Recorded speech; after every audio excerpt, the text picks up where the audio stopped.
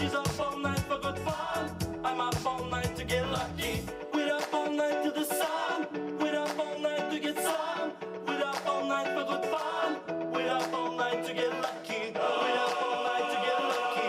We're up all night to get lucky. We're up all night to get lucky. We're up all night to get lucky. We're up all night to get. We're up all night to get. We're up all night to get. We're up all night to get. We're up all night to get. We're up all night to get. We're up all night to get. We're up all night to get. We're up all night to get lucky. We're up all night to get lucky. We're up all night to get lucky. We're up all night to get lucky. She's up all night to the sun. I'm up all night to get some. She's up all night for good fun. I'm up all night to get lucky. We're up all night to the sun. We're up all night to get some. We're up all night for good fun. We're up all night to get lucky. We're up all night to get lucky. We're up all night to get lucky. We're up all night to get lucky. We're up all night to get lucky. We're up all night to get lucky. We're up all night to get lucky. We're up all night to get lucky. We're up all night to get lucky. We're up all night to get lucky. We're up all night to get lucky. We're up all night to get lucky. We're up all night to get lucky. Yeah man, this is Russia One String, the only one string guitarist right in and around the world. See? I am what I am. I am the day I am that I am. Exclusive. Sure. Watch this. Hey! You know my name is Brushy One String, you know. I've been to San Francisco, that's where I see my friend Pancho. He said, hey, One String, there's something you got to know, you know. I said, yeah. While we back on the side of our asses, where we go. We sing this whole country song like this. Chicken in the corn, on the corn can't grow, mama. Hey, when chicken in the corn, on the corn can't grow. Hey, when chicken in the corn, so the corn can't grow, mama. Hey, when chicken in the corn, so the corn can't grow. Hey, young man, we're on San Francisco. Yeah, we have with my friend and his name was Pancho. Yeah, he said One String, there's something you got to know. Back on the saddles and the rasses, where we go with some chicken in the corn, on the corn can grow, mama. Hey, when chicken in the corn, so the corn can grow. Hey, when chicken in the corn, on the corn can grow, mama. Hey, when chicken in the corn, so the corn can grow. Hey, don't need to brag, no need to boast. I can rap before I feel it when I pose to pose. But the music nice, so play them twice. While the girls are screaming out like mass. My name is Rushy, I'm a king of swing. That's a rap your music and to let you sing. No, it doesn't really matter what people wanna say. I rap my music, not on there. Rap my music, not on there. Yeah. When chicken in the corn, so the corn can grow, mama. Yeah, when chicken in the corn, so the corn can grow. Now, chicken in the corn, so the corn can grow, mama. Yeah, when chicken in the corn, so the corn can grow. Yeah. Ritty, pitty, pitty, do ra, do, do, do, plata. Rato, puti, pitty, da, ra, wow. Ritty, do, do, plata, baby, do, do, do, plata. Rato, baby, da, da. Hey, when chicken in the corn, when the corn can grow, mama. Hey, when chicken in the corn, so the corn can grow. Yeah, when chicken in the corn, so the corn can grow, mama. Hey, when chicken in the corn, so the corn can grow.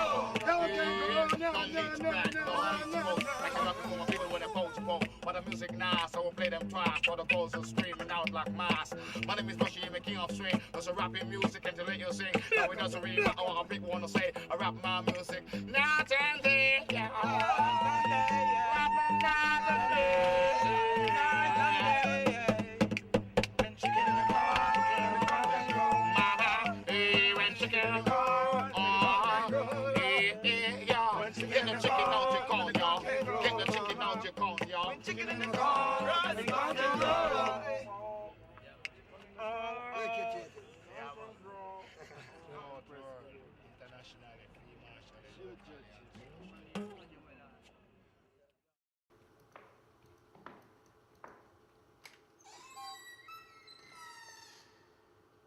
Det är det enda ni gör på dagarna. Ni sitter där vid en tril och spelar Dota. Vi sitter här i väntan, vi spelar lite Dota. I hear you man. Vi sitter här i väntan och spelar lite Dota. I feel you man.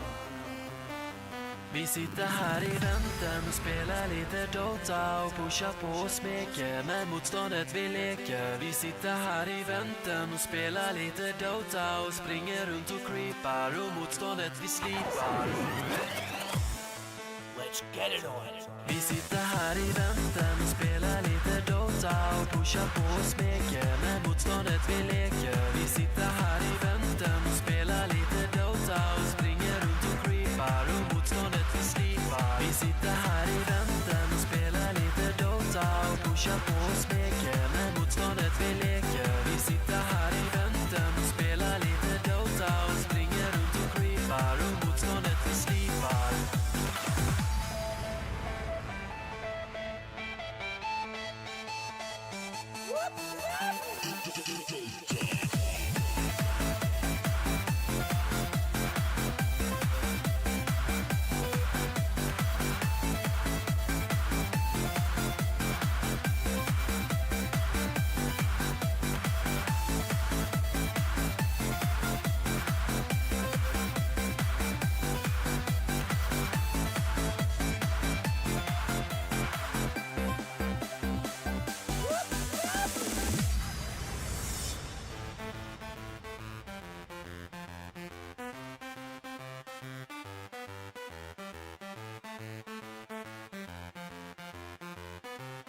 Have one on the house. Vi sitter här i väntan och spelar lite Dota.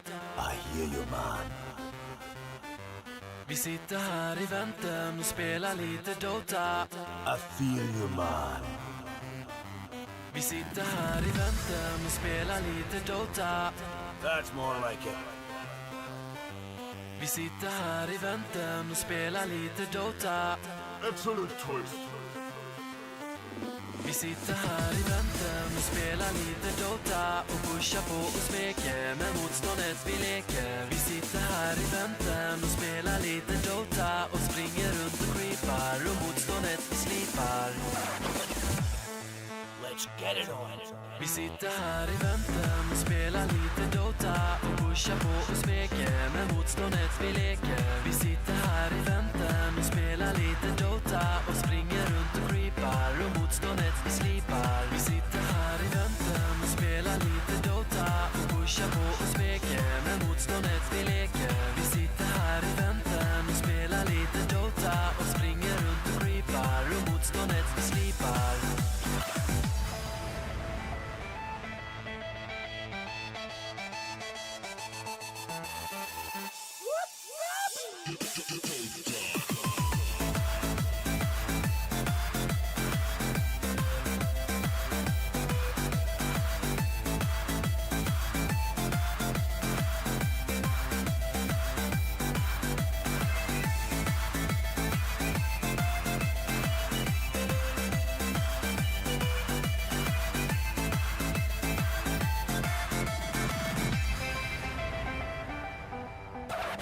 Don't worry. Be happy.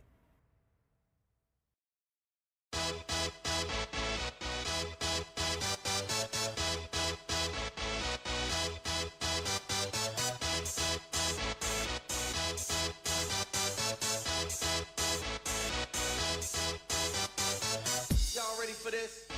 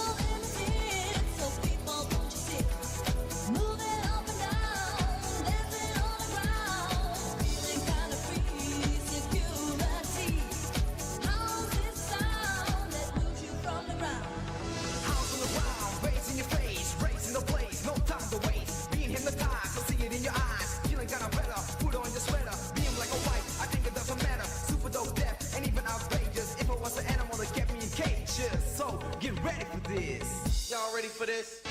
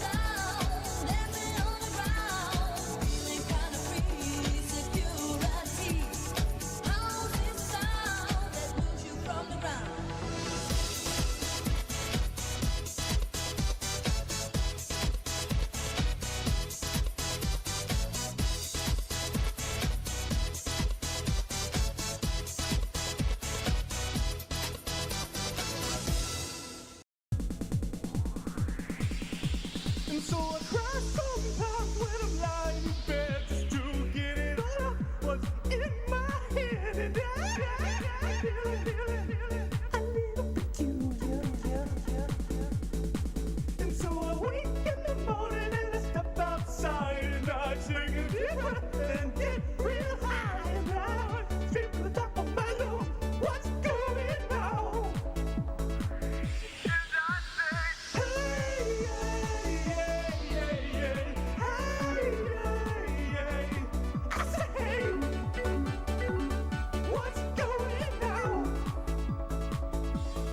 say, hey,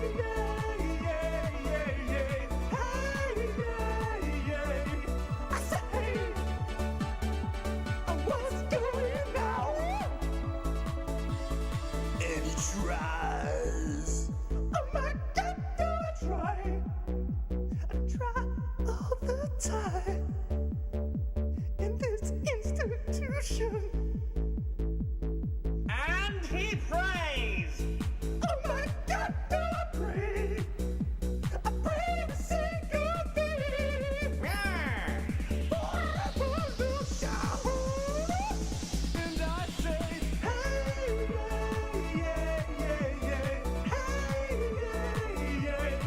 I say, what's going on?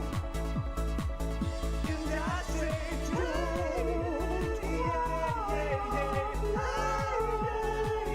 just keep it inside.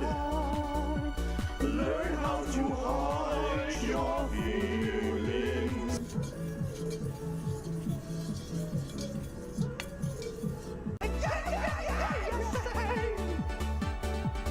What's going on? Yeah!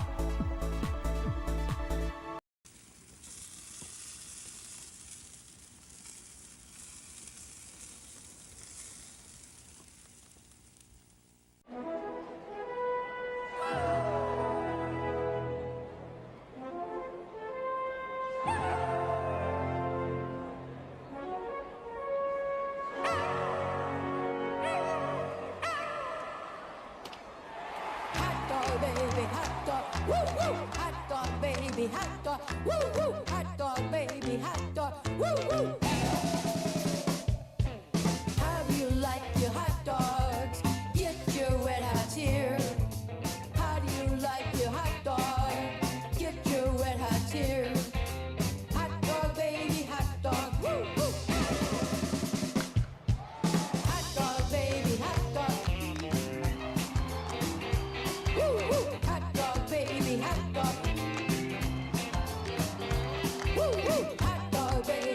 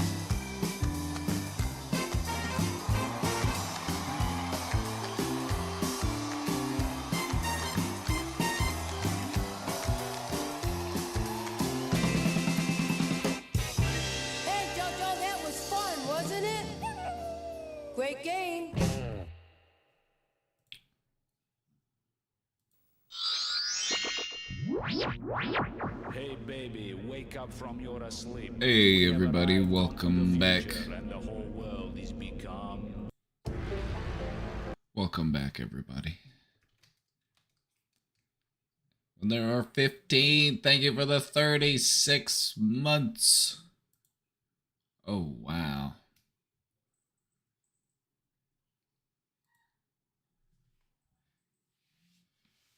Welcome back everybody. Welcome back.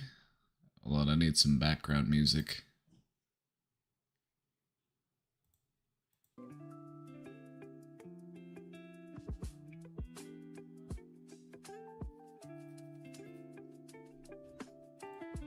Hello everybody, how are we doing today?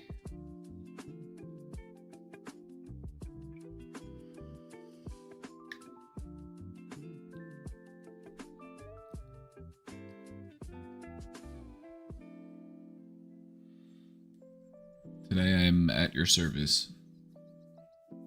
Ask me anything. You know how we like to do it.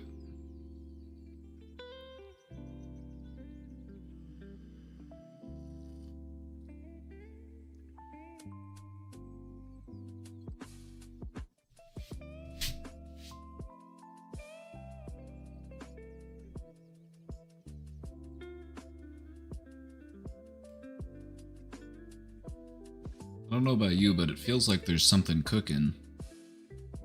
Feels like there's something cooking. Feels like more people are waking up and realizing that they're not comfortable with the status quo.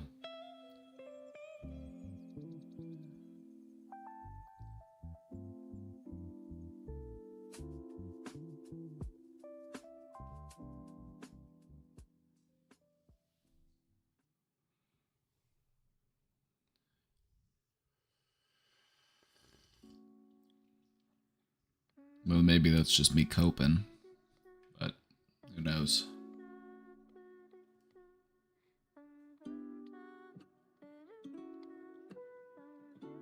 On the Hot Mess Express. Well, there you go.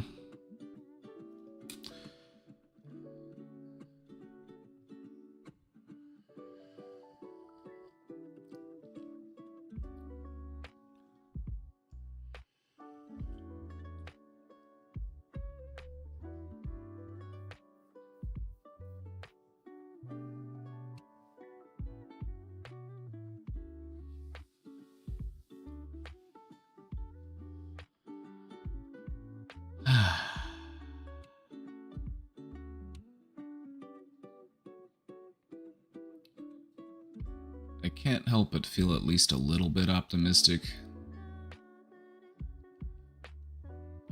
I feel like the malevolent forces in the world, whoever they may be, the ominous they, I feel like they're getting desperate. I feel like propaganda is becoming less effective. At least, whatever propaganda they used to use.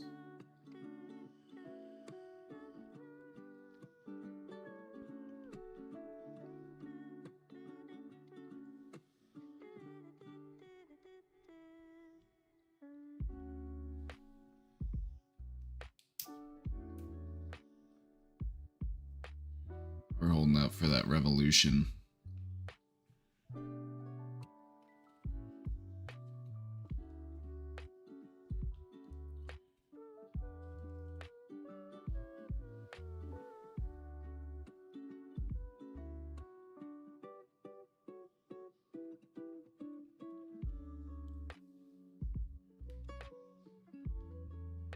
If it happens, it's gonna be in the States. Hell yeah, brother.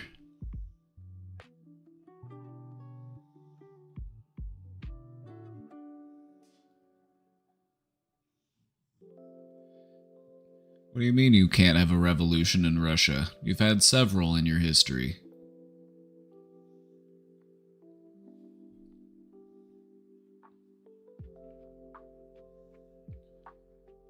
Deposing oligarchs in order to serve the needs of the working class? You guys kind of invented that.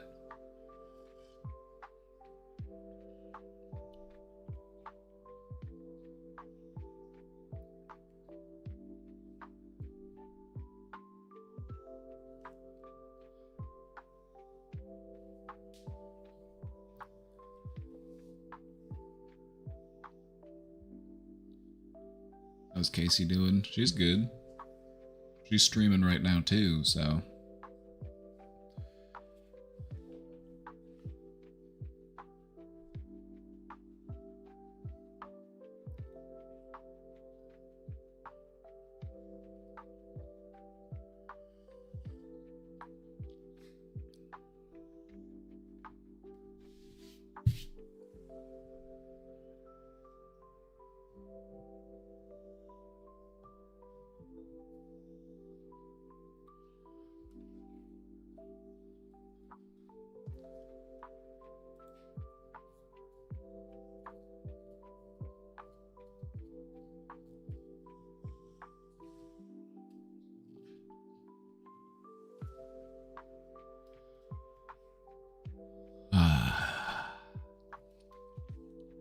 Chat, we've got the question box up and running. We've got something in there. So we'll be getting to that here shortly.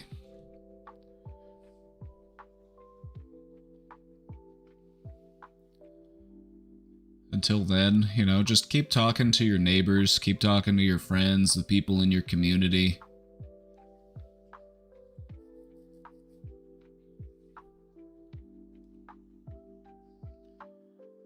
Get some local organization going on. Major changes in society very rarely happen from the top down. And so if we're going to get the changes that we're looking for as a society, it's going to have to start from the bottom up.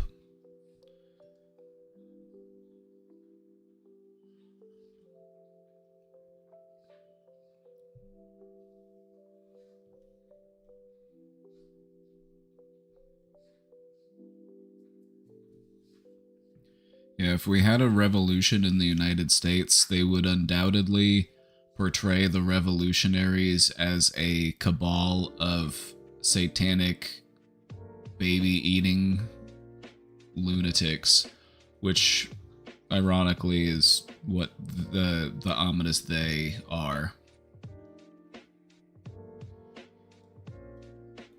Did you find it hard to just keep going back to work whenever you found out that there's a bunch of rich and powerful people out there just trading children like they're trading cards? Eating them like they're corn on the cob?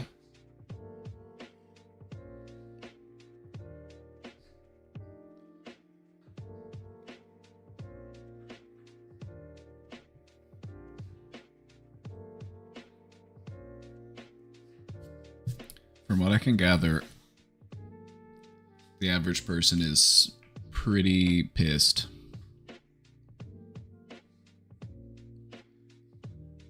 So, who knows? What a wonderful sentence to join stream to. You know, I feel like recognizing the state of the world we live in and becoming an activist to change the material conditions of your community, I feel like that would do wonders for so many people's mental health. Because a lot of us have been subjected to this barrage of personalization. You know, we've been made to feel as if it is our fault that we have a hard time paying attention. That it's our fault that we're anxious or depressed, or that it's our fault that we don't have enough time to do the things we want to do in life.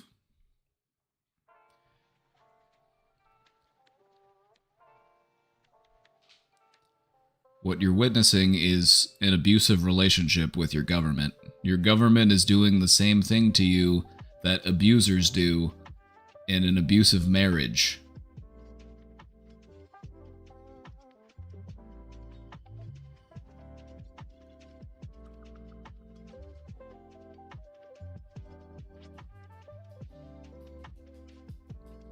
Hassan made a cringy joke. That's why he shouldn't do comedy.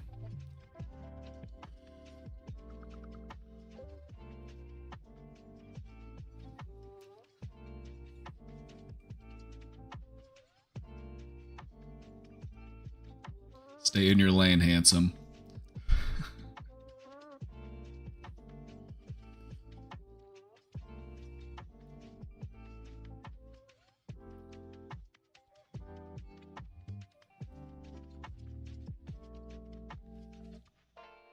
Like, no, you need to stop being so intimidating to insecure people. Because that's who some of his biggest haters are some of the most insecure people. You know, they're just upset because he's handsome and smart and nice. People take that personally.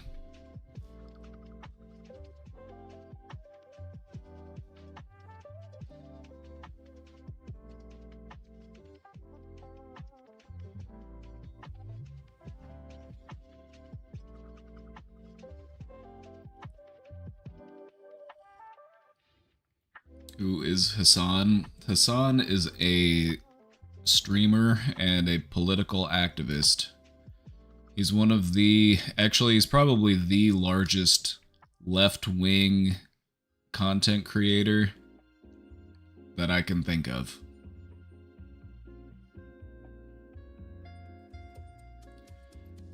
And it's understandable that establishment politicians, both Republican and Democrat, don't like him.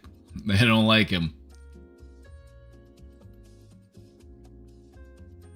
Although coincidentally, all of the Democratic candidates who get his endorsement tend to do pretty well.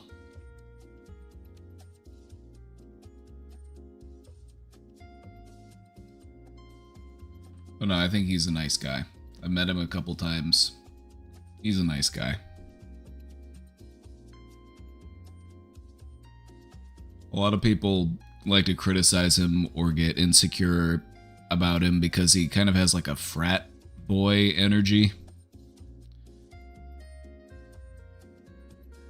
But I think he's growing up. He's growing up, he's getting more mature, he's taking himself more seriously.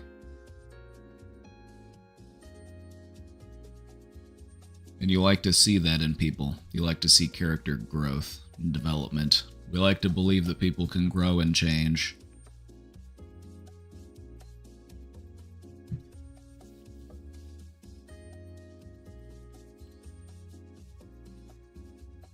You know, he's one of those guys where it's kind of like me in like, you know, judge me by my enemies. You know what I mean? Judge him by his enemies. It's always just the worst people.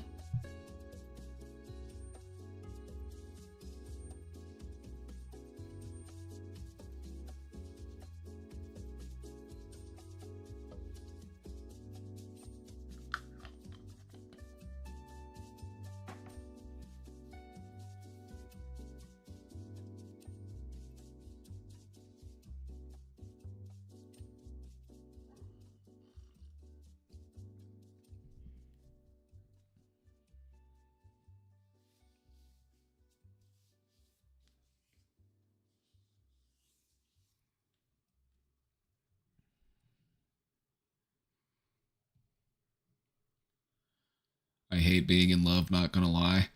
That's because it's probably one of the most terrifying things that could happen to a person. Our brains are wired in such a way that love is something that we desperately crave. But it's also something that we're terrified of losing.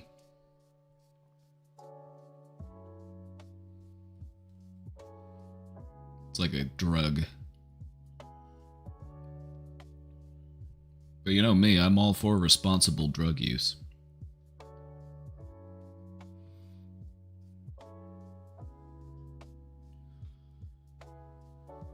You know, maybe I'll run for political office sometime in the future, and I always kind of wonder what sort of quotes or clips they would try to use against me to try to frame me as a bad person. And I look back and I'm like, I can confidently stand by most of the things I've said.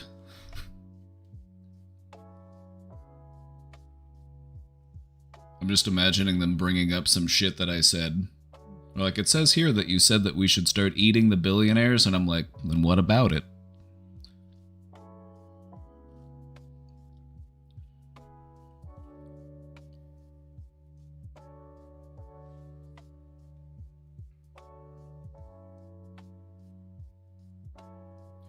Crazy thing about life is that when you like yourself, other people will hate you for it. Because they don't like themselves and they're jealous of the fact that you like yourself. And so they'll try to bring you down. So don't let them. Don't let losers let you believe that you're not a winner.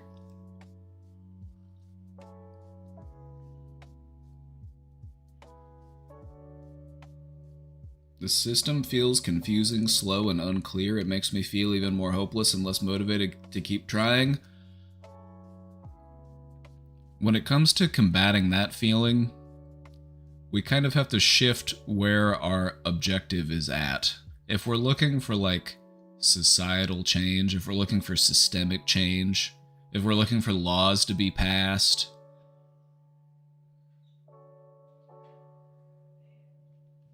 some super glue? Not on me. Do you have anything that you can just like... I have some super glue. It's downstairs in the garage.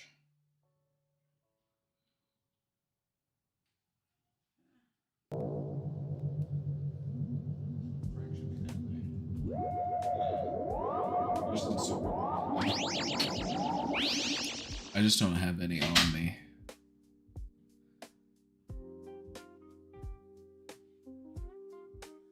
Flug, thank you for that gifted sub.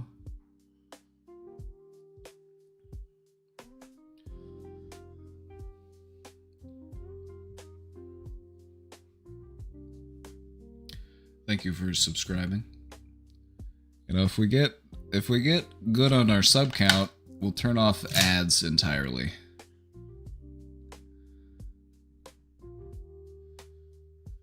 That's the goal. To reach self-sufficiency. Who knows, maybe I'll turn them off anyway, because I don't know if I actually make all that much from having ads on, so it's like... I'll have to look into it. I'll have to look into it, see if I can control those settings. Anyway. What we were talking about was... what do we do when we feel like things just aren't happening? We can see that there's awful stuff going on in the world, that there's awful people in charge, and we've tried voting our way out of it time and time again. What do we do with that feeling? What I find to be a solid answer to responding to that feeling is to take that energy into your own local community.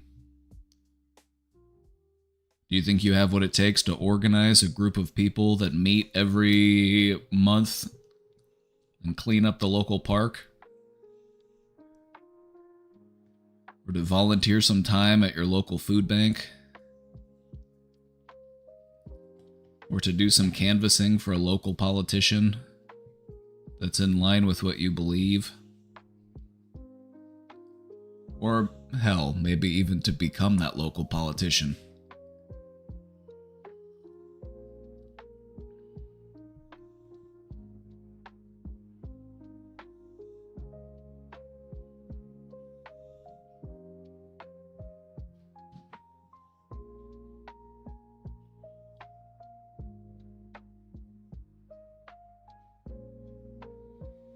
I have the ability to, but I choose not to. I have had a terrible experience with people that I'd honestly given up.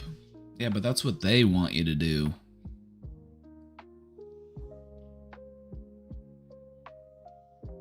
As soon as you give up, you start helping the other side.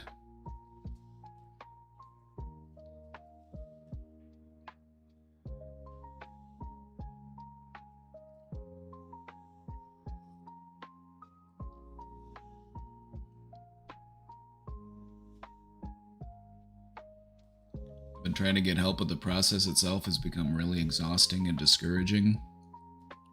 Do you ever feel like that's by design? Like calling customer service or having to call and file an insurance claim or something. It's like, don't you think they make it as inconvenient as legally possible?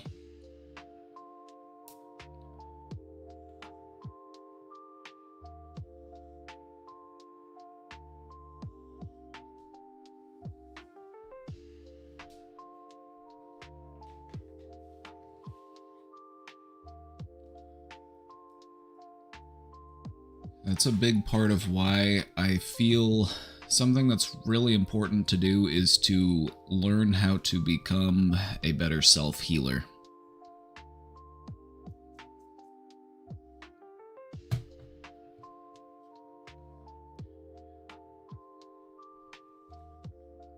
It's involved some deprogramming on my part. You know, I was trained as a therapist within a capitalist system, and that's kind of the lens that everything was focused through.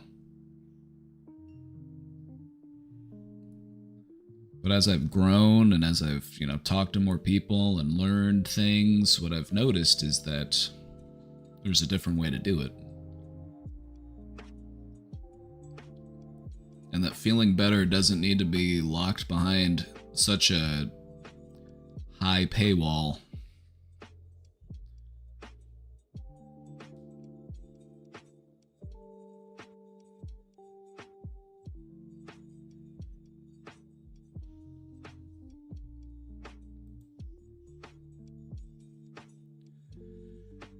Call it crazy, but one of the things that keeps me going is anytime I feel too discouraged or too down on myself, I just tell myself that's what they want you to feel. I don't know who they is. Could be anybody. Could be anybody, who knows?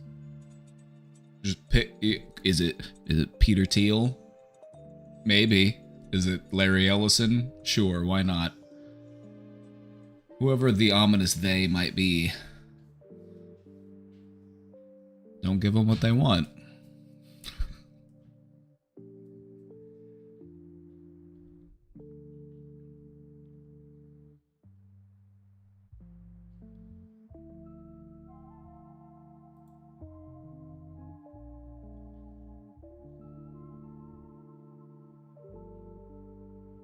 I'm gonna check.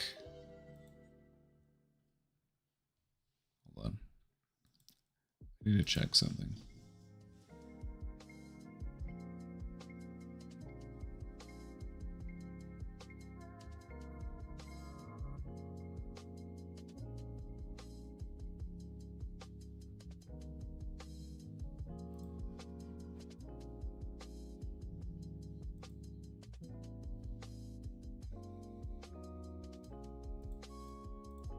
Checking my ad settings.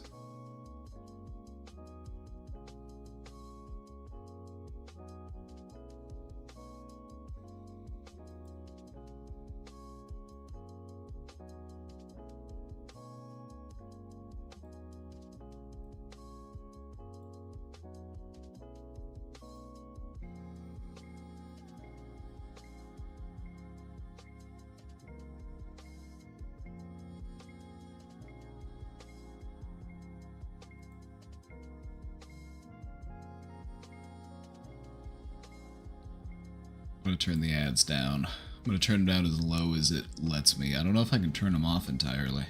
But I'm turning them down. I'm over it.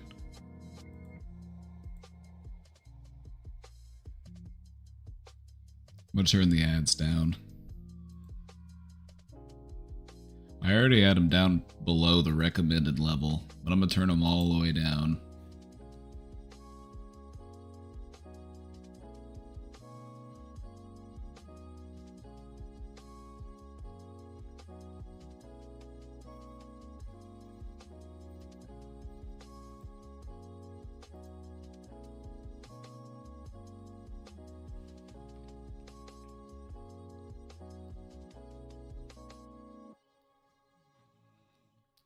I've been trying to pay attention to what's going on within the Republican voter base, And from what I can gather, a lot of the younger people who vote Republican are pretty pissed off. Because the boomers just voted out Thomas Massey.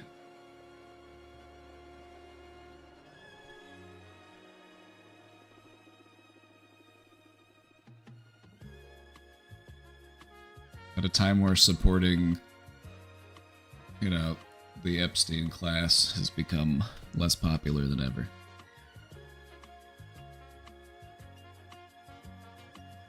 So who knows? Could there be a civil war within the Republican Party? It kind of looks like it's starting to brew.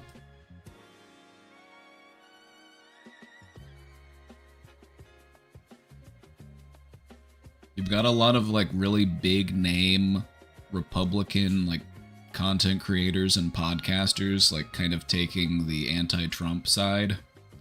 And the only people left on the Trump side are people like Laura Loomer.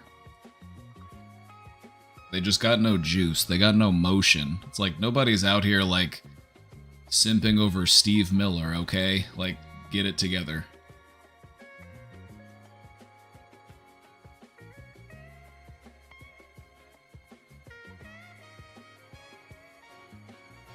Took them long enough? Well, yeah. You know, yeah. Took them long enough.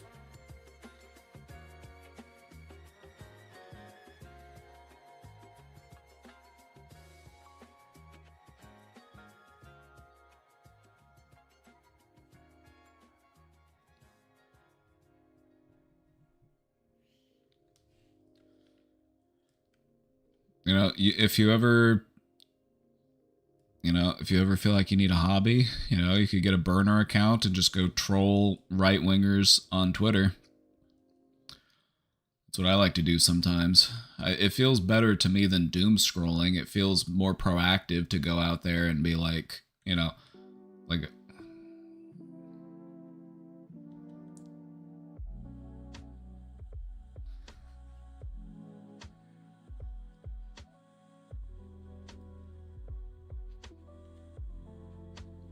That's the thing, though, is you have to use a burner account whenever you're trolling right-wing people because they'll be like, I'm gonna dox you and contact your job. It's like, that's... that's who's left. That's who's left.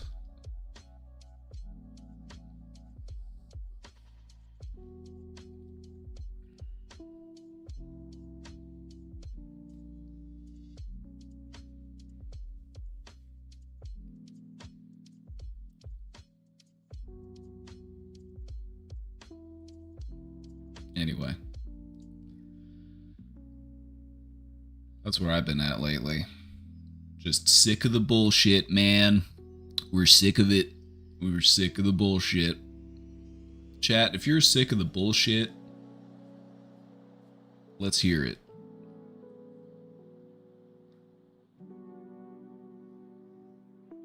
We're over it, man.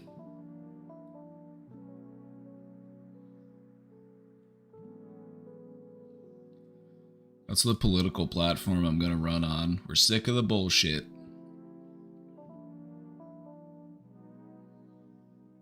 I want to run for office and I'm gonna talk so much shit. It's gonna be awesome. I'm gonna talk so much shit.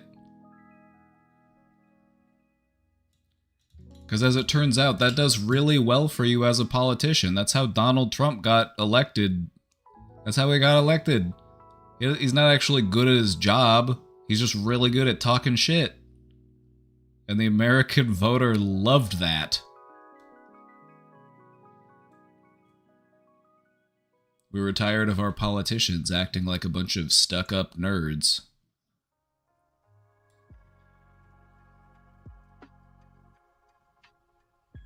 Were it in Russia, I would vote for you for sure. Were it in Russia, I would spontaneously fall out of a window for some reason. That's what happens to your politicians.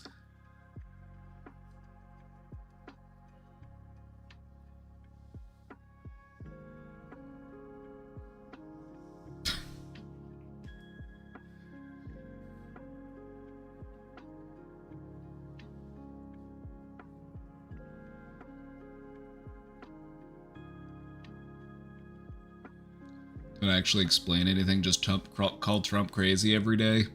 Oh no, I would have the kid gloves off. I would talk so much shit that the people on the other side would be like, what happened to decorum in politics? They would try to play the moral high ground on me. It would be really funny. Because that's what they do, because they can't take the smoke. As soon as you start talking shit back, they're just like, oh.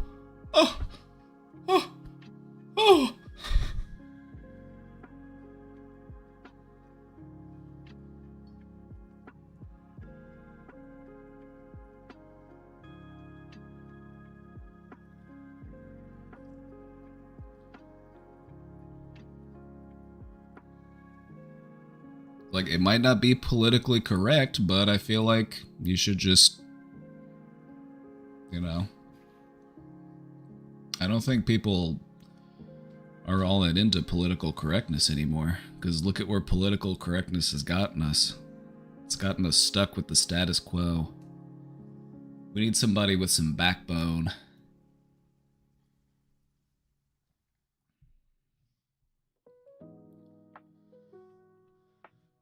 Alright, we've got some questions in the box, so we're going to be getting into it here in just a moment.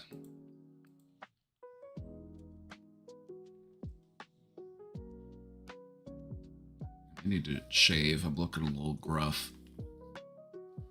Or do I let it grow back out? I don't know. I think I need to keep it trimmed.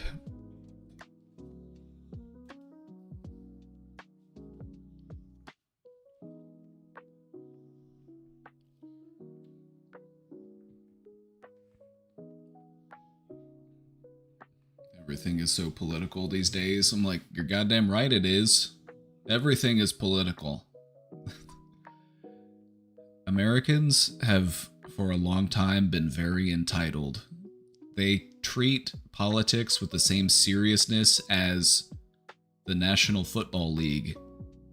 They're like, oh yeah, in this house, we're Patriots fans. And we, not really though, not that, this is just for the example. I wouldn't want you to think that I'm a fan of the Patriots. We've been lifelong fans of this team. We've got all of their memorabilia. And we've rooted for them for 30 years. A lot of people look at politics the same exact way. And that it doesn't take a lot to just, you know, bombard them with misinformation of oh yeah, by the way, the other person, the person that they're running against, they eat babies. And they also want to do transgender for everybody. And they want to make everybody have to wear drag.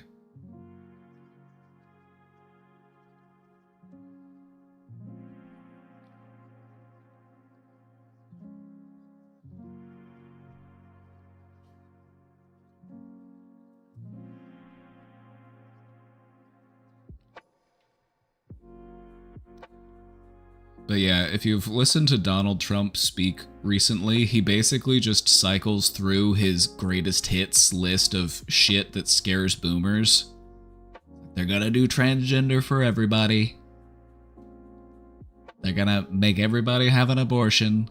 They're gonna fly in infinity illegal immigrants. And they're gonna turn them all transgender.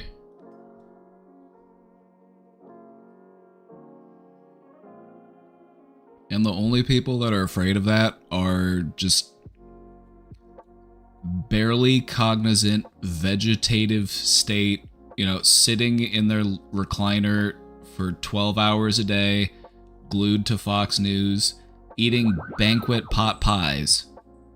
Not that there's wrong with anything but the banquet pot pie, but...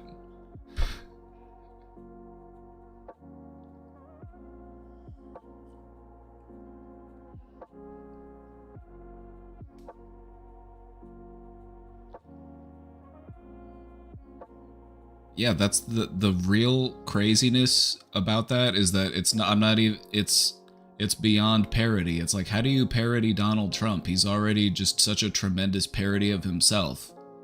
He looks like a rotting whale carcass. He looks like a bloated walrus. Everything about him is physically repulsive.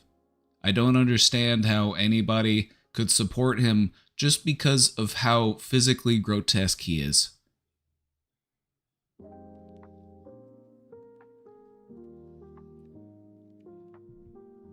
Now, I know it's not politically correct to body shame people, but if you're not able to body shame a terrible person, that's not a world I want to live in. I don't want to live in a world where I can't call Randy Fine a fat fuck. I'm sorry.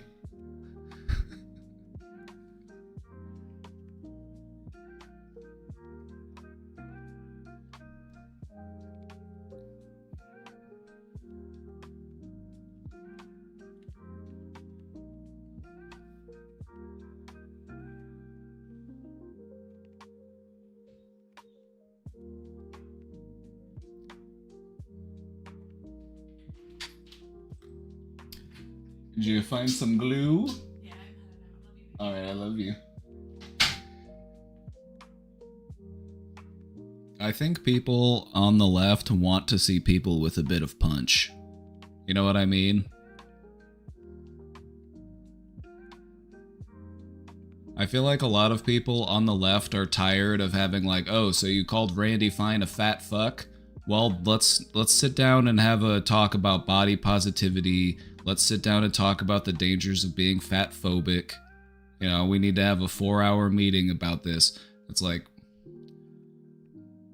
if that's where we're fighting, if that's where we're taking our time and our energy, we're gonna fucking lose.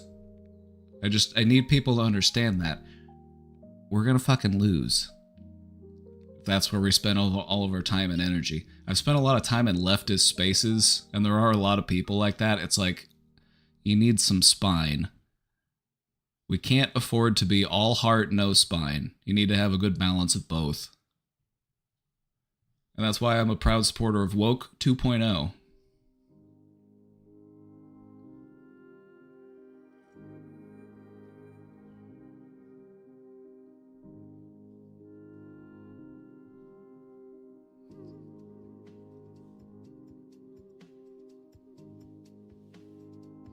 I think the idea of dark woke is cringe, because I think people who are dark woke, they just want to say the R word, and that's fucked up. So the concept of dark woke, not really my thing. I'm more of a woke 2.0. It's like, I was an early adopter of woke 1.0. I've been woke for a long time, but I also recognize that I cannot afford to be all heart, no spine.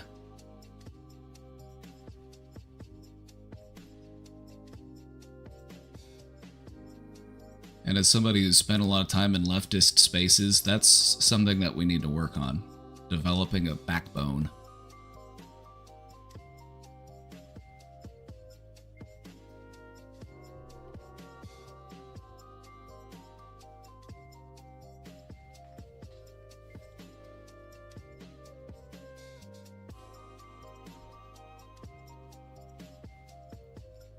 If I can't call Randy Fine fat without being accused of being fat phobic, then I guess I'm just fat phobic. There's a lot of fat people in my life I love. There have been times in my life where I've been fat. I'm kind of fat right now, even.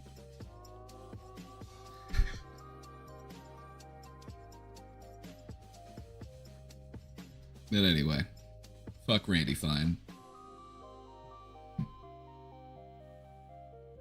Fuck Jim Jordan, fuck Dan Bongino, fuck Stephen Miller, fuck Peter Thiel, fuck Peter Hegseth.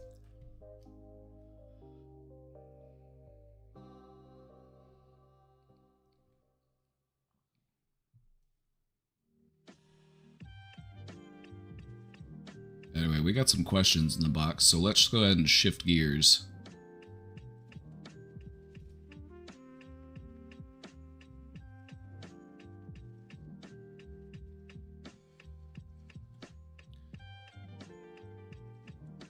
Go ahead and redirect this energy.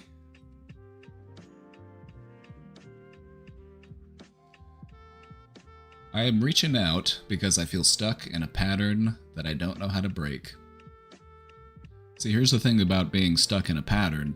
You don't know how to break it until you break it.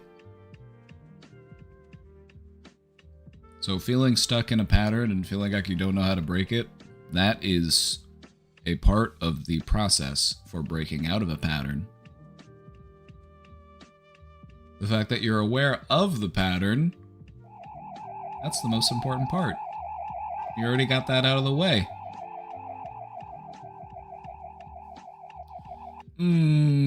Okay, thank you for the Prime sub. Thank you for 15 months.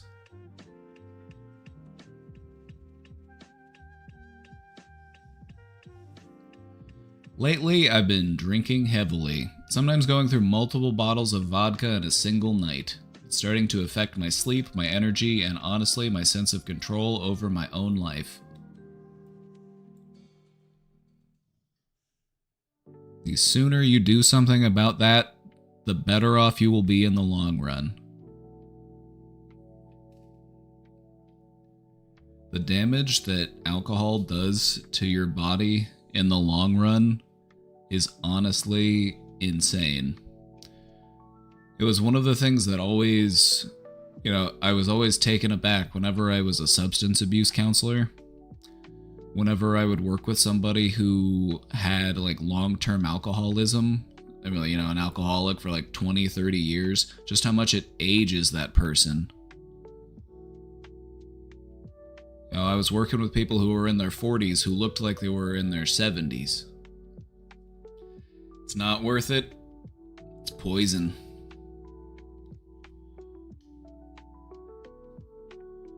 I'm one of the types of people where I would rather you smoke weed than drink alcohol. That's where I'm kind of at. It's like, we all need something to cope, alright? We all need something. Unwind at the end of the day. Detach from all of the stress that we have to shoulder. I get it. I would 100 times out of 100 rather have somebody smoking weed than drinking.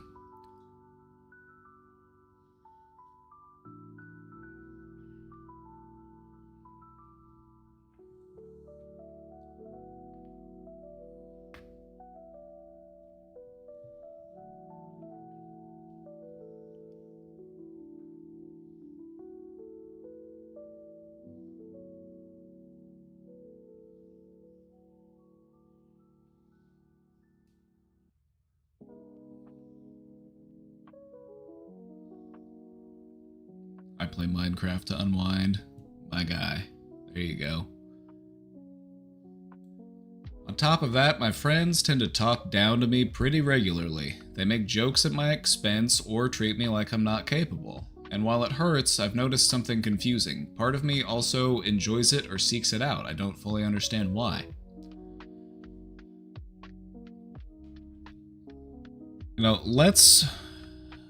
I'm going to go under the assumption that your friends like you. I'm going to operate under the assumption that your friends like you. They like to have you around. And what I'm hoping is this is just banter between friends. A good way to test this would be to start giving it back as you're getting it. Because the thing about friends is that you can take the piss out of each other. That's what they say in the UK. They take the piss out of each other, which, weird mental image. Here in the United States, we tend to refer to it as giving each other shit, which is just as strange of a mental image. I don't know why so much of it has to do with the exchange of bodily fluids, but I digress. Is this something that you feel comfortable doing back to them? Is this something that we can laugh off? maybe we're in a position right now mentally where we're kind of feeling down on ourselves, and so whenever we are getting bantered with, we take it personally when it might not be intended. I'm not saying... all I'm saying is, sometimes when we feel down on ourselves, it's not a good time for banter. We don't need people making us feel worse about themselves, even if that's not what they're trying to do.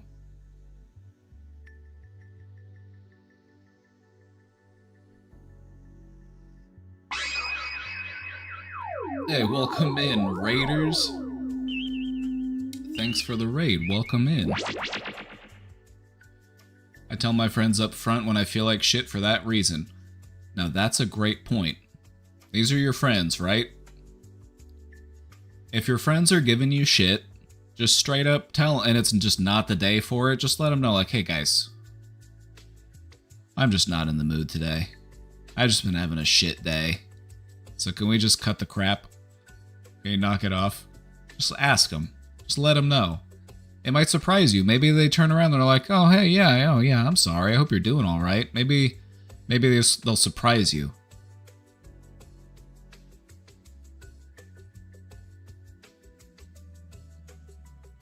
If they take that as an opportunity to just continue to mess with you, then maybe we need to shop around. You know what I'm saying? Maybe we need to change what this relationship looks like.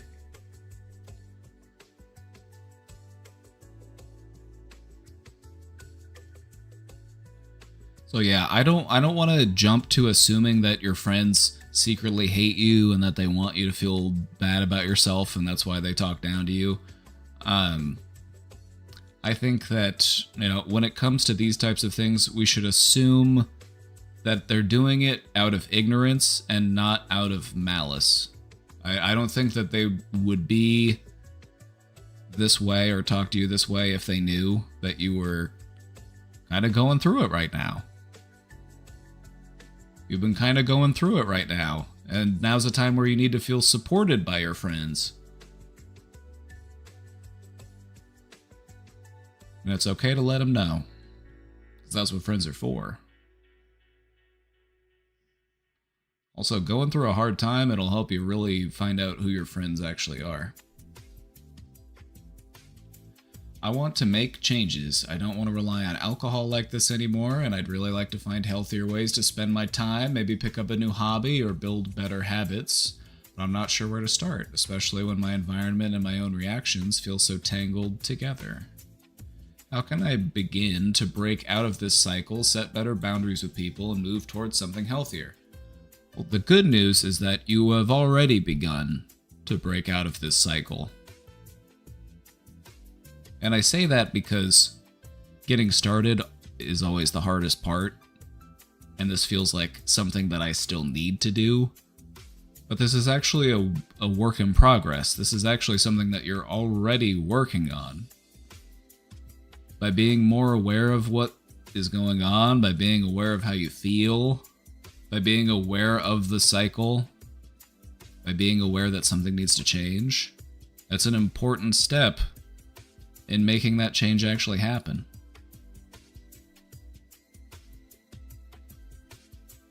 And so beyond that, don't do it on your own. You don't have to do it on your own. That's just going to make it way harder. So what does that look like? It could look like talking to a supportive person in your life, a friend, a loved one. It could look like going to a support group or a meeting and just talking about how you feel, hearing other people's stories, you know, finding a sense of possibility in hearing other people's successes, seeing other people's challenges, just feeling seen and validated goes a long way.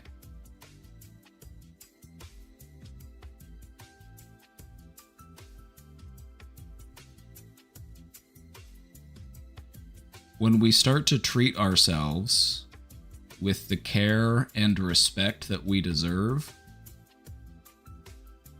it'll become easier to receive that same level of care and respect from other people's. So, if we're trying to set better boundaries, we start with ourselves. I need to set better boundaries with me. I can't just give myself unrestricted access to alcohol.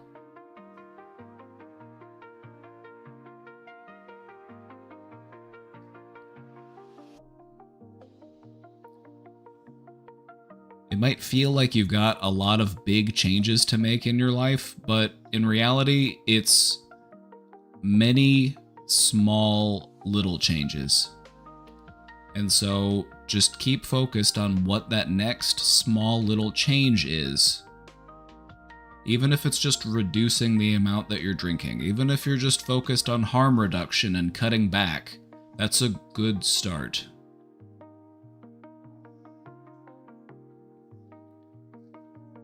Just take it one small step at a time, and you'll get to where you're trying to go.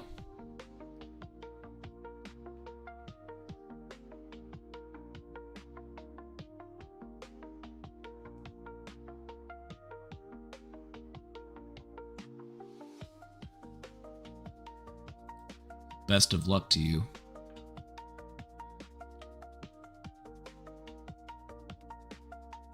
Driving a different way to work so you don't pass the liquor store. Even stuff like that. Whenever we have to make changes in our life and it feels like this is too big, this is too much change, I don't know how I'm going to do it, I don't know where I'm going to get started. Just find that next smallest step, whatever that might be. It could be something really small, but it's something that you build off of, and that's how it gets started.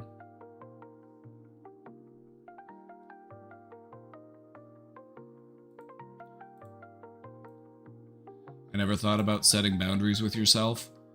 Well, you have the Western institutions to thank for that. In largely individualistic cultures, we're not really taught to set boundaries with ourselves. We should get to have it all right now.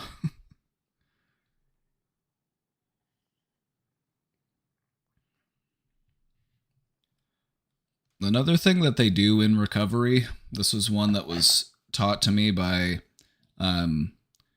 these older guys that would come in. They ran the local AA chapter, and they would come into my recovery groups and like help facilitate the group with me. And one of the things that they were always saying is play that tape out. You know, you reach a fork in the road, right? You reach that fork in the road, play that tape out. If I go into the liquor store, where's that going to take me? If I don't go to the liquor store and I just go straight home, or I go to a friend's house, you know, or I go to the park, you know, I go do something else, like where's that going to take me? Play that tape out. Another thing that they always said was that when you take that path of drinking, when that's the path you take, that path only ends in one of two places.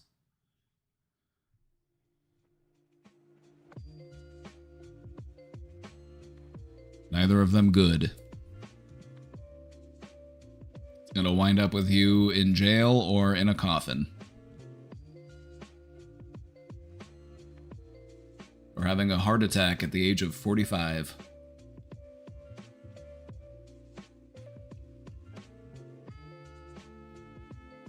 That's what happens to a lot of alcoholics. They get to like their mid-40s, mid-50s, they've been drinking regularly for years, and it's just done so much damage to their organs that they literally have a tremendous health scare. And then that is when they decide, or, you know, alright, I guess I don't need to drink anymore. Instead of waiting for life to send you such a powerful message of, hey, cut that out, you can do that now. You can quit while you're ahead.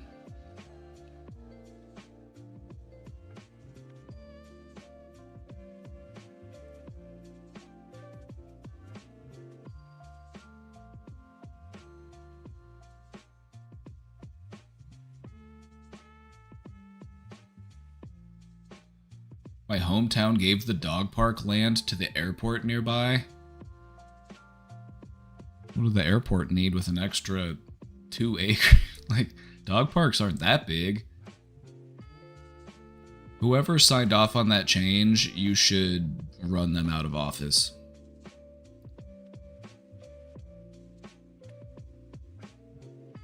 It's so empowering to become an adult and to realize that is my power now. I can be that level of petty. It's like, oh, the city council member who voted to close this dog park? What are their names?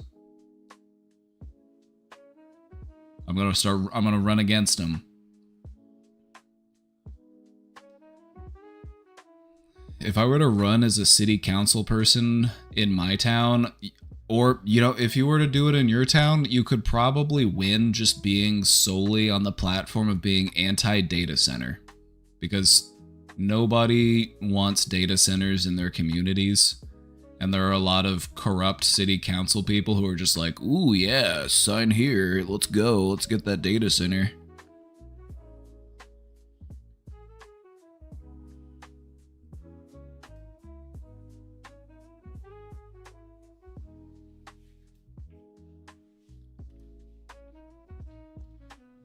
Good to see you streaming again. We're back. We're back, baby. I've been thinking about the new graphics I want to do, and I've decided that I'm going to just draw everything. I'm just going to hand draw all the graphics for the new background. I thought about photoshopping it and doing like some photo composites, and I'm like, you know, I think I just want to draw it. A little alien landscape.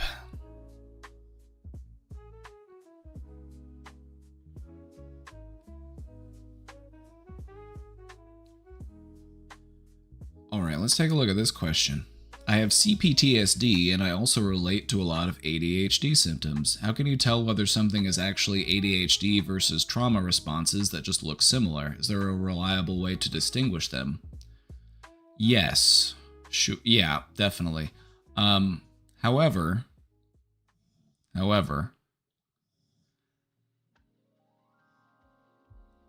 let me just share a bit about where I'm at regarding symptoms. If you have a symptom, like let's say like an example of a symptom, anxiousness, you know, a feeling of restlessness or distractibility. You know, something like that. Okay, there you go. That's a symptom. As far as where that symptom comes from, could you track that down? Sure, you could track down where that symptom comes from. And in some cases, it can help you to understand where it comes from when it comes to actually treating the symptom. But for most symptoms, it doesn't really matter so much where the symptom comes from because you treat it the same way. A symptom is a symptom.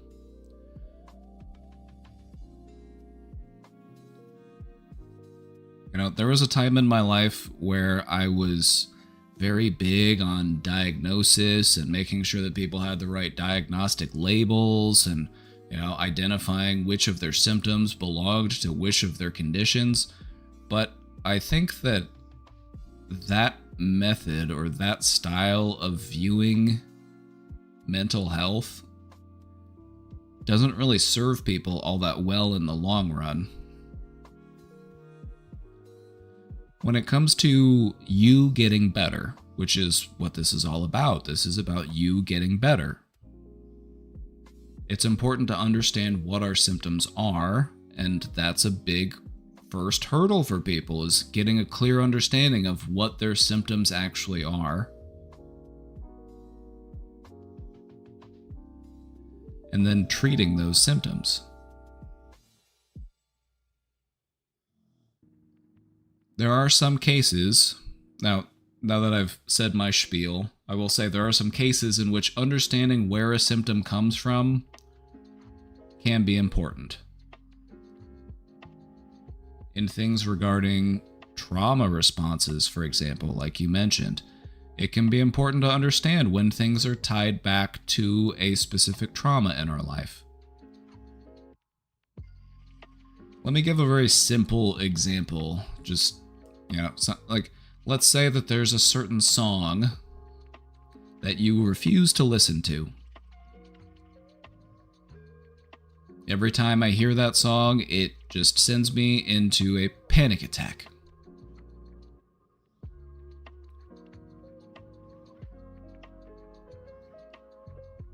In cases like that, it could be important to understand why we have that response. Like, well, it's because this was the song that my parents were always listening to, and I have all of these memories of that song playing in the background and my parents yelling at me. Well, there you go. Now we understand it. Now we understand why we're going through what we're going through. We understand why that symptom exists. And it'll make it a bit easier going forward to do something about that symptom.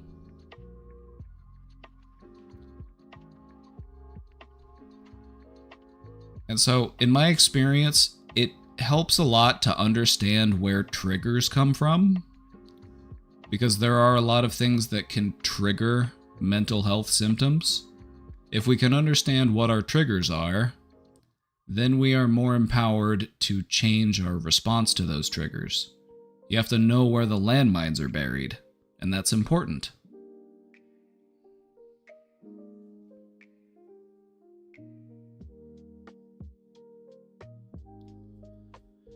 Anyway, what I'm getting at with all of this is that if you have symptoms that you are dealing with, then just focus on those symptoms. Don't worry so much about what other label those symptoms get lumped in with, because it probably might not make all of that much of a difference as far as how you get better. I've worked a long time in mental health, and I've found a lot of people who kind of get stuck in their own diagnosis. They kind of start to, I'll just give an example. I worked with a lot of people who had a diagnosis of bipolar disorder. And something that I would see in people, not all the time, but it does happen, you would see people who have this diagnosis and it just becomes a part of their identity.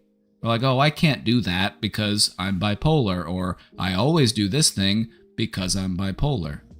And so it kind of just becomes this self-fulfilling prophecy of like, I have this diagnosis, therefore I act this way. And it kind of takes away their autonomy. Because I'm not a person, I am the diagnosis. And the diagnosis predetermines how I'm supposed to respond and behave. And so when it comes to you and getting better, what we want to focus on is, what are my symptoms, and what can I do about those symptoms? Whatever diagnostic label a person wants to put on you as a way to, try to define who you are as a person, doesn't matter as much.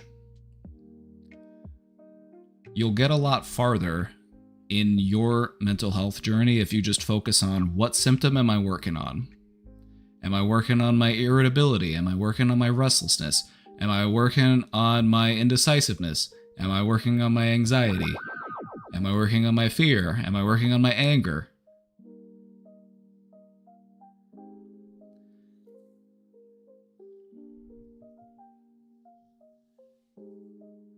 I just feel like it's really important for you as a person, this is all of you, me included, I feel like it's important for people to have a sense of agency when it comes to their mind and feeling better about who they are in their life.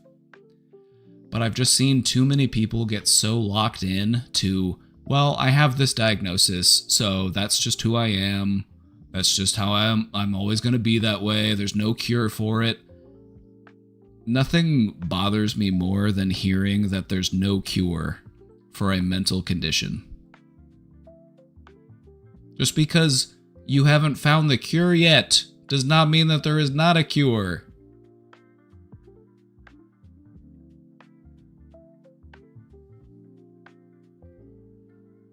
Because sometimes in life you never fucking know what it'll be that ends up curing you. You could just be out on a walk in the woods one day and you find a little baby bird just sitting there on the path. Oh no, the baby bird. And then you look up and you see a nest. You're like, I know what I'll do. So you gently scoop up the baby bird and you reach up and you gently put him back in his nest. Then the parent birds come back and they start feeding the baby and everything's good. And then you're like, oh my God, I just saved that baby bird's life. I am a good person. I'm not so bad after all. And then it's like the dam breaks.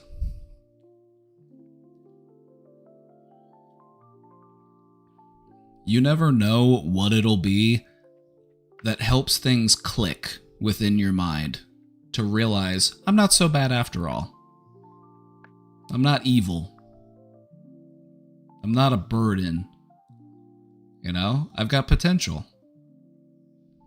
I've got people who care about me, and I care about them.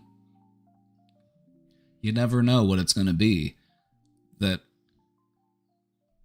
is that final piece to the puzzle.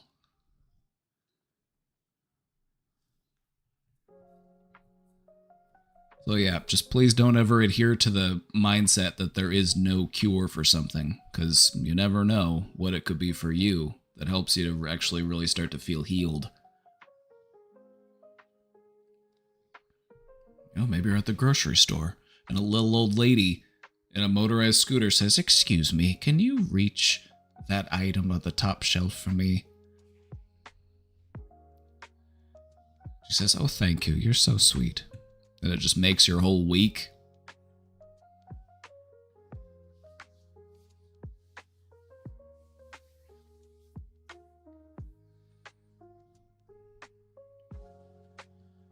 So yeah, questioner, I'm sorry that I didn't really answer your question, but I hopefully gave you some stuff to think about. Because the way that I look at it is it's like, if there's a fire, and you need to put that fire out, you shouldn't be focused on where the fire came from. You should focus on putting the fire out.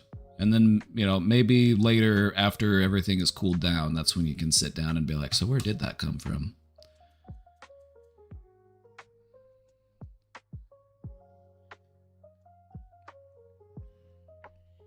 Anyway, in regards to your case, the way that you would tell if something is a trauma response versus like an ADHD response, your best bet would be, you know, identifying what the triggers were and how intense the response was, because a trauma response tends to be much more intense than just a ADHD response. But even then, that's not a perfect science, because mental health is far from a perfect science. Are mental health conditions fixed with cures or solutions? Can we go at it differently, like a formula, and tweak the variables versus something broken needs a cure? Not sure if it would help solve it. Word salad, thinking out loud.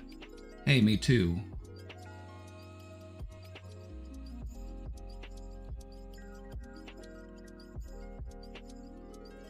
I don't think that we're ever broken unless we choose to be. Unless you're committed to the idea of being a broken person, you are not broken, because who could possibly break you?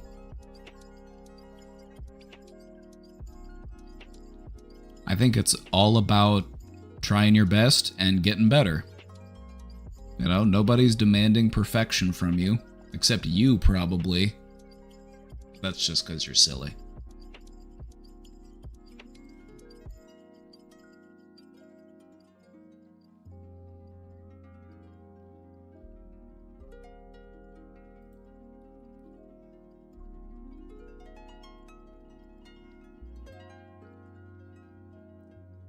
Yesterday, my dad got his renewed driver's license in the mail, and the photo looked weird to him, so I watched him pull out his phone and take a picture of it right into ChatGPT or Claude AI.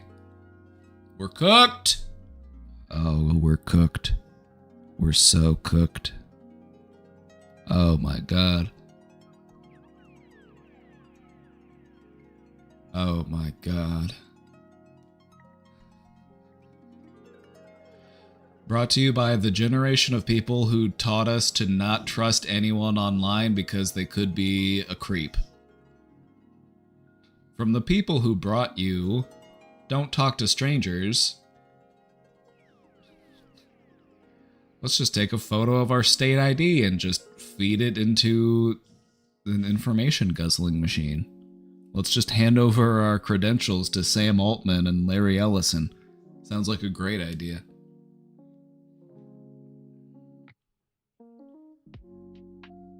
Like, I don't want my ID being used to train an AI.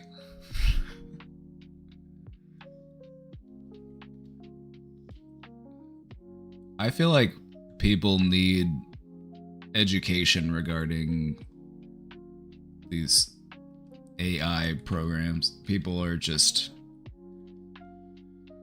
Oh my god.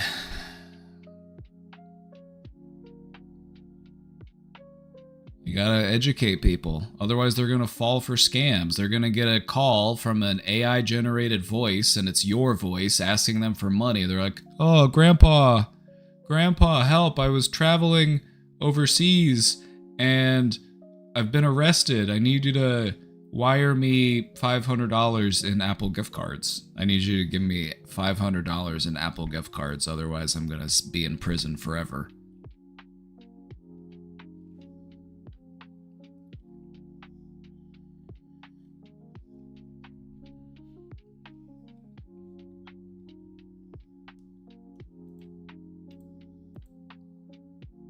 The amount of blind trust that people have for the technocrats is kind of scary, isn't it? Like, I would not trust a picture of my... Like, why would you do that? Why would you post a picture of your... I don't know. Would it be wrong of me to introduce some kind of critical and scary education about all the harms of AI? No! No! It would not be wrong. It would be necessary. I'm worried not just about his digital safety, but for the adverse effects it is showing to have on people's brains. Yeah, it's taking away people's ability to critically think. We're outsourcing all of our critical thinking and problem-solving skills.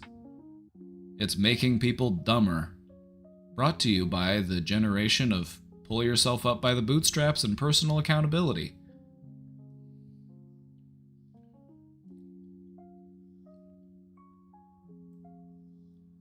I basically want to compile some videos showing all the concerning aspects of AI in hopes that he'll stop using it.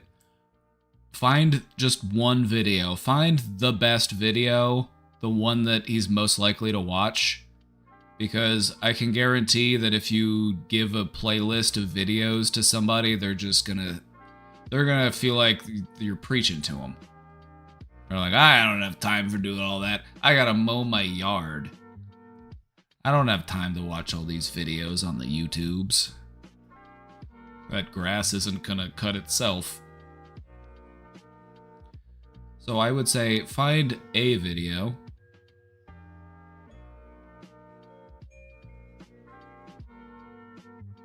I remember when folks said the same thing about the written word and the printing press, it will make people dumber. Well, that is not a great comparison. The printing press helped people to be more educated because it made it so that books were no longer gatekept to the people who could afford books. It's a more apt comparison would be television. People were talking about how television is going to make everybody dumber. And it did.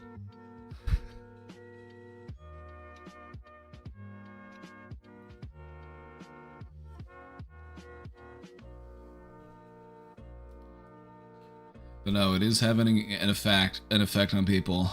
You've got kids now who are like, I don't know how people wrote a 10-page paper without using AI. I don't see how that's even possible. How can you write 10 whole pages?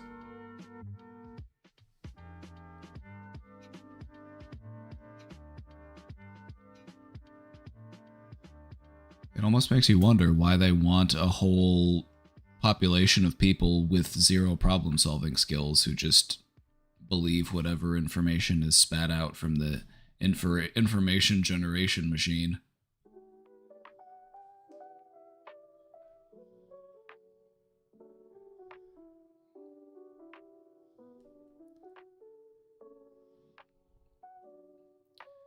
I remember, I'm just realizing you said, I remembered when people said that about the written word and the printing press. Like, there I was. The year was 1500. I remember. We've got an eternal hanging out here. We've got a perpetual being here. Nice to see you.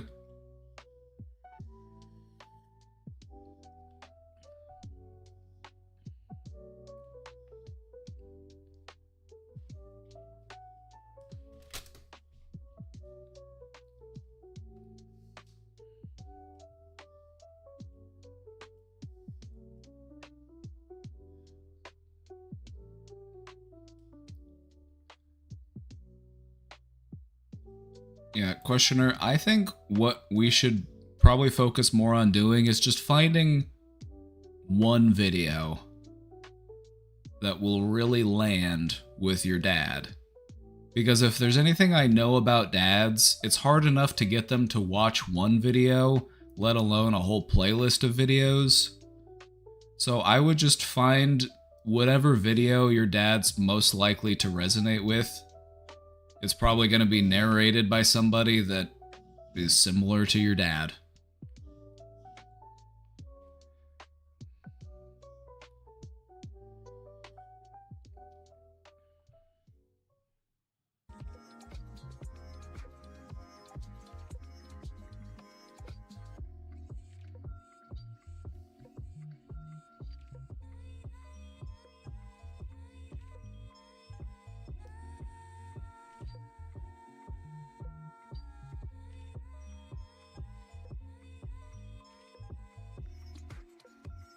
I think it's important, and maybe this will be where your dad will recognize the dangers of it, is that everything that we put into these language models is being used to train those language models, ultimately to power the surveillance network that they're currently working on building.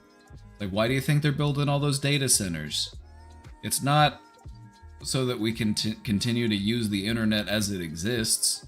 The internet exists as it exists right now, without all of those data centers. But they need more data centers so that they can have all of their AI-powered surveillance tools. So that they can identify you in a crowd based on how you're walking.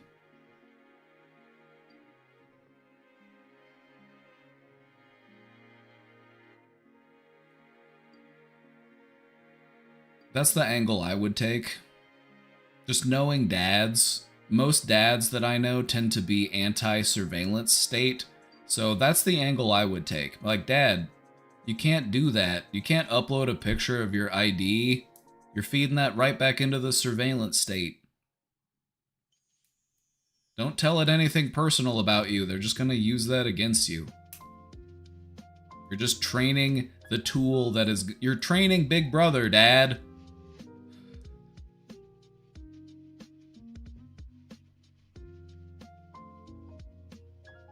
Anyway, if you have a talk with him and it's still just not going anywhere, have him talk to me. I'll talk to him.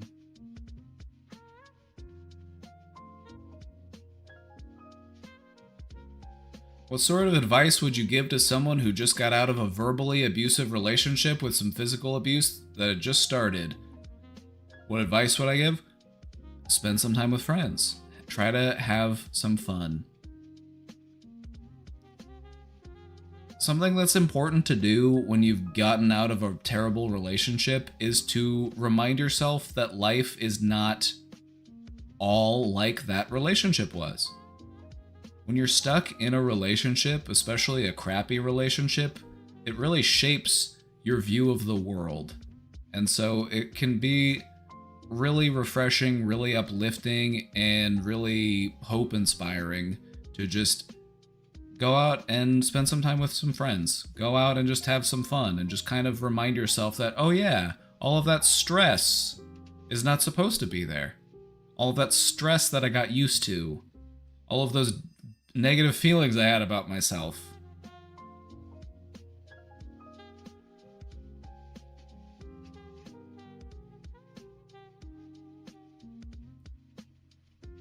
I've been in several relationships, married, divorced, etc.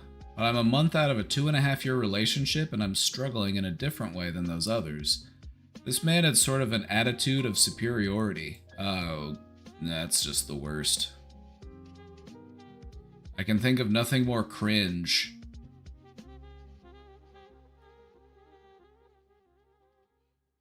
Is there anything in the world that's more cringe than, like, a traditional patriarch?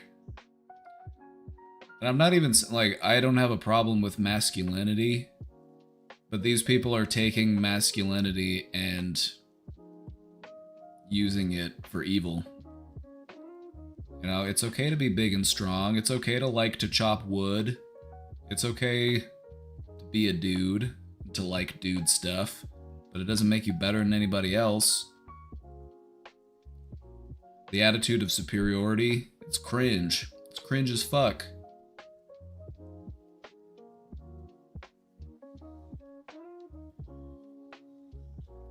Matt Walsh type guy. This is the type of guy that Matt Walsh likes to pretend that he is, but then whenever it comes down to it, he's whipped for Ben Shapiro of all people.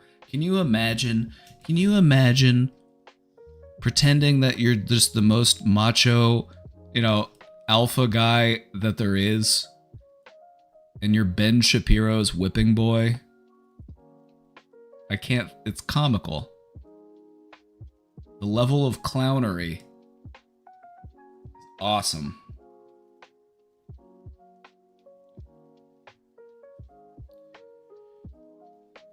Anyway, we've known for a while that a lot of these conservative talking heads are just a bunch of hypocritical losers.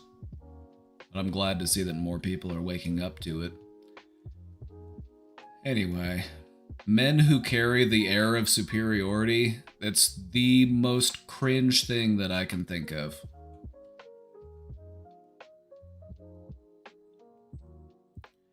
Everything he liked was the best thing.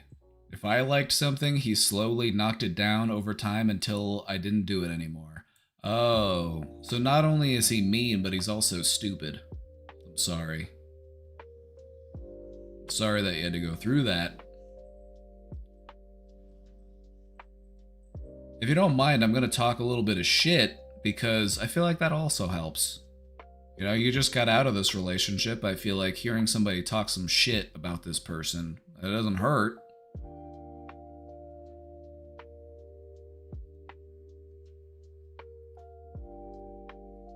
I don't know who needs to hear this, but men,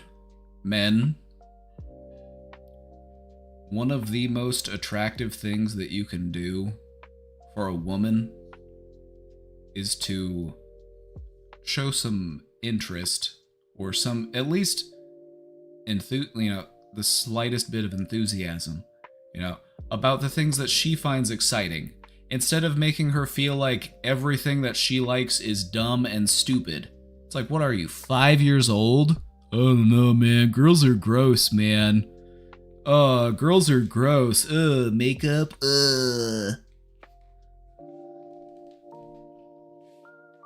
Like, you're not 5 years old. If you're with somebody in a relationship and they like something, you should like that they like that thing. You should be happy that they have something in their life that brings them joy. I honestly can't stand this type of person. The type of person that thinks that everything that they like is the best thing. Just imagine being so daft. Just imagine being so incredibly stupid that you forget that taste is subjective and that people like different things for their own reasons.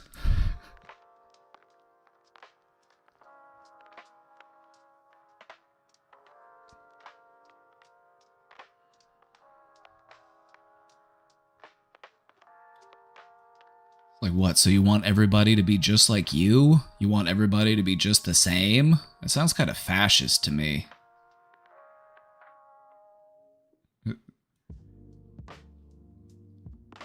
This guy sounds like he's a little bit of a fascist, if I'm being honest.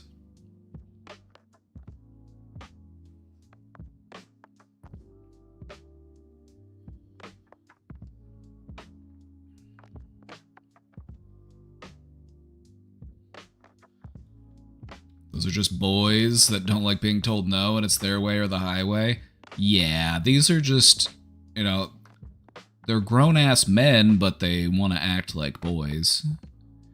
And they aren't looking for a partnership. They're not looking for somebody who they view as their equal. They're just looking for somebody to, you know, like a bang maid, basically.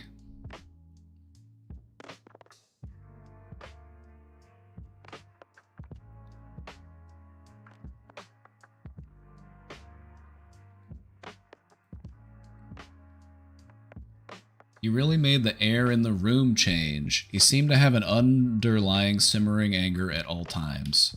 My friends noted after about a year that he had stolen my joy and that it seemed like I was babysitting his temper. Well, they didn't lie to you. Your friends are... Sounds like you've got some good friends in your corner. I would spend some time with them, and I would just talk about stuff and how glad you are to be free. I'm sure they'll be very happy for you as well.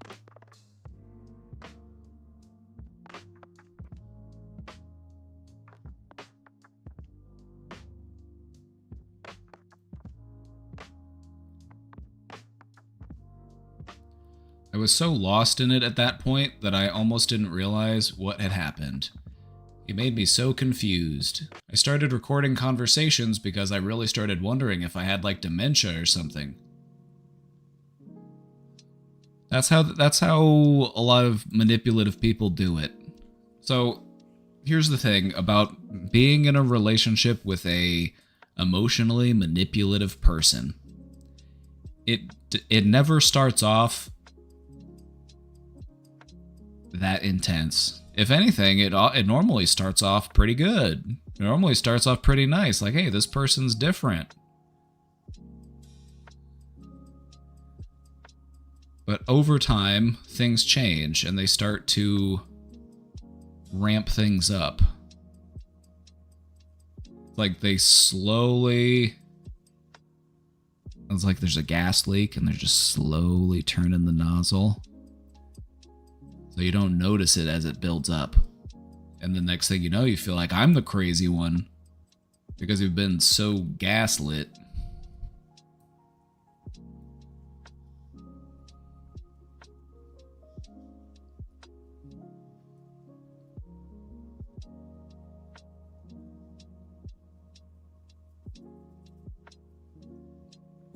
Anyway, I'm happy that you got out of this relationship. I'm also happy that it only took 2.5 years. Some people get stuck in this type of relationships for decades. Some people have children with these people. Some people get married to these people. So, all things considered, I think you got off, you know, only 2.5 years?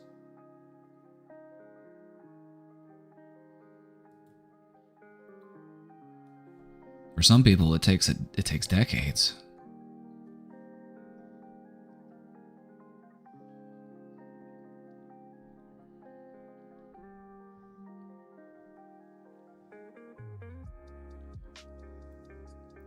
Anyway, he began yelling at me all the time, and then one night he got drunk, broke the door to the room I was sitting in, threw his phone at my back, poked me in the chest repeatedly so that it left a bruise, and then flipped a big coffee table and it hit my ankle and cut and bruised me. What a freak.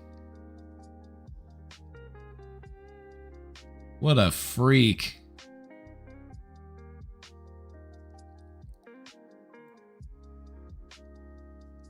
He claimed that it didn't know it would hit me, but it did. That doesn't fucking matter. It doesn't matter if he thought it was gonna hit you or not. He shouldn't be acting like a baby. What the fuck? How old's this person? Probably like 30.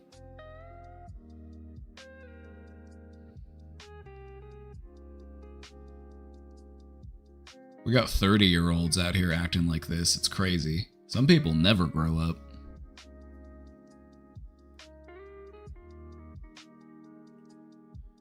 Anyhow, I finally came to my senses and left the relationship 4 months after that. Well, that's a win. That's a win. There you go. My body was physically not allowing me to even pretend I liked him anymore. Isn't it good to recognize that my body is looking out for me? Sometimes my mind has a hard time looking out for me because the brain can be dumb sometimes. The brain, in all of its brilliance, can also be incredibly dumb sometimes. Believe me, I know. But your body was physically looking out for you and saying, I need to get out of here. Isn't that kind of cool?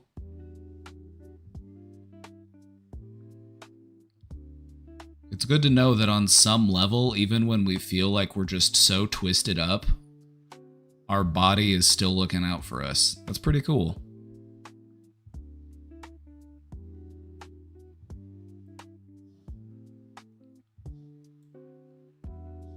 I found it impossible to show him affection, and then I turned ugly too. I found myself saying and acting like a monster at the end. I'm away from him for a month, and sometimes I want to call him.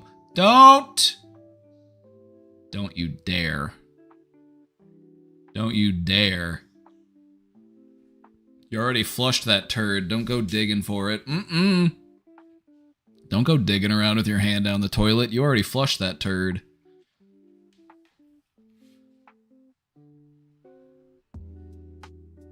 Like, sometimes I want to apologize and I know that I don't have anything to apologize for, really. Then apologize to yourself.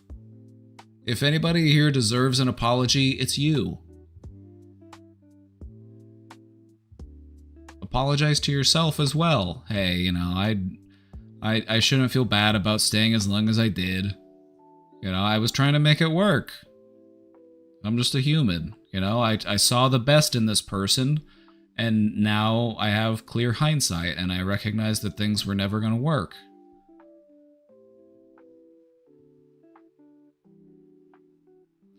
How do you heal from this rather than a normal breakup?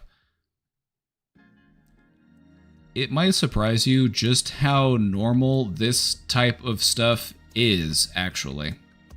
I feel like most people go through at least one relationship in their life that's like this one.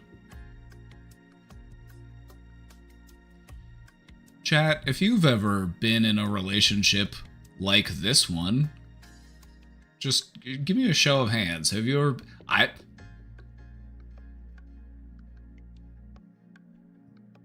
You ever been in a relationship with somebody that's just belittling and gaslighting? They make you feel like you deserve to be treated the way that I'm treating you? Many more people than you might realize will find this to be relatable.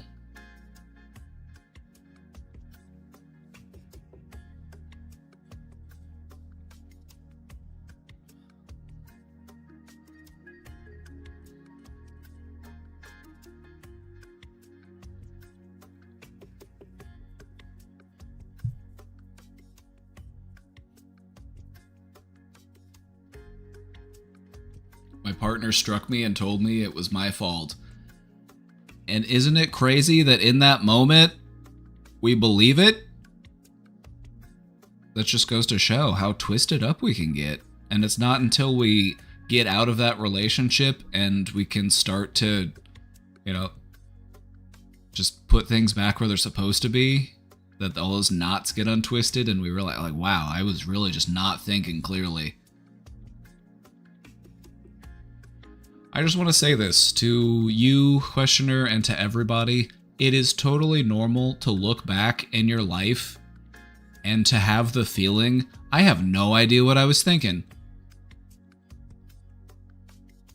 That's normal. It's normal to have moments in life where you look back and you're like, I have no fucking clue what I was thinking.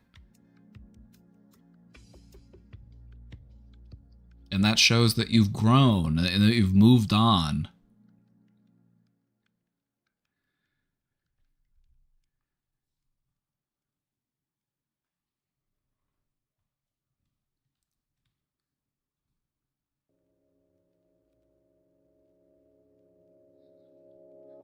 The imagery of already flushed the turd, very helpful. What can I say? I love what I do.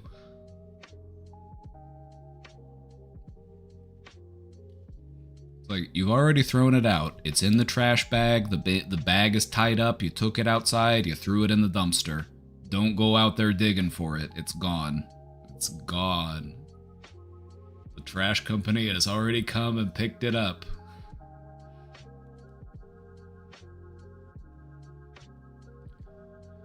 Besides, you deserve somebody who doesn't make you feel like shit. You deserve somebody who doesn't have the need to put you down in order to feel better about themselves. That person doesn't need to be with you. That person needs to be in therapy.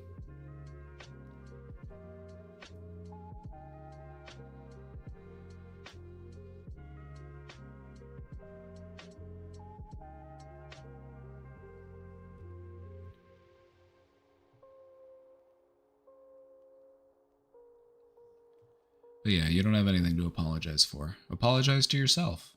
Like, I'm sorry that I didn't do anything sooner. I'm sorry that I allowed that to happen. I forgive myself for doing my best.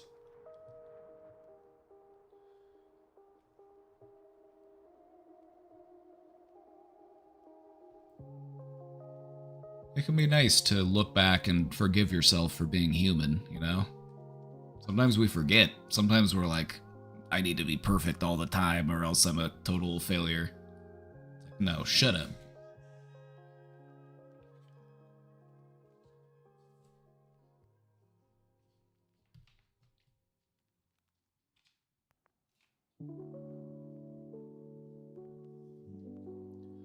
I find myself in an awkward tug of war. It feels where no one wins. It just feels like everyone wants power, but the main thread is decade over decade, the majority of people get fucked. And now I feel like I'm watching myself become a statistic. It seems like to engage is a trap and to ignore it is, well, ignorant. It just seems like the paths of being a good person and surviving are getting slimmer and slimmer. I get that feeling. I do. I get that feeling. We look at the state of the world and we're like, so you're telling me that there's a cabal of baby-eating pedophiles and there's just a bunch of really rich people in on it and we're not doing anything about it? We're more concerned about we're more concerned about immigrants than we are about the actual evils in our society? That's pretty fucked up. I feel you on that. So what do we do about it?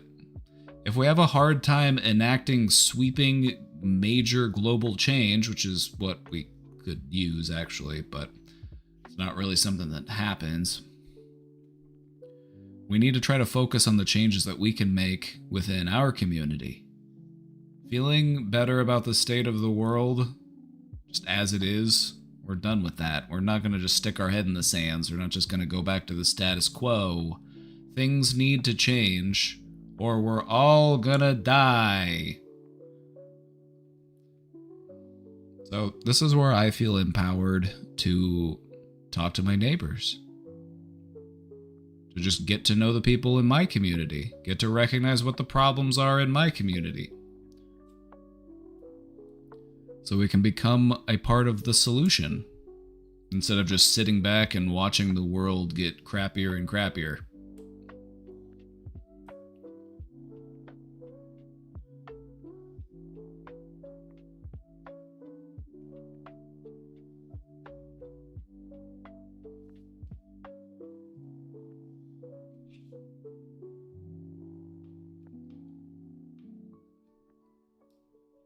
You know, if things are going to get better, it's going to take work. And there's a lot of work that needs to be done, a lot of different things, some big, some small. Just be a part of it, even if it's just in some small way within your local community.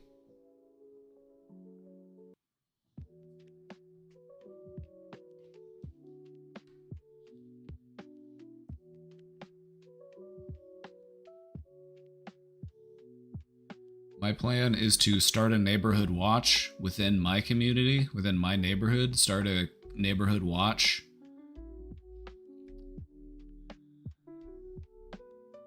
Just to start getting the neighbors together.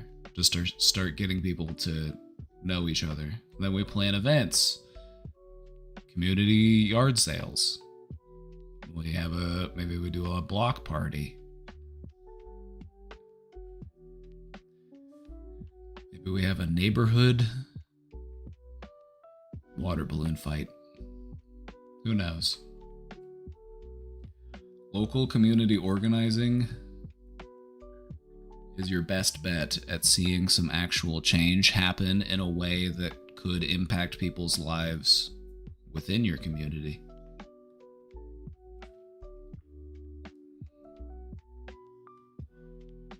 So yeah, we just need to hang on until the revolution gets kicked off. Then we'll have plenty of stuff to do. Because you know what's crazy? A lot of the people that I've talked to, the general consensus is, I'm so sick of the current system that I would rather see it burned down so that we can build something new. That's where I'm seeing where a lot of people are at. They're just so sick of the current system, they would rather literally have anything else. They would rather just burn it down and start over. Because they've realized we can't vote our way out of this. We've tried several times.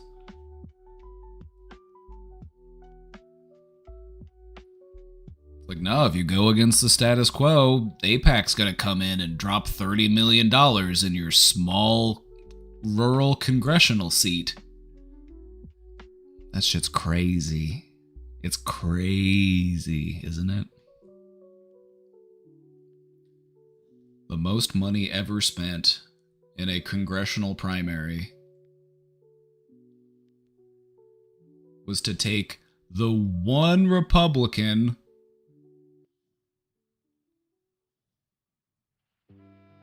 who was pushing for the release of the Epstein files. And from what I've seen, a lot of people are pissed about that too. People are realizing in real time that our elections are bought and paid for.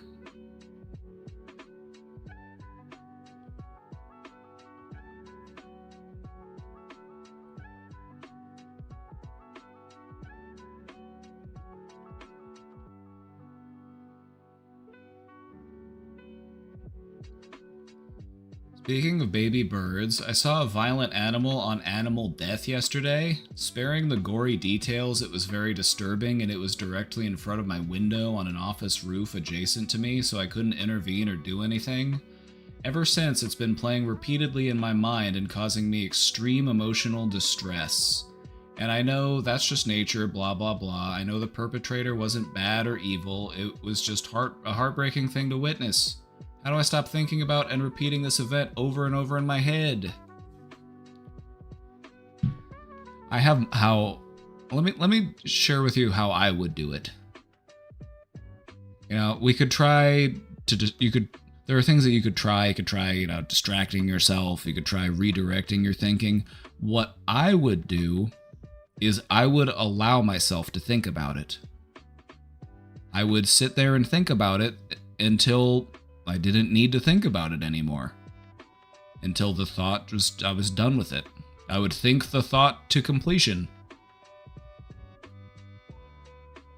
I would think about it as if I was the animal. I was the animal that was getting murdered. I was the animal doing the murdering.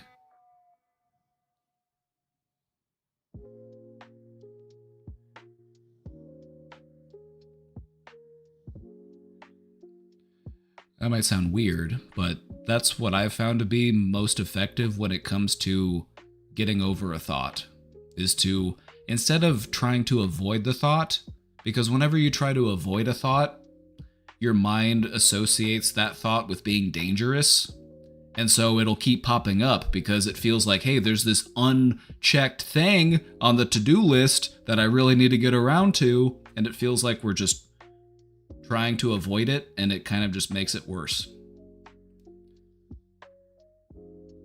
You don't think that's more disturbing to think about? It takes the disturbingness out of it, is what it does.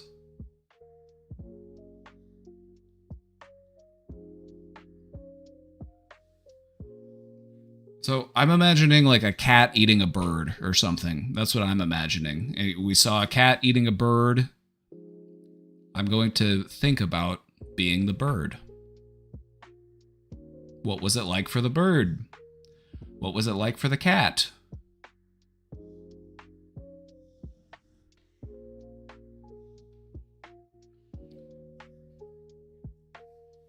That's just the way that I look at it. The way I look at things like that is the only way out is through. And so if I don't want this thought to affect me anymore, then I need to think about it until I'm done thinking about it. Because eventually I will be done thinking about it. There's only so much to be gleaned from this. Sometimes nature is violent. Sometimes nature is gross.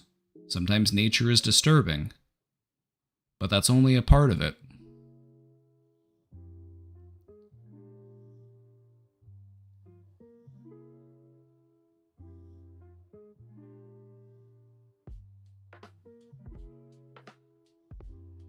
Anyway, the reason why I say that is because so long as we're trying to avoid a thought, that thought isn't going to go anywhere.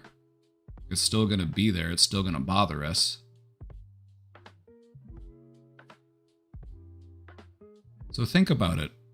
Allow yourself to feel whatever it is you feel. Just allow it to move through you. And then when it's done, you're done. I found that to be helpful. Especially, like, an example of moments where I've found that to be helpful is, like, thinking about embarrassing or regretful moments from the past. You know, or thinking about painful memories. It's like, do I want to just try to avoid those thoughts forever? Or do I want to find some type of peace with that thought?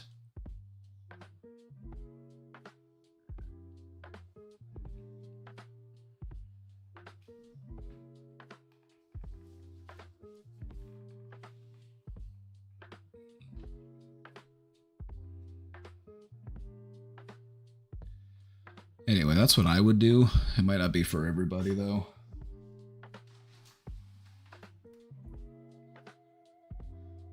It'd probably be a good idea to just spend some time in nature to remind yourself that while what you witnessed was a part of nature, that's only a small part of what nature is.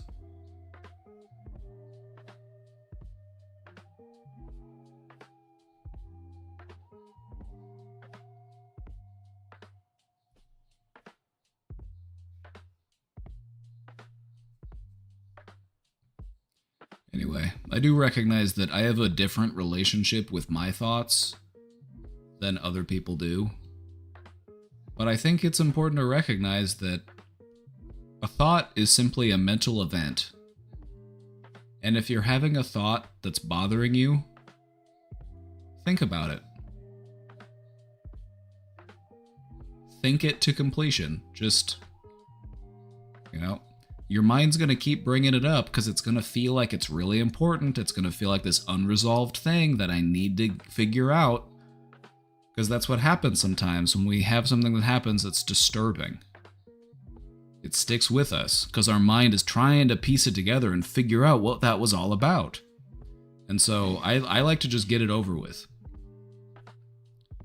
You know what I mean?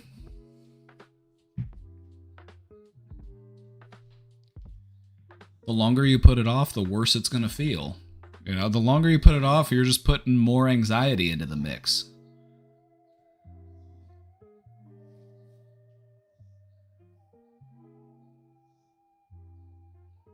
It's like, I don't have to like it. I don't have to like what it was that I saw. I just need to understand it. It's like, yes, it makes sense that what I saw would disturb me because it was violent. It was disturbing. Even just recognizing that helps you come to terms with it. You know what I mean? It's the avoidance that really makes things more difficult to deal with.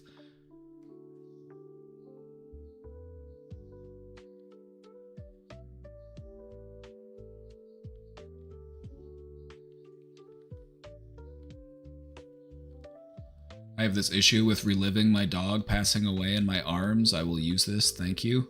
Yeah, give it a try. Think about it from the perspective of your dog.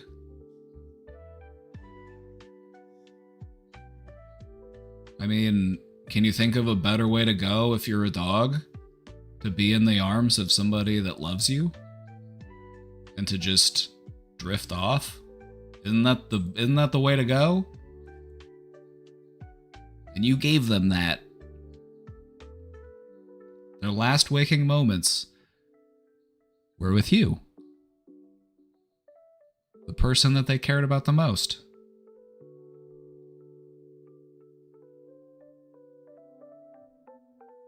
It's one of those things in life that is uncomfortable to think about. You know, thinking about death and passing.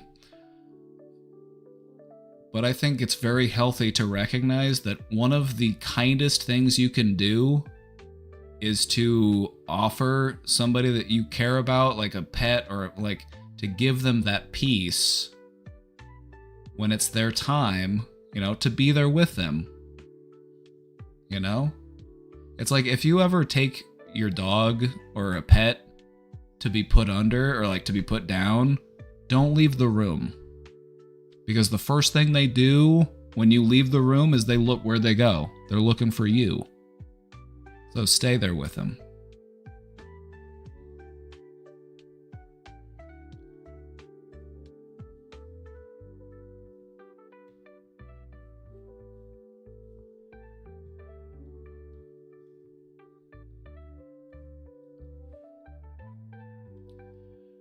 We had a dog pass away earlier this year. It was in February. She had a very aggressive lung cancer, our little beagle Scout.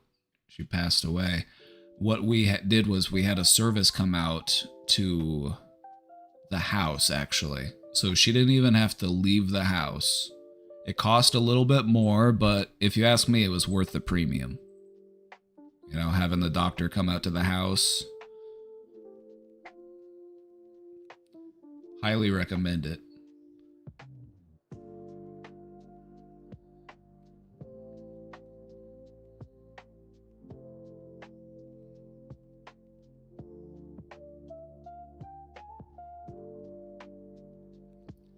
Like, I don't think you would ever regret being there with your pet in their last moments, but you would definitely regret not being there. You know what I mean?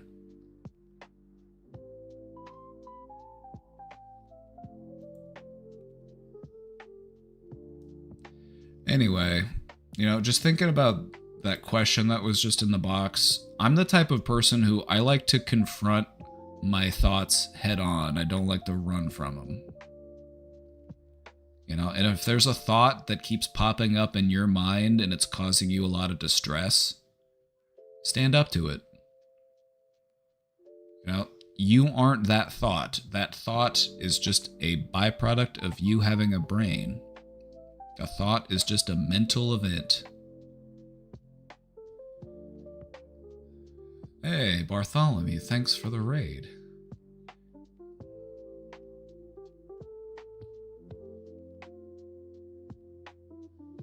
We're just taking some questions from the question box.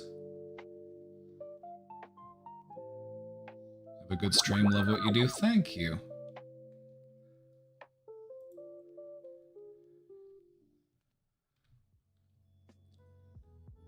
Alright, let's check out this one. I'm in my first relationship in about a decade and also my first poly relationship.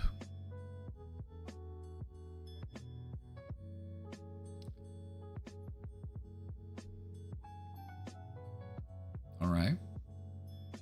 Overall, it's healthy, caring, and built on mutual respect. That's good. I feel like any poly relationship, if it's gonna work, that it needs to be those things.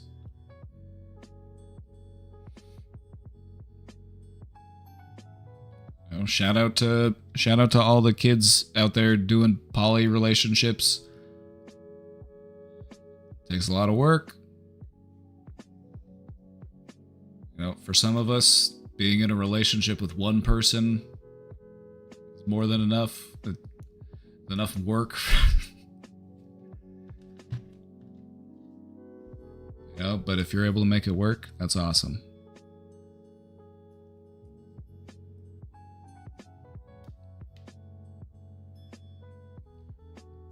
I've done a lot of therapy, and I genuinely feel like my relationship isn't the center of my world. My partner feels more like a cherry on top than a lifeline. That said, I still get really emotionally dysregulated around relationship stuff. Current situation.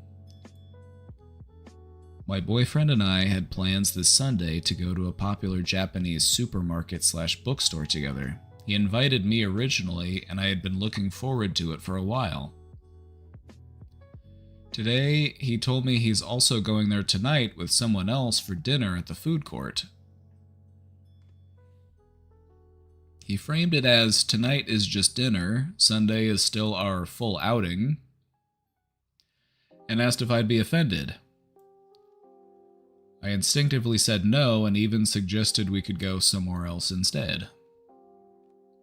But after sitting with it, I realized I do feel hurt, mainly because number one, he changed the emotional shape of plans I was excited about. Number two, I feel somewhat deprioritized/replaced. And number three, the Sunday date now feels less special, like I'm getting the repeat version. I do plan to talk to him about it. This is the first time he's done something like this, so I'm mostly looking for perspective on whether my reaction seems reasonable and how to communicate it well. I think what you're encountering here is some common things for a poly relationship. The feelings that you're dealing with now, this seems like something that's gonna pop up with high certainty in a polyamorous relationship. And this is why, if you're going to be in a polyamorous relationship and it's going to be effective, we need to be able to work through these types of feelings. But what you're encountering is something that I would imagine most people have to deal with in a polyamorous relationship. That feeling of being deprioritized or replaced, or that what you have isn't as special because someone else had it too. So let's just look at it this way. These are all things that you were going to have to work through eventually if we're going to be able to make polyamory work. So let's take a look at it. What can we do to work through these feelings? And it's not just on the other person to make all the changes.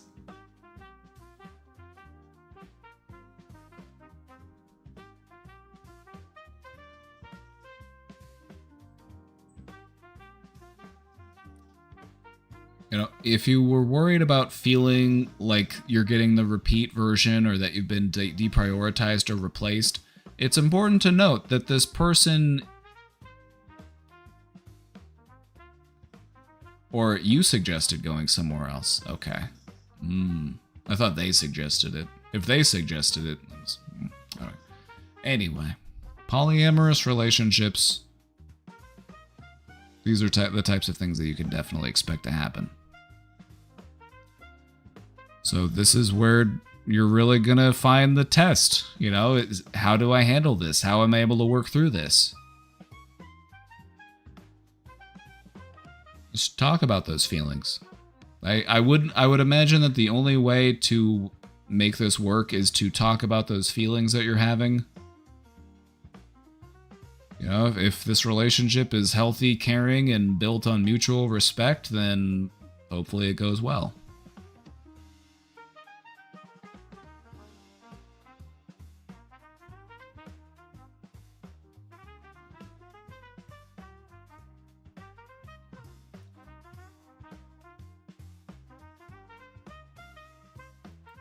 I have respect for people who are willing to try to make a polyamorous relationship work. I think, it's like you said, it's gonna take work. It's gonna be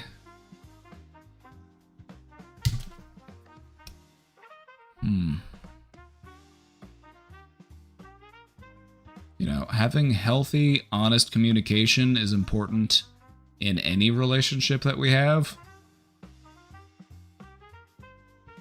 But it's especially important when there's many people involved, or more than two. I don't know.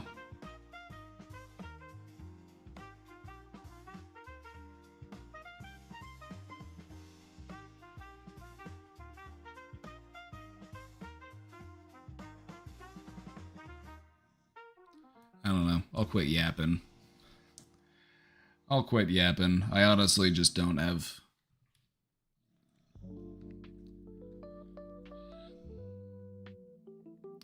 It might be helpful to talk to someone who has more experience with navigating a polyamorous relationship. They might be able to provide you with some better guidance and feedback.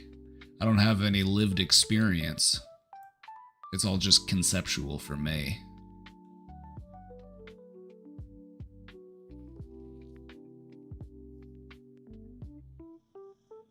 But yeah, relationships take work. And the more people that you add to the mix, the more work it's going to take. So you are being presented with the work that you need to do. You know, I got to deal with these feelings.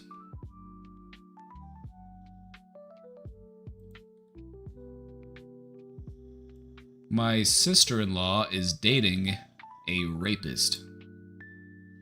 Well, that's not good. I'm uncomfortable to be in a room with this guy. I refuse. Good. Stand on business. It has caused issues for almost a year and a half now. My sister-in-law minimizes his crimes by saying it was only inappropriate touching and drags me through the mud to make her boyfriend look better.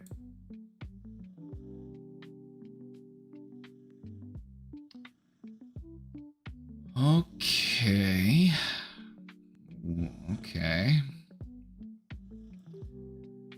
I may have butt heads with his family in the past, but I don't appreciate being compared constantly to a rapist. Yeah, especially being made to feel like you're the problem. It's like, I wasn't the one who sexually assaulted anyone. Why am I the problem?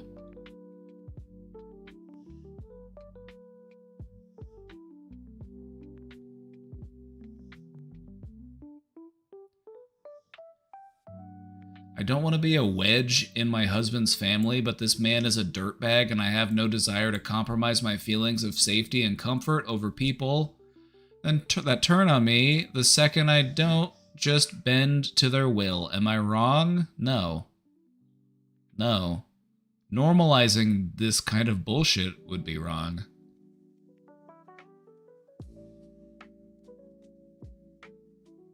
You're not the problem here.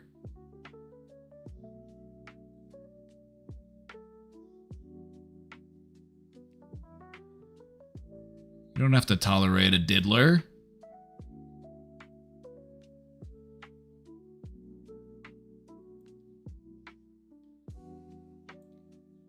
I'm trying to keep it short and sweet. I wrote this out in many different lengths. I decided on as short as possible. I'm just lost and mentally exhausted. You know, I think you got straight to the point.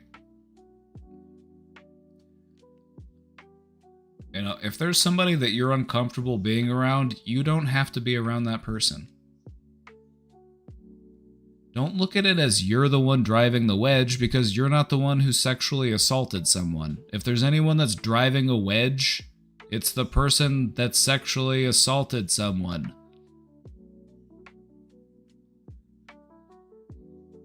Like, the wedge was already there. It's like the line was already drawn, you're just picking your side.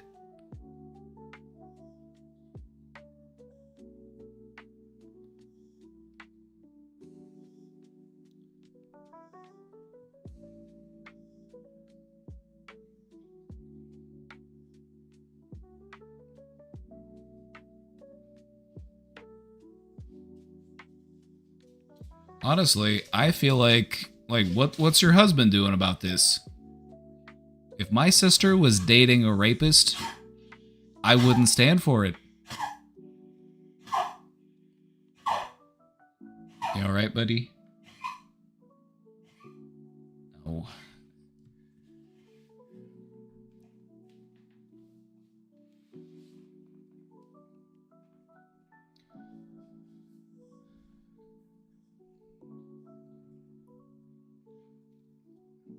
That's Dr. Dog.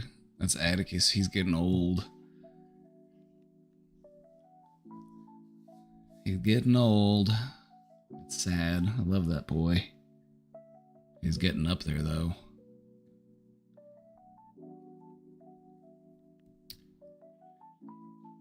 Yeah, I don't know why the people in your husband's family don't do more to... Like, why are they so passive about this? Why are they so permissive of it?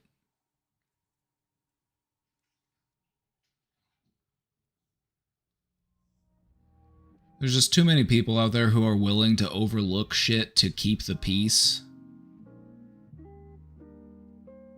Also, I can guarantee that this person probably treats your sister-in-law like shit, so I don't know why your husband's not more mad about it. It's like, hey, you got this abuser with your sister, hello, you gonna do something? You gonna step up and be a fucking brother? I don't know. This isn't your problem to fix, but, you know, you're not doing anything wrong by not wanting anything to do with this person.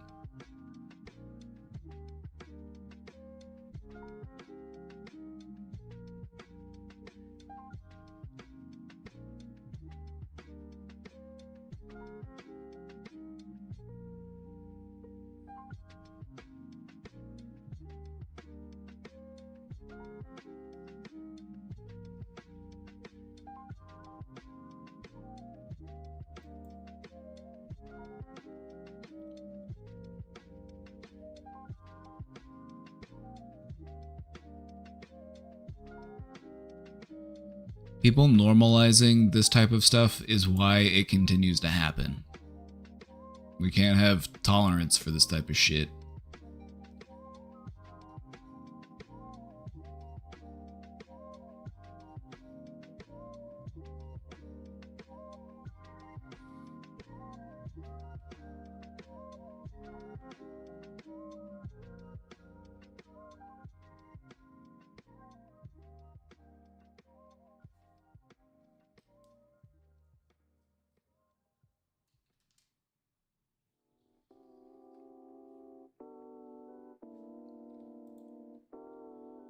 Is there a solution or an approach to ending addiction cycles? I find myself moving from one thing to another in recovery, spinning a lot of plates at the moment and holding on, but aware I need to break it at some point.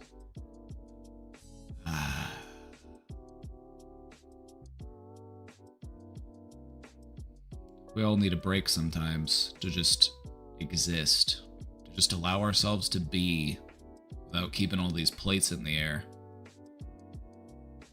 If the plates fall and break, then get new plates.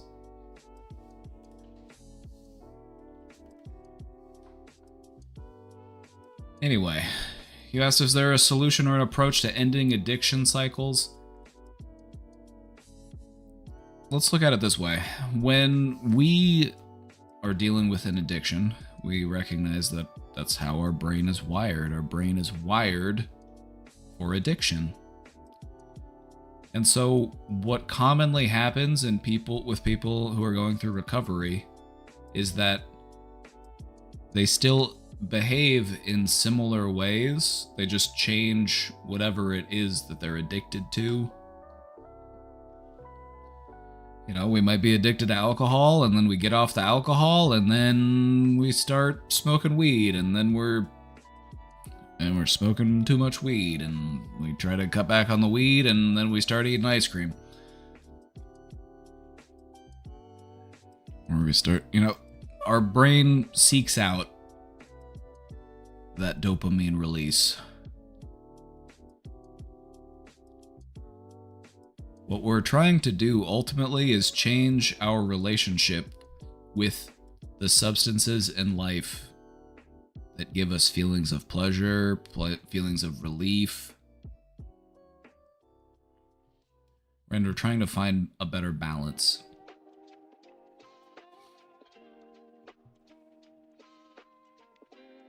So yeah, we are trying to break out of that addiction cycle. It's something that happens a lot to people. They quit one addiction and then they move on to the next addiction. And so what we need is we need a good working relationship with our brain.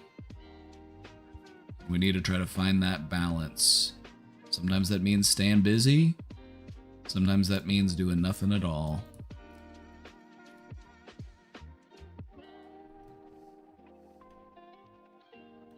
Ice cream. I might make some ice cream today, actually. I made watermelon sorbet the other day. It was so good. I ate a whole bunch of it. Gave some to the neighbors. One of my neighbors said that it tasted like summer when you're 12 years old before the world went to shit. I was like, damn! That's some high praise for my watermelon sorbet.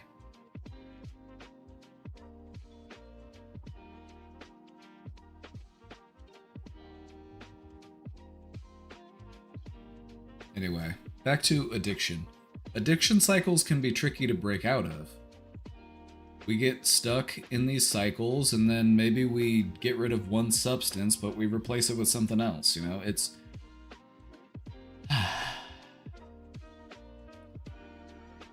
What I found to be helpful is to work with it rather than against it.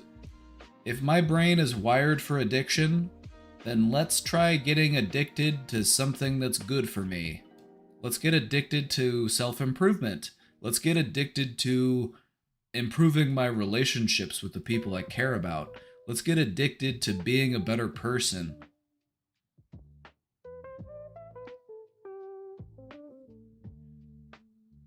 You know, if you're wired for addiction, try to make it work for you instead of against you.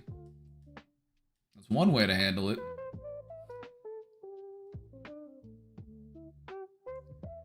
Because a human brain can get addicted to anything. I've seen every episode of My Strange Addiction, so I can tell you that that is true. We can get addicted to just about anything. You can get addicted to eating foam mattresses. You can get addicted to drinking gasoline. You can get addicted to eating macaroni and cheese.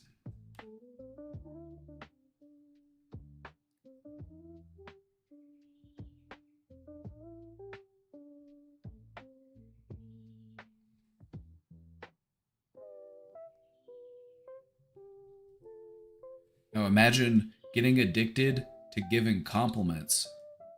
Imagine getting addicted to being supportive. Imagine getting addicted to kindness. It's theoretically possible. Give it a try.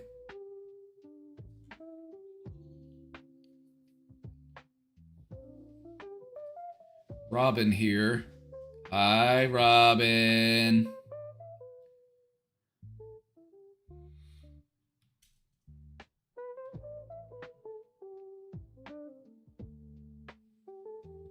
So much has happened since I was last here.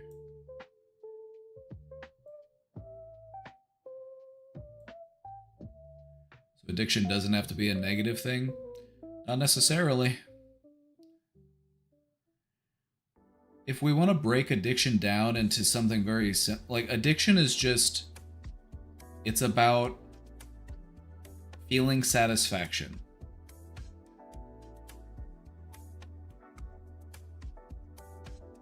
It's about feeling a sense of relief, or it's about, you know, think about why addiction happens, why people seek out substances. What sort of feelings are they looking for?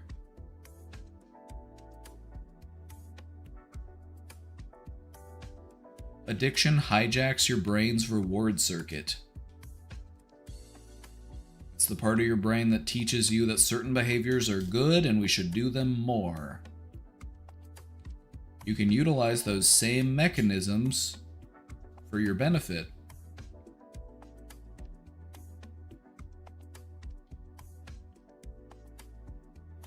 All right, let's check this out. So much has happened since I was last here. I am extremely burnt out, not the regular kind, but the neurodivergent kind. A spicy burnout. I had to request accommodations at work and start using intermittent leave. I haven't been able to work a full week without using leave or sick time. I have extra break time. I have noise canceling headphones. I am being more critical of how I spend my energy at work. Yet I am still experiencing skill regression, debilitating fatigue, and overstimulation. When was the last time you had a vacation?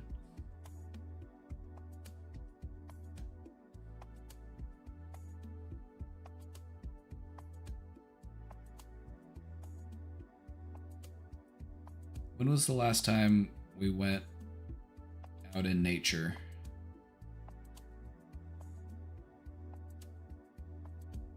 I took 10 days off like 2 weeks ago. What'd you do for those 10 days?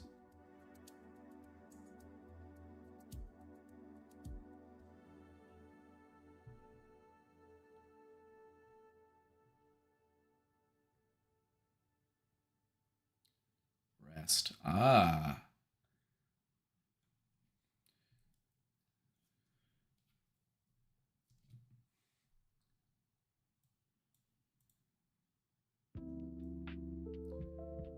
I just had my adult autism assessment a week ago and I'm waiting on the follow-up session. I need work insurance to reimburse me for it, so I'm trying to still work, but OMFG, I am struggling. I don't have energy to do things after work. I literally had to call in today and go home 2.5 hours early, which I can do thanks to intermittent leave. It sucks because I like being around my coworkers, but our current manager is a total energy sucker and he tends to hover over me if I don't do my job, the numbers look bad and he doesn't let up even when I keep getting accommodations and having to take more time off. I feel so discouraged and tired. I was loving this job so much, but this manager came along and the burnout hit. Turns out it was never sustainable for me. The environment just made me happy enough to keep doing more than I should, and now I'm unable to do hardly anything.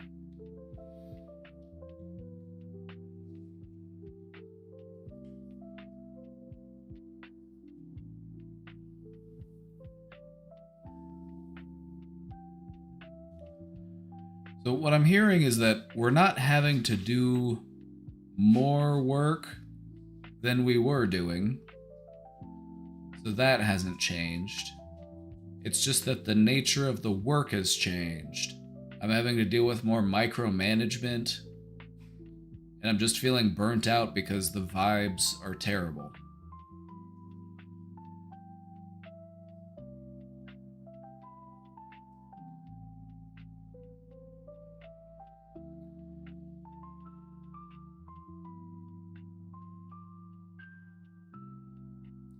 Technically, the other person in my role left, and I'm also now doing twice the work, so...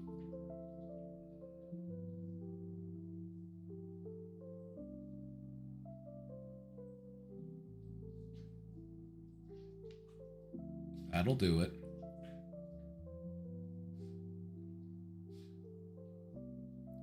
Turns out it was never sustainable for me. The environment just made me happy enough to keep doing more than I should, and now I'm unable to do hardly anything. I'm gonna stop you right there. It's not your fault. Why are we taking personal accountability? Why are we taking personal accountability for being incompatible with a system that is incompatible with human life?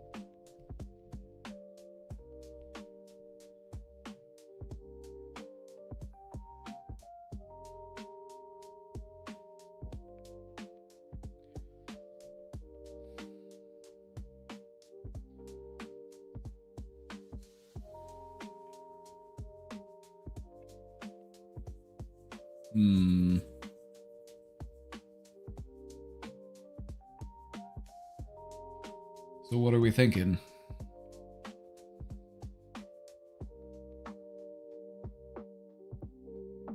You know, personally, I don't stand behind the whole this is me. There's something wrong with me. It was never sustainable for me. Like, we don't need to put that on us. You're being made to do more work and your manager sucks. Why should anybody have to deal with that? Why should anybody have to tolerate that?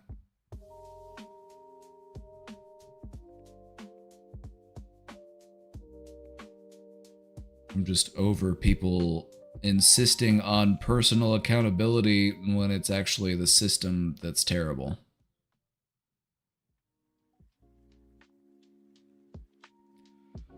Also, might I add, I have reported this manager so many times, he sees me as a threat and I feel like he is deliberately targeting me.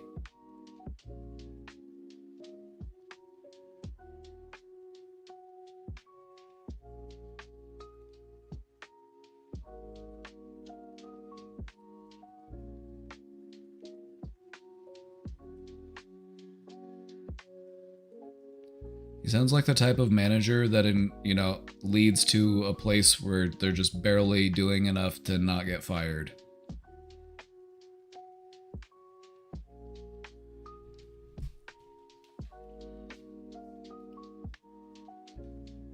You know, people adopt this managerial style trying to make people more productive, but it actually makes people less productive.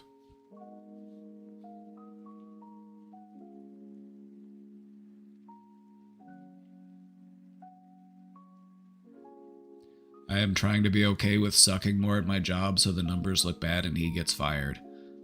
The only number that you should be worried about is the number on your paycheck.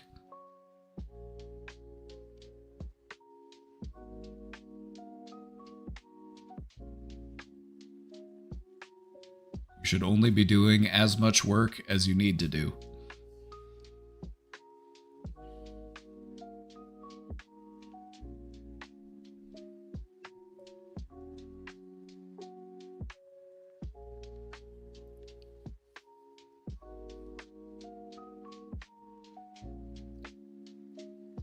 Basically, every time he stresses me out, I need to stop working and take a break to regulate my nervous system. Another great way to regulate your nervous system would be to laugh at him for being such a fool. Just start cackling.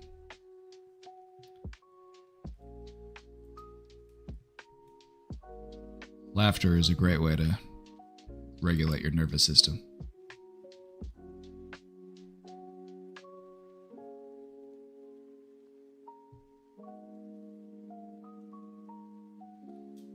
Also sing if that's your thing.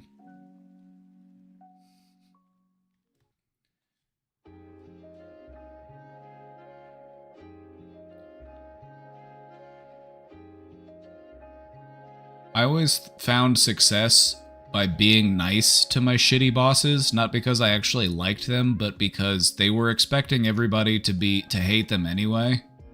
So I would just go out of my way to be nice to them. Like, if they're coming at me sideways, I'd be like, you doing all right today? I don't know, it just seems like something's stressing you out. No, I'm sure it's gonna get better. I hope you have a better day.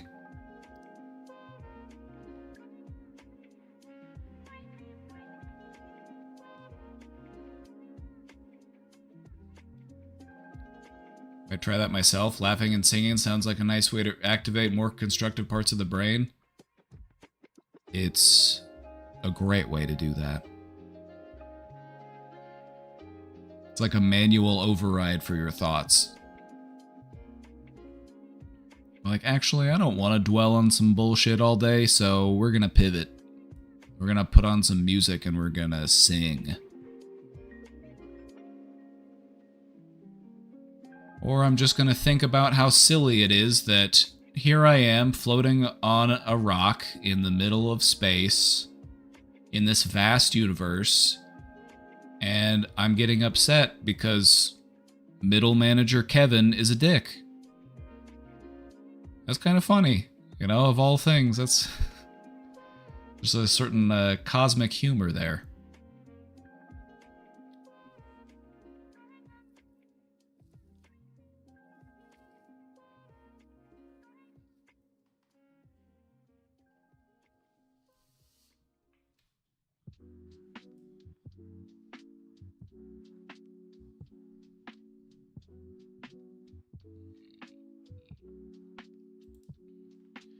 My outlook on the future generation is grim because of the overuse of technology and AI.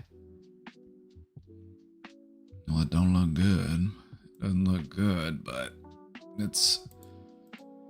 Let's try to inspire some hope.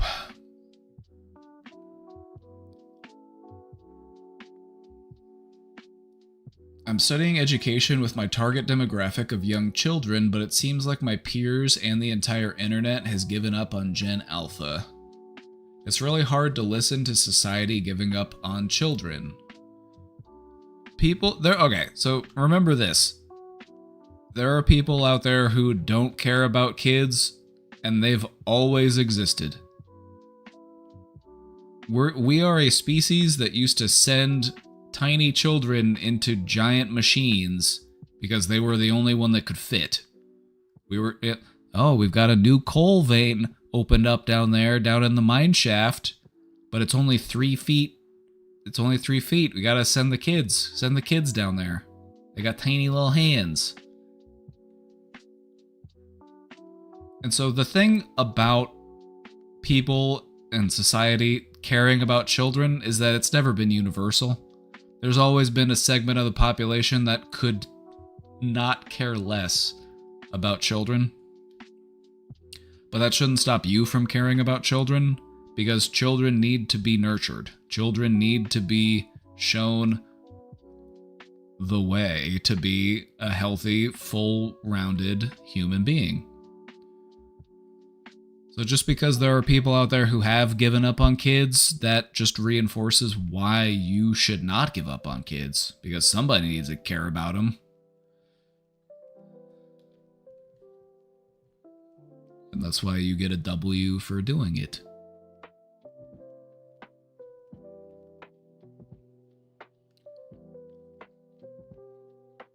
Society has also given up on parents.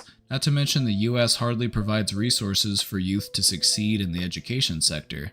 I'm genuinely scared of making the decision to make a master's in education my pursuit or stick with my BA. Am I becoming a doomer? I wouldn't blame you if you were. It's kind of hard to not be a doomer right now. So I wouldn't fault you if you were being a doomer.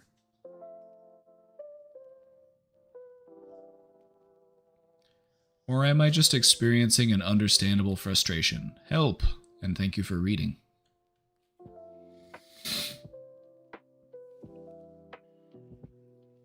The thing about working with kids or teaching kids is that you're never going to reach all of the kids. Like if you are a teacher and you have a classroom and there's 30 kids in there, you may only have a couple of them that actually really are involved and active participants who will, show excitement and enthusiasm. It's like, and those are the ones that you should focus on. The ones that are interested, the ones that are engaged. I'm not saying don't try to get the other kids to be engaged, but what I'm saying is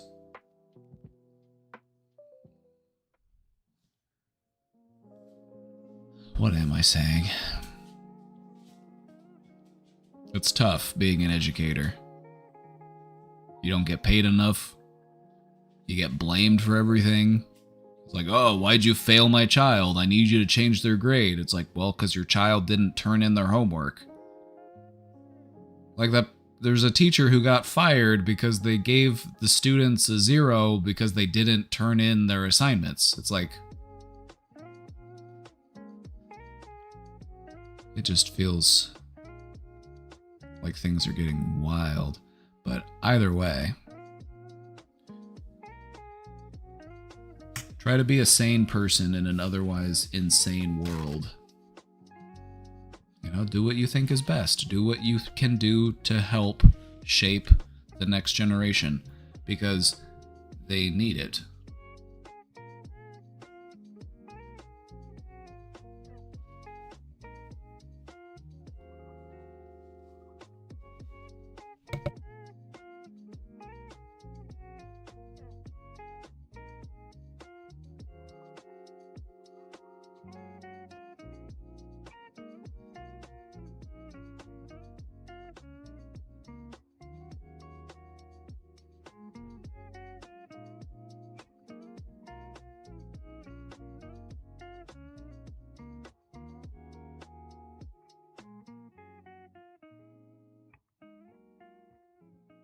Either way, it sounds like you've got some stuff to think about.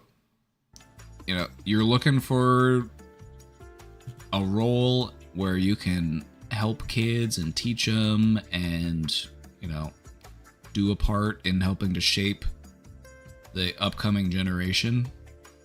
And I think that there's a lot of ways that you can do that. There's a lot of different avenues. So maybe just give some thought into what that might look like. Because the education system is changing. They're trying to, you know, get rid of the Department of Education. They want the population to just be more complacent, less educated. They want to get rid of critical thinking. So do whatever you can, in whatever shape or form that might be, to keep that flame alive, alright? Don't give up on the kids. There's plenty of good ones. There's, you know...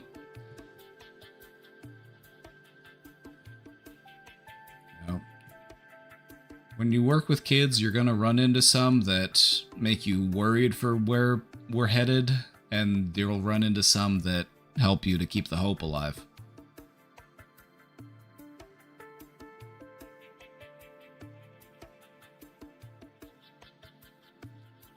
How do I deal with failure and constant failure, attempt after attempt, even when trying my best?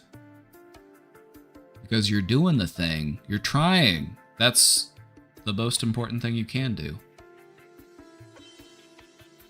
Because it's either the pain of discipline or the pain of regret. Every time you try and you fail, you learn something, and you can grow from it.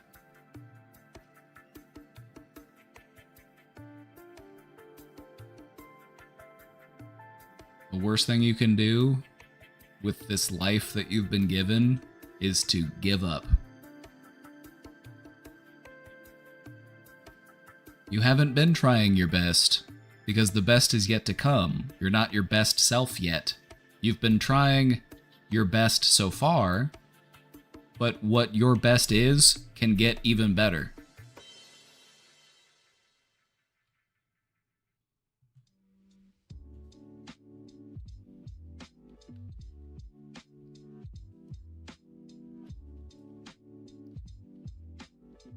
You know, you get knocked down 7 times, you get up 8.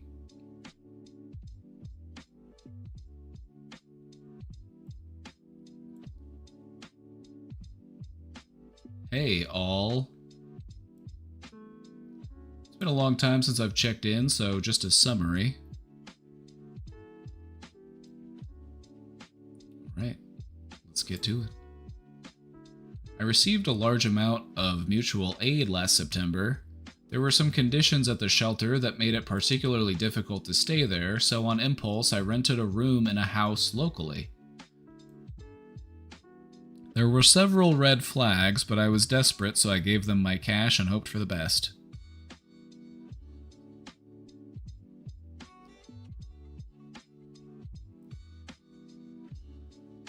The good things. For the first time in a year, I have a private room I can lock myself in. I don't have to worry about whether I have a place to use the restroom. I can get water whenever I like. I have access to a microwave, refrigerator, and pantry space. After almost 5 months of this, I'm starting to finally feel normal again. Got some W's, alright. I spent the first couple of months diligently searching for work. I was sober, had some job interviews, and was feeling optimistic. Eventually, with the stress here, though, I started smoking weed again as a coping mechanism. It hasn't been serving me well, of course. I'm trying to correct on that now. That's the thing about weed.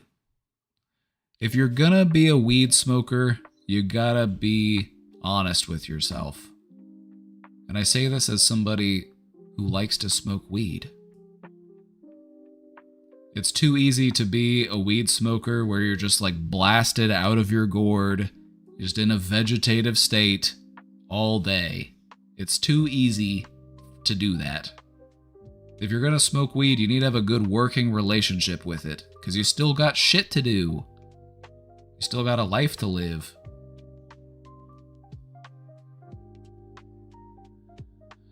know, I've seen just too many people using weed as a form of a substance-induced lobotomy. There's like, I don't want to feel anything anymore. I'm tired of thinking about billionaires strangling the world. I'm tired of thinking about the Epstein list.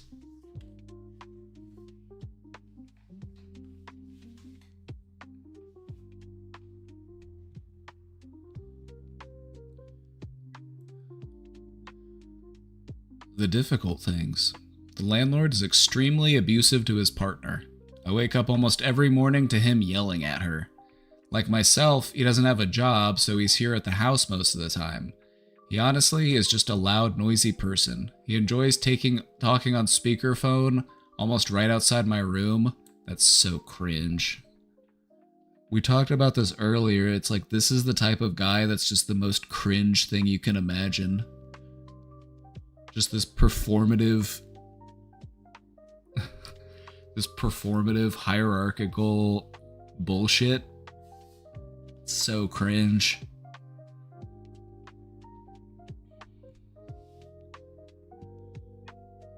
You gotta one-up him. You gotta start leaving big stinkers in the toilet and not flushing.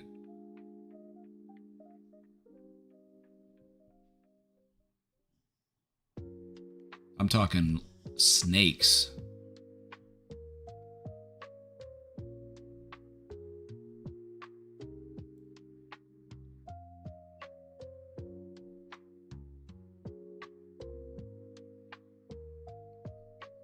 He lives in a sort of side room with no proper separation from the rest of the house and sublets the rooms.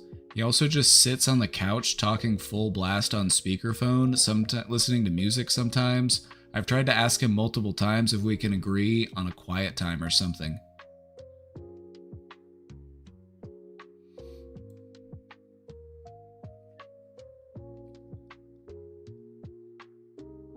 Allow me to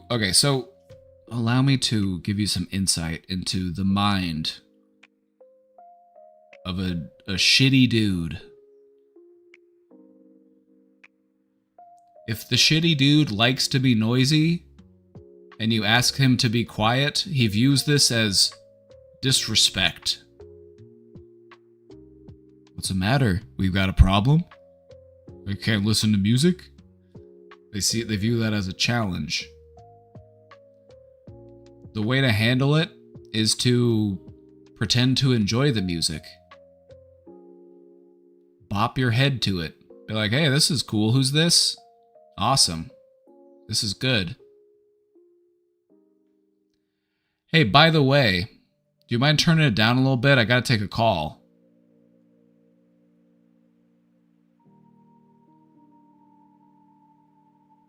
We're talking just a minor little tweak, because you're dealing with an idiot, and it's not that hard to outmaneuver them. When you're dealing with somebody who's shitty like this, just pretend that you like them. And that can take you a long way, because deep down this person is fragile and insecure, and that's why they do all of this performative bullshit, is so that they can feel cool.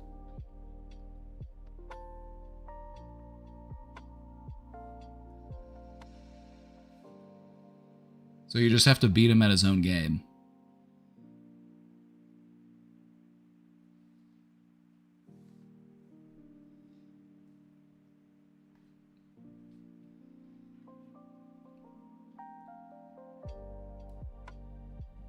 He was yelling at me from the shower. Why are you talking to me while you're naked? That's what I would say. Why are you talking to me while you're naked?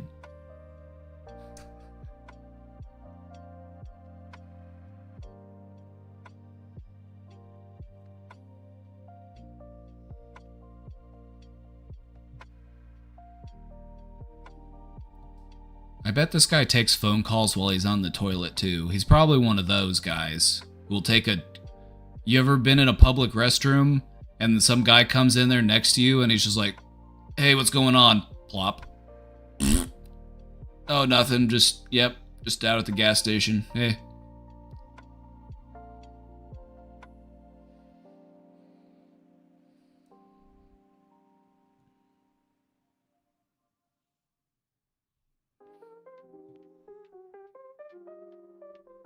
I bet he does that.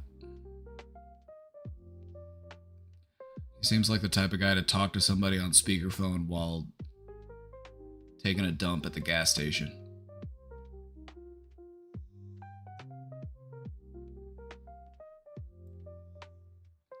In addition to landlording, he also breeds dogs. Oh, God. So you're dealing with a big turd. Okay. He disclosed this to me when I moved in. I was hoping he knew what he was doing. I was wrong. This is already getting long, so I'll spare details and just say, one of the most depressing moments this year was me having to walk up to this man and ask him to please stop yelling at the puppies. They would start crying out and he would start yelling and shouting at them until they stopped. He's dumb. He's an idiot. It's like, that doesn't work. Oh my God. Yeah, it'd be a shame if somebody, reported that. It'd be a shame if, the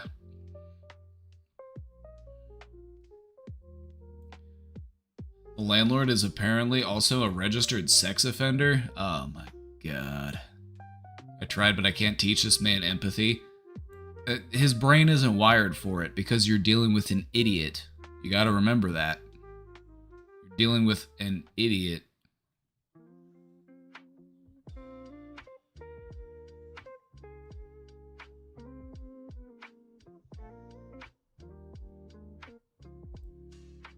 This was not disclosed to me ever except a few weeks ago by another tenant moving out. He did disclose that he's formerly incarcerated, has an ankle monitor, checks in with a parole agent, etc. Learning this threw me for a loop, even though it makes a lot of sense given everything I've observed. Oh, it'd be terrible if his parole agent found out. It'd be terrible if his parole agent found out that this guy was abusing puppies. Wouldn't that be terrible? If that accidentally slipped to him?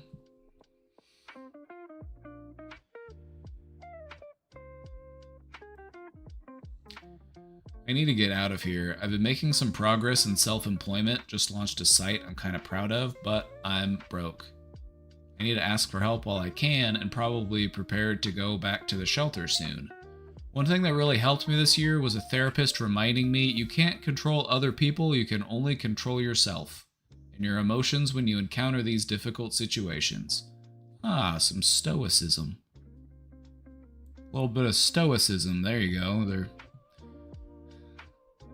you have any advice or maybe a more formal way to approach this concept? It's been helping me frame things and motivate me. Thank you, and it's good to see you streaming again. Reclaw.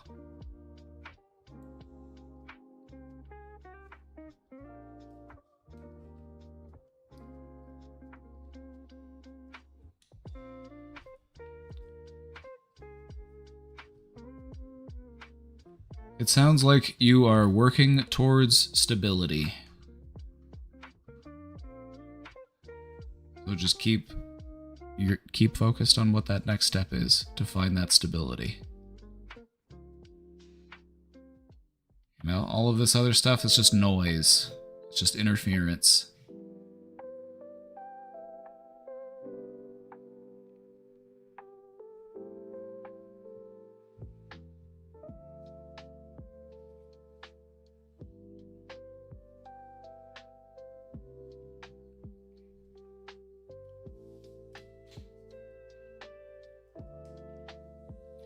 Anyway, this guy sounds like a real piece of work.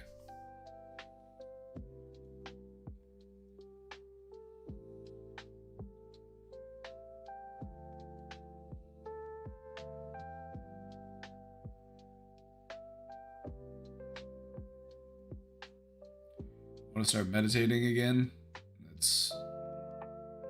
Meditating is a good skill to work on. Meditating really helps you to put some space in between a thought and a feeling and how we respond to that thought or feeling. And having a little bit of space in between those things makes a world of difference. It gives us the opportunity to respond instead of react.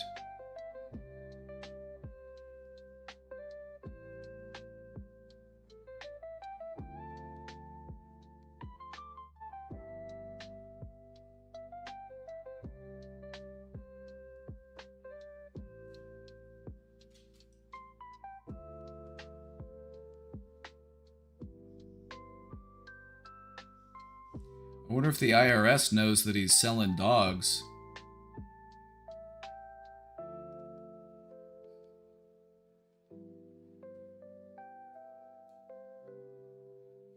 I don't know. I'm just feeling petty.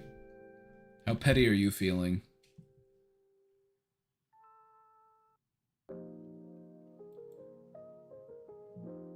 Is our primary focus on just getting out and finding peace and balance and moving on to the next step? Or do we want to be a little bit petty on the way there? The choice is yours and yours alone.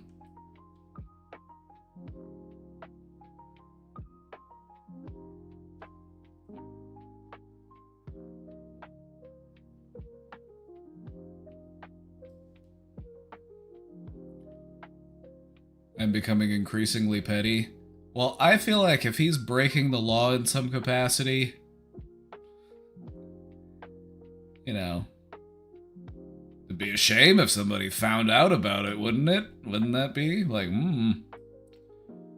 oh yeah, sounds like somebody put in an anonymous tip. Wouldn't that be a shame? Wouldn't it be a shame if you got arrested and then you were just living in his house while he's incarcerated? Wouldn't that be a shame? And you're like, look at me, I am the landlord now.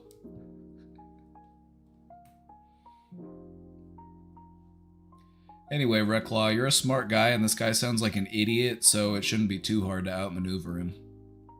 Just be careful about arguing with idiots because they drag you down to their level and then they beat you with experience. So don't argue with him. You want to give him the illusion that you are his friend. But in reality, you aren't. When you're dealing with an idiot, you just give them the illusion that you're on the same side as them because that's normally good enough.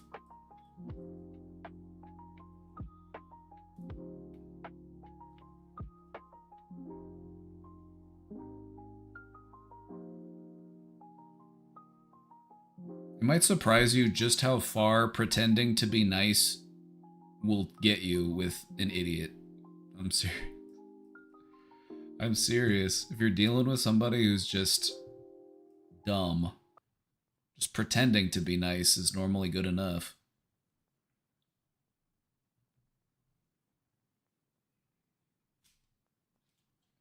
But yeah, this guy sounds like a real piece of shit, and I have no doubt that life is going to catch up with him. He's wearing an ankle monitor, he's a convicted sex offender, he's an abuser. Like, yeah, this guy's gonna be back in the system in no time.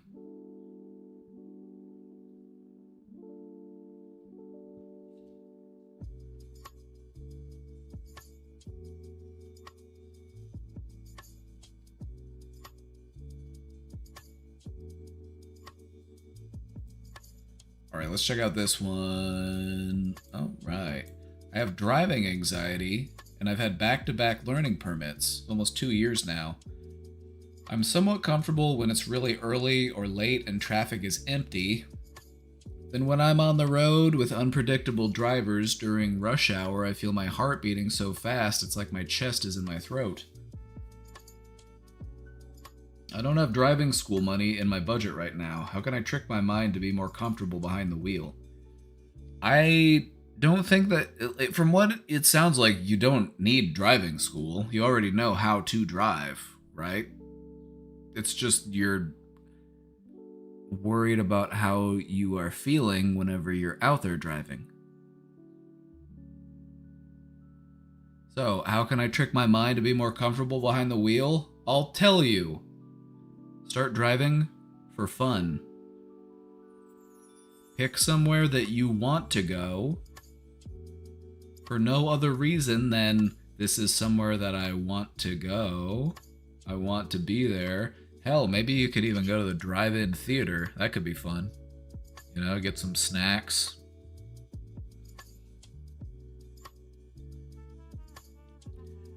You're working on changing your relationship with driving. Having a certain amount of anxiety or awareness whenever you're driving, it's not a bad thing. You want your senses to be online. You want to be aware of how other people are driving because that's how you stay safe while you're driving.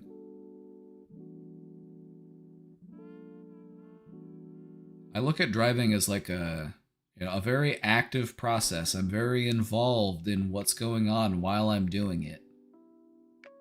You almost don't want to get too comfortable driving because that's when you make mistakes. That's when you stop paying attention. That's when you're like, I got time. I can look at my phone. I've driven down this road 1,000 times. Let me just, yep. Then you run over a mailbox.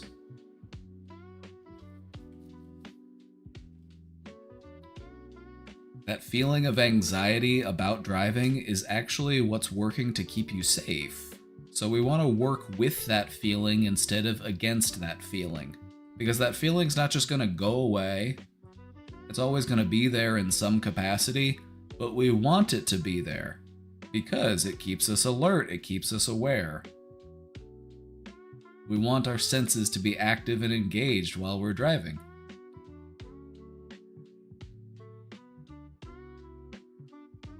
So what it will come down to is changing your relationship with your anxiety and trying to use it as a tool instead of looking at it as a deficit.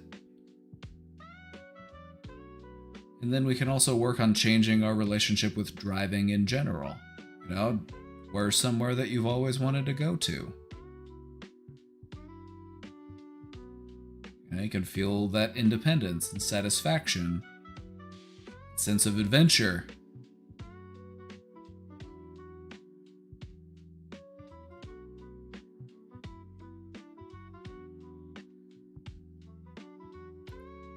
I mentioned this earlier, but we talked about singing. Put on some music. Put on some music that you love and just sing with it. The car is a great place to do that. To just belt it out. Put your whole ass into it.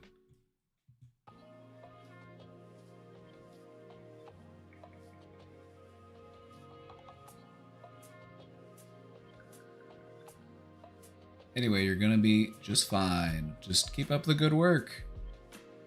Keep driving. Stay safe. I would rather people be anxious while they're driving than be completely carefree while they're driving. You are piloting a several thousand-pound chunk of metal. You should be very aware of what you're doing and what is going on around you.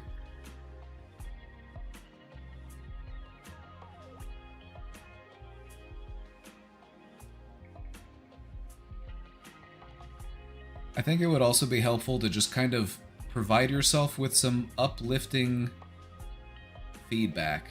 Give yourself some positive self-talk. I did a good job getting here. I kept myself safe. I made sure to check my mirrors. I followed all the rules of the road. Give yourself a little pat on the back. Amp yourself up a little bit.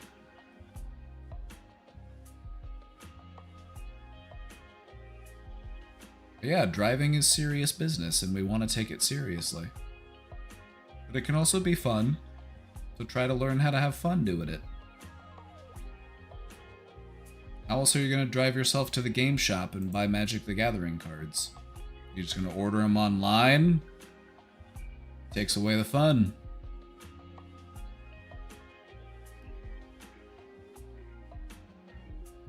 I don't know if dream deciphering falls into your area of expertise, but I have one for you. I'll take a crack at it. The thing about deciphering dreams is that sometimes there's something there, and sometimes it's just random nonsense. That's the thing about dreams. You can kind of take out of them whatever it is that you're wanting to take out of them. But let's take a look. Let's take a look.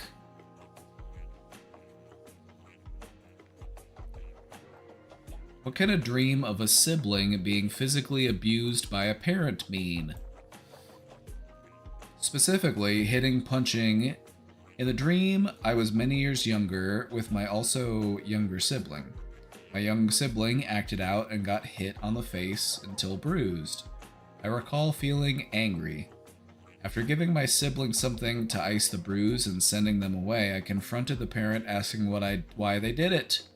My parent didn't respond and went quiet as they made food. Dream ended as I came to. I woke pretty shaken up. I grew up in a loud verbal on aggressive household but never physical. Thoughts? So you had a dream that you were awesome? And that you stood up for somebody who is being mistreated? That's pretty cool. Not that you had the dream or that that was what was in your dream, but that there was injustice and you stood up and demanded answers. That's pretty cool. Abuse is abuse. You know, you had a dream and the dream was specifically of physical abuse. And the abuse that you've had to deal with was verbal or emotional. But abuse is abuse. Sometimes it's easier to understand abuse if it is physical. And so, as far as why you dreamed it, it could just be because it was the simplest example of abuse. Physical abuse is a very simple, straightforward example of abuse. Emotional abuse, verbal abuse, it can be a little bit more complicated, a little bit more complex. And so maybe things were just simplified and streamlined in the dream.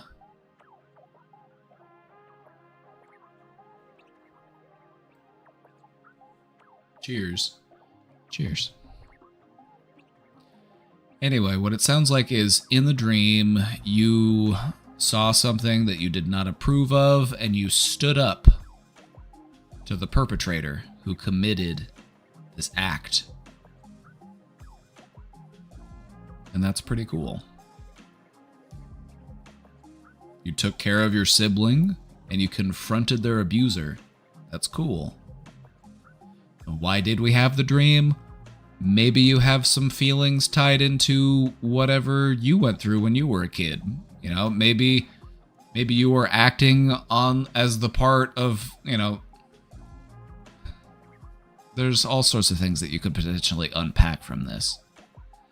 But if it is tied to anything, it's probably tied to what you've lived through and your feelings regarding, you know, how should families interact with one another? How should siblings look after one another?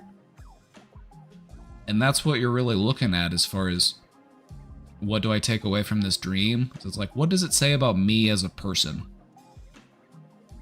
There's something within your mind, there's something within your subconscious that wants to stand up and face an abuser and who wants to take care of people who are the victim of abuse.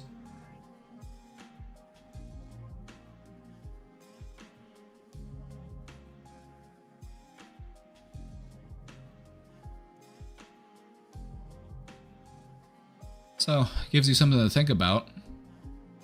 You know, you can think about your own experiences.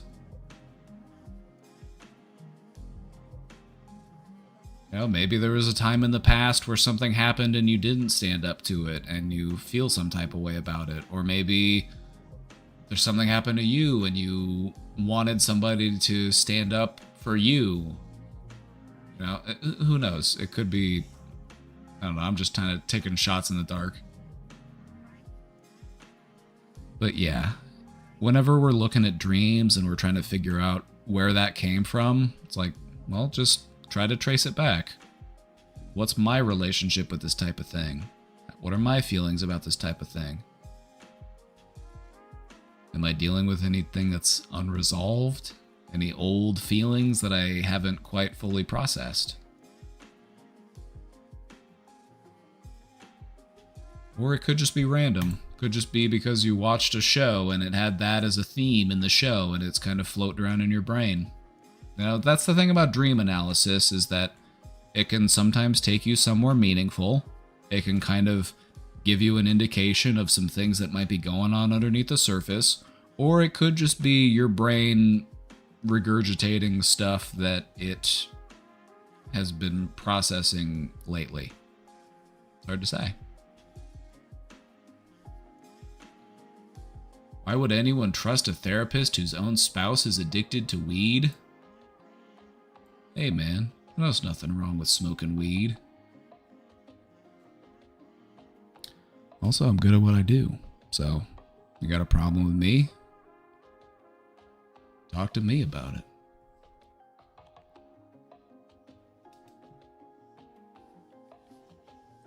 I do good work. Should check me out.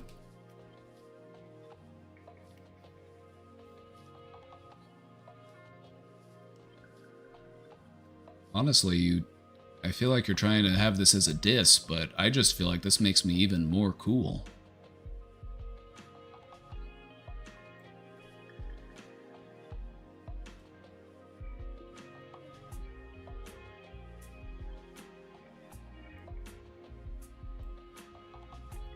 I live near the San Diego Mosque and always pass by it all the time when I go out.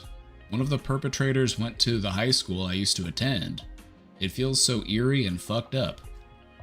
It's something that's been on my mind recently and makes me uncomfortable.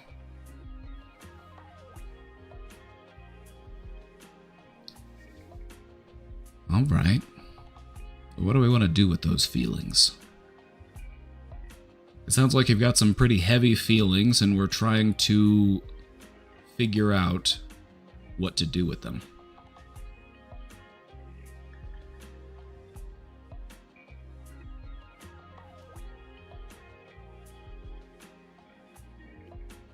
So what do we want to do with those feelings? What do we think that we could do to help those feelings process a bit?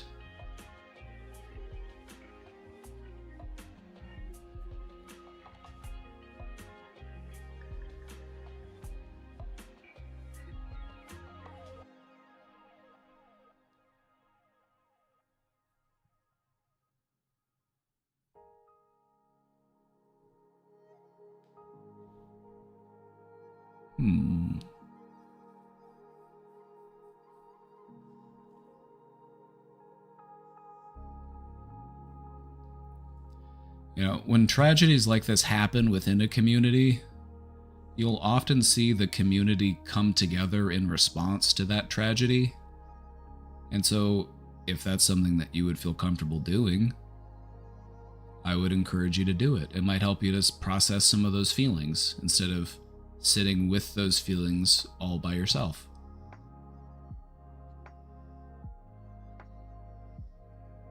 You know, spending some time with the community, talking to people. You know, because you're not the only person that's dealing with feelings regarding this. And so it might be helpful to come together and just see what other people are feeling. Talk to them about what they're going through. Share stories.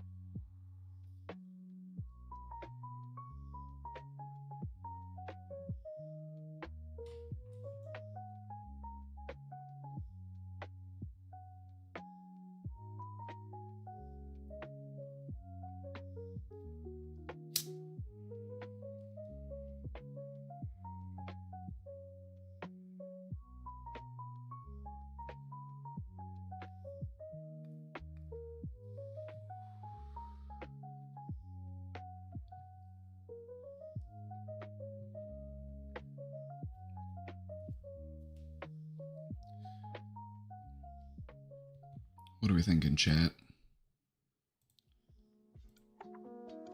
Is it game time?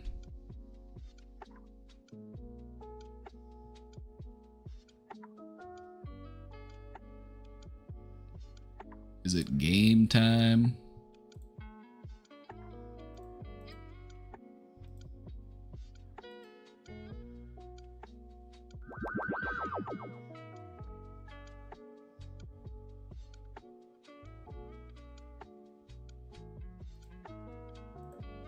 Any gaming enthusiasts?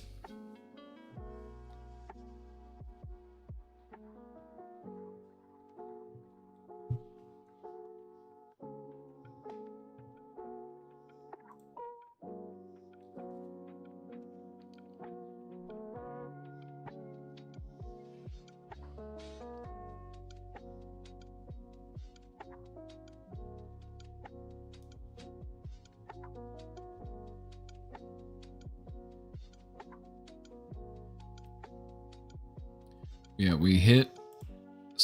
We passed 6,800 in the question box. We're at 6,806.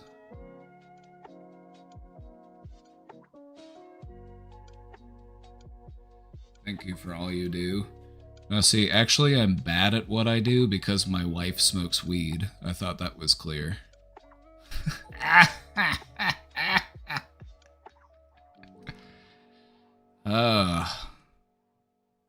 That's how I know God loves me.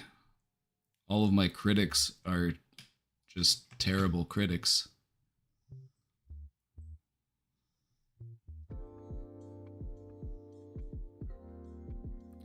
Judge me by my enemies.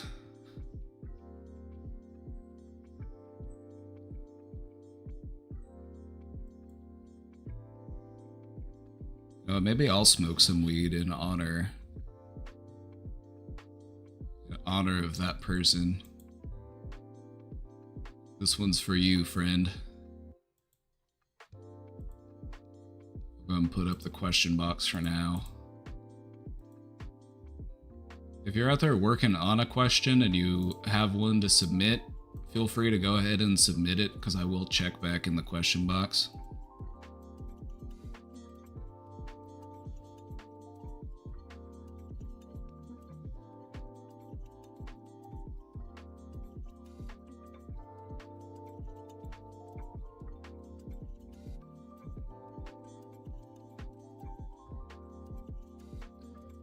Also, if you're gonna be a hater, at least do it in the chat and not in the anonymous question box. That's for serious inquiries. We're just talking about the importance of having a backbone.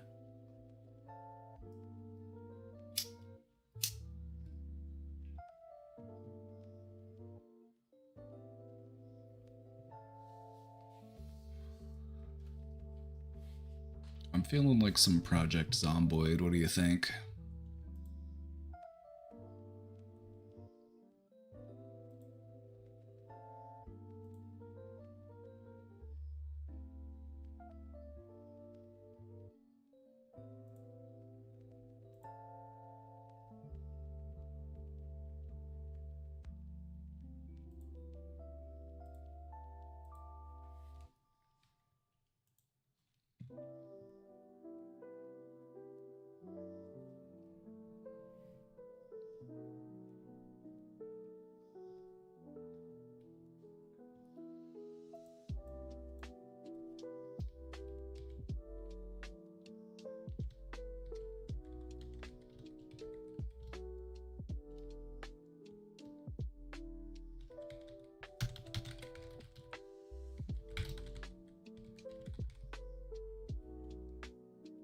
Alright, we're changing the category.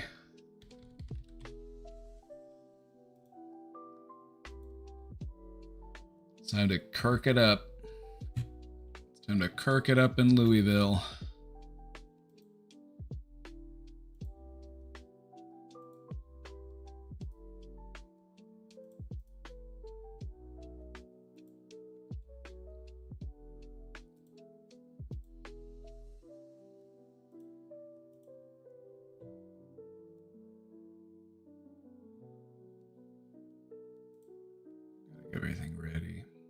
switch over.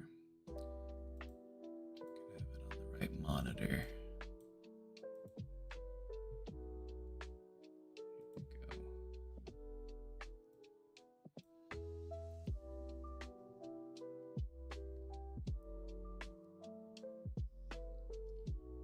See you later.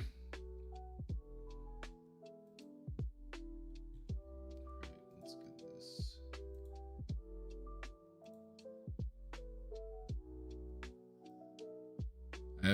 I think there's an update for the game. I haven't downloaded it yet because I didn't want it to mess up my save.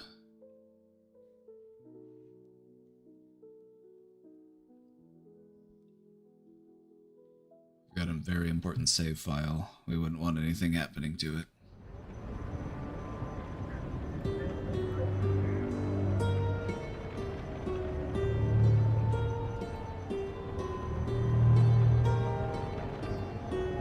It's time to kirk it up in Louisville.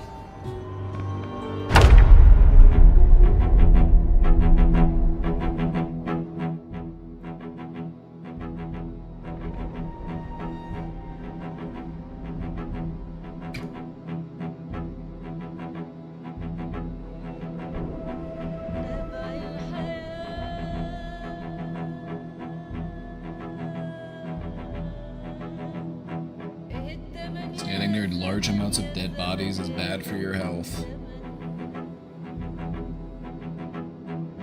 I think that's one of the new things that they added. Like, it would always make your character nauseous to stand by a bunch of dead bodies. But I think it actually makes them sick now if you stand around the dead bodies too much.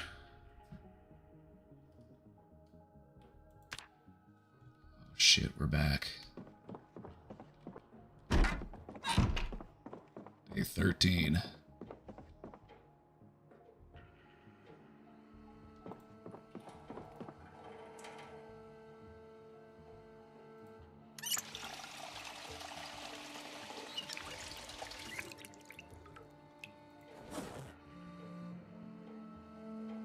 We're a little hungry, but I think we can wait. It's so many Molotovs.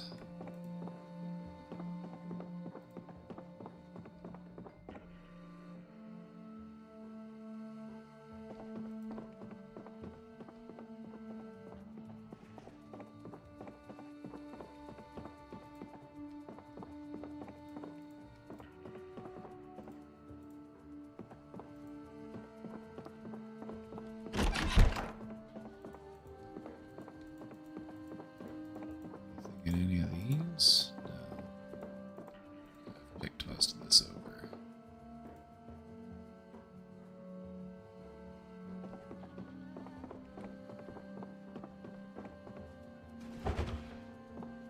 Power's still on.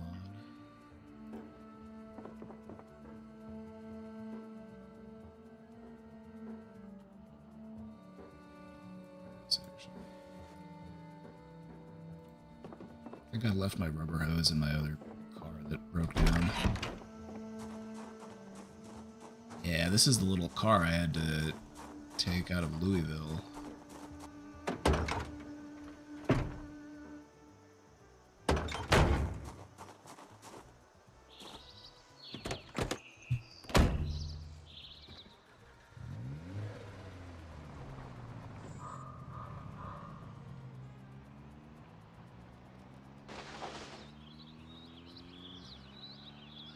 First things first, I want to go to my old van.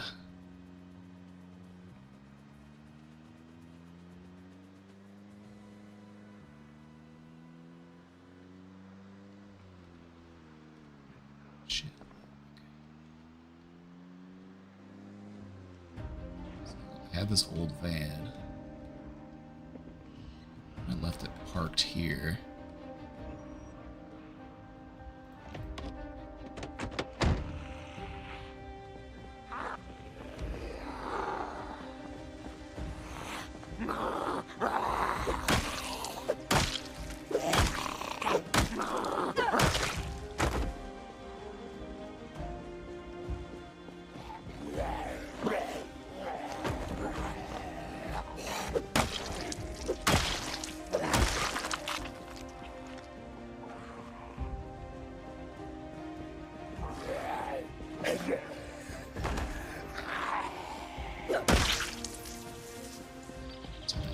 that? Oh, it's a beret. A black beret? The black ball cap is where it's at. I got the outfit.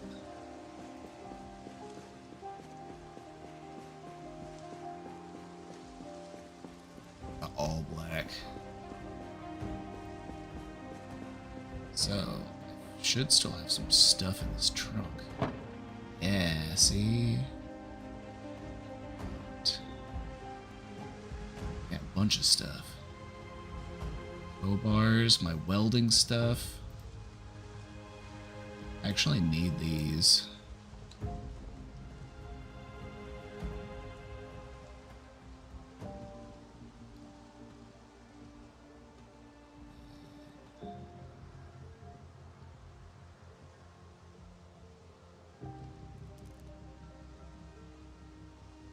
.357 Magnum.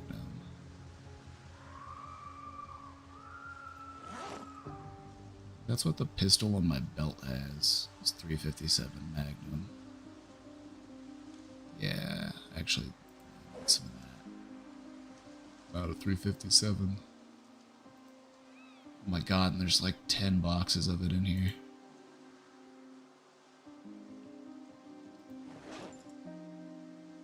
Okay, here's what we'll do.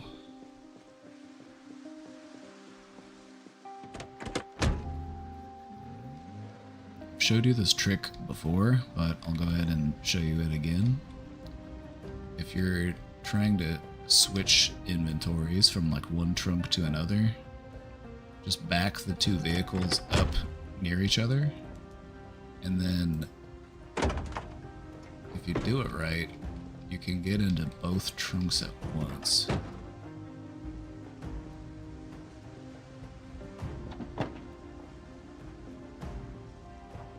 I think I need to be a little closer. I don't like how close that zombie is, but he seems to be ignoring me, so. It's raining. See, now I can get into both trunks at once. So I'll take all that. 5.56 too.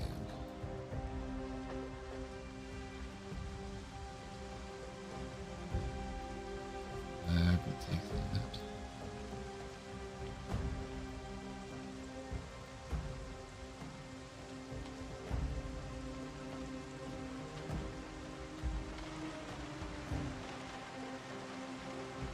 I can leave all this other stuff. I don't really need this stuff.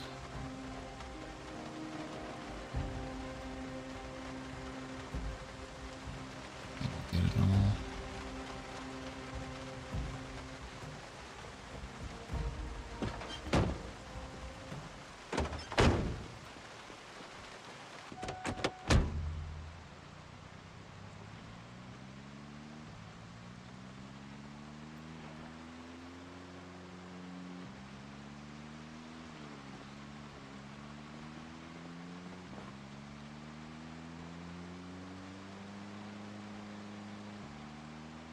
Yeah, I needed to grab my welding equipment because we're going to the military surplus store, and there's probably going to be some security gates that we'll have to use the cutter to get through.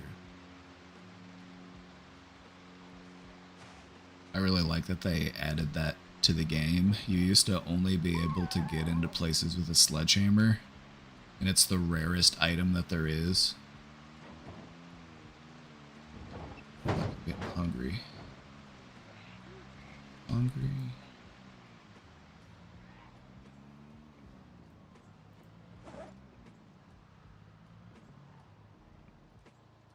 Damn, I should have grabbed more food.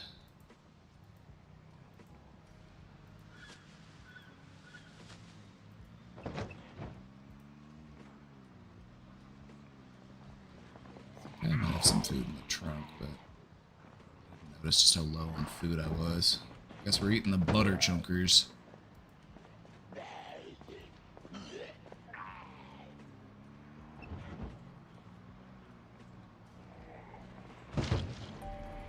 Still quite a few zombies lingering around in this checkpoint, even though we killed like 1,000 in there. And this is normal spawn rates. You can actually turn the spawn rates up even higher. Insane population. That might be kind of fun. Do an insane population. But then you can make it so that most of the zombies are like in the city.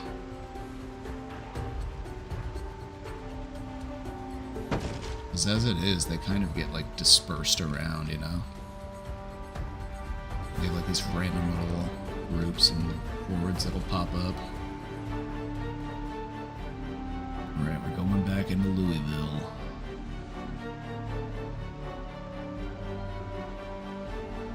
I kind of need to find some food before we get too far. I might be able to find my old van. If you weren't here for the last, if you weren't here before, I had a van that we were driving around. We took it down into Louisville and we did all sorts of shenanigans with it. And then right as we're leaving Louisville, I crash into a light pole, getting me stranded.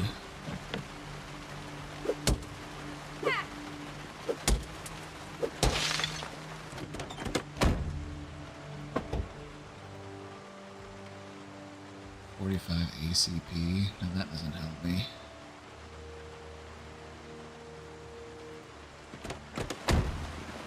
Let's check the trunk. Box of 44 Magnum. Megaphone? I wonder if that does anything. I can equip it. Oh shit, it works. Oh my god, you can yell through a megaphone? Well, that gives me some ideas.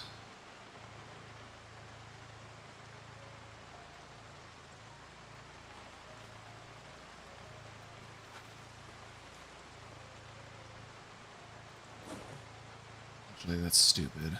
Megaphone? Why would I use the megaphone when I could just shoot a gun?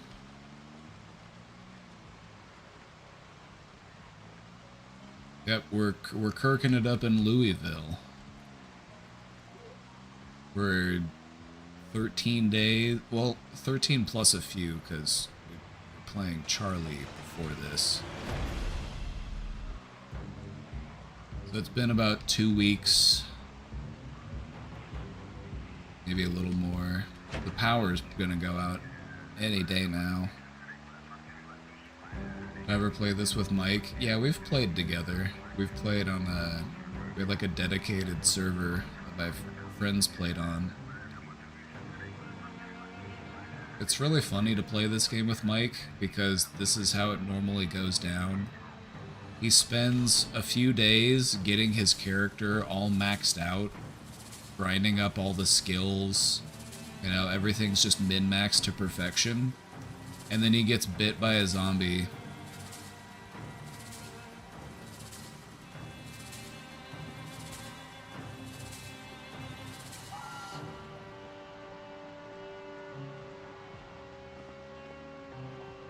He'll be up there like grinding out his mechanic skill, taking apart like just completely dismantling and reassembling cars. Because that's how you level up your mechanics. He's like, alright, I've mastered out my mechanics, I've mastered out the carpentry. It's like, if you do that with a character, I will never leave the base. If I have to put that time into like maxing out a character so that they can do high level crafting, I'm gonna make a new character so to go out and do runs. Because you don't want that character out there just where they could... Because when you're out there in the field, you're out there doing runs. When you're out there doing runs, anything could happen. Just some random bullshit could just be the end for you.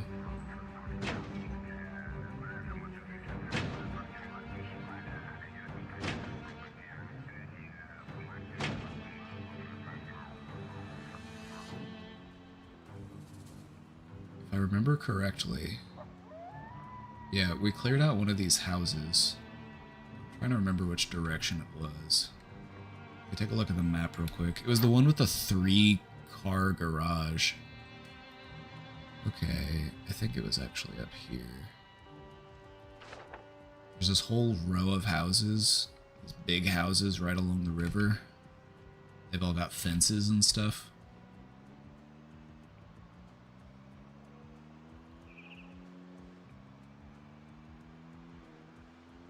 There's another time, so I was playing with Mike, and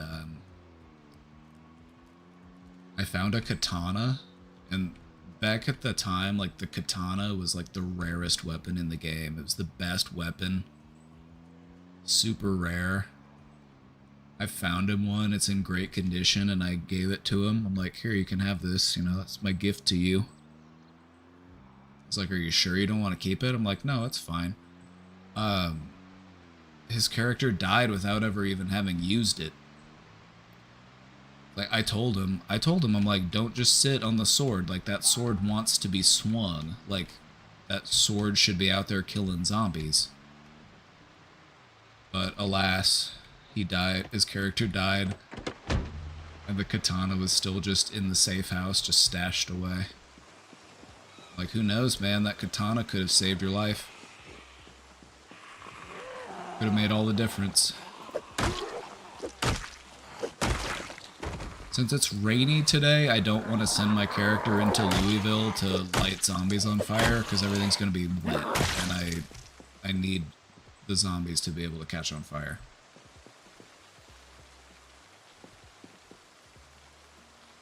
So, this house here, this one with this big-ass 3-car garage,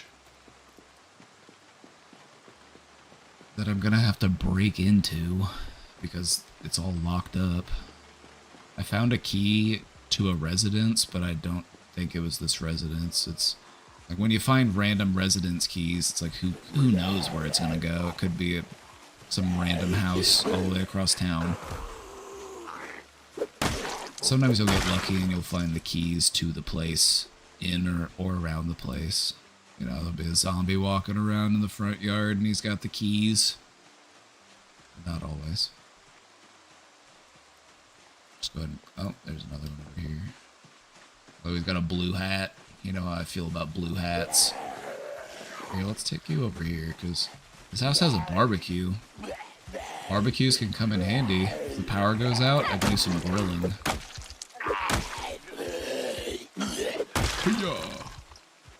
Alright. Looking pretty clear. Let's go around the front and make sure there's nobody wandering in. Alright, good. Yeah, this isn't a bad little spot to make a little base. If you're a base type person.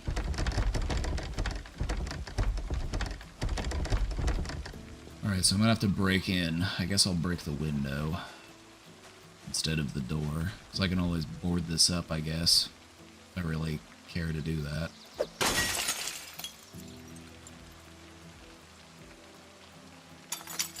I want to cut myself.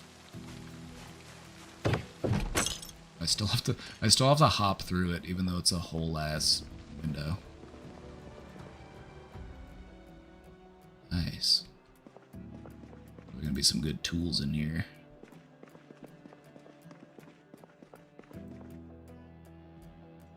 Some metalworking stuff. Oh yeah, some welding stuff. Nice.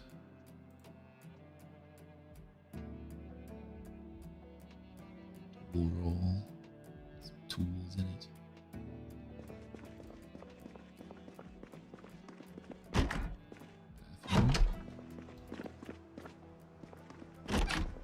Oh, hello.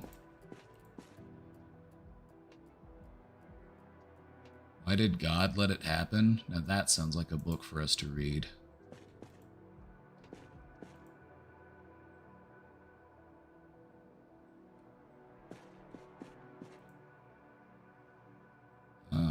Mechanic tools. Bad little place to fix up a car. Why no community server? We're working on it.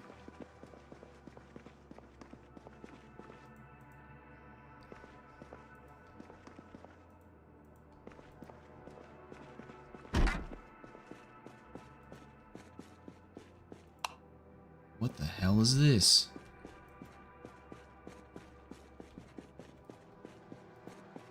I mean, it doesn't actually do anything, but I'm like, what the hell is it? Like a big ass generator?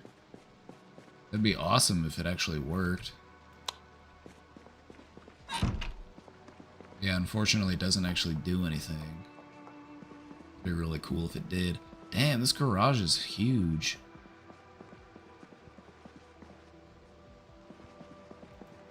Fucking jukebox, pool table.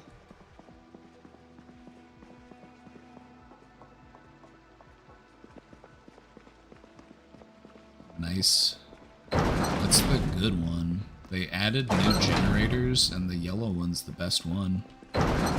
Oh, I still have to find the manual, though. Oh, shit.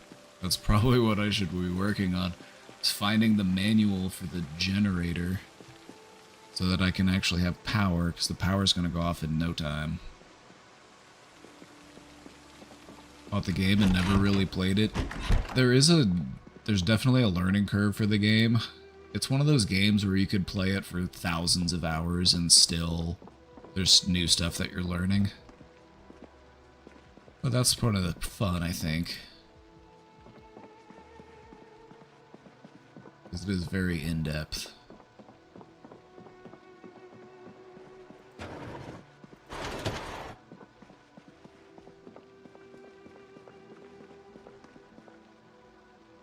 Stale mutton. Let's go ahead and cook it. Maybe it'll be better if we cook it. Maybe we can put it into a stir fry. We have an empty. Oh, what's this? Pot of soup, rotten. Let's pour it on the ground. Just pour rotten soup on the ground. There we go. Now we got a nice empty pot. So we can.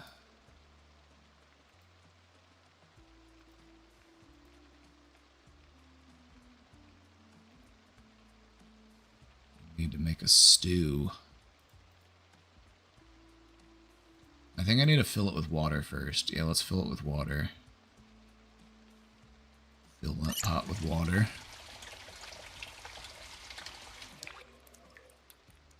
How many games that have a ton of depth are also easy to get into? That's a good question. A lot of the, like, survival games that have a lot of stuff that you can do, I'd say. Well, like, with this game, it's like, if you wanted to just be a little nomad and just live out of your car, you know, you could just live out of your car, drive around, scavenging. It's not that hard, you know, you could really just get right into it. But if you wanted to build a whole base and learn how to be a blacksmith and have a farm and do little animals and stuff, it's like there's some learning involved. I'm gonna add the whole mutton chop to this. Alright, we got mutton stew. Let's go ahead and add some corn.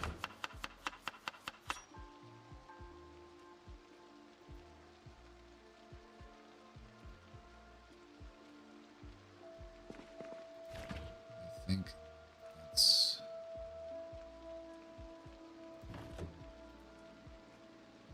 it. All right, so we're gonna make this stew in the traditional way. We're gonna throw it into the oven.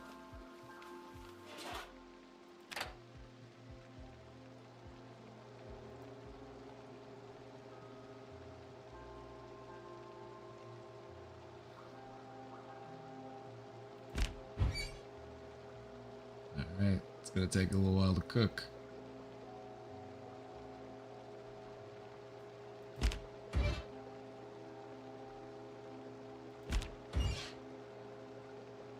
I'm getting hungry, hurry up. It's almost done.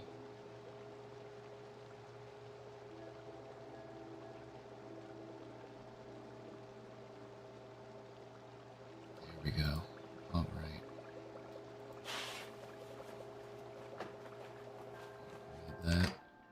sure to turn the oven off.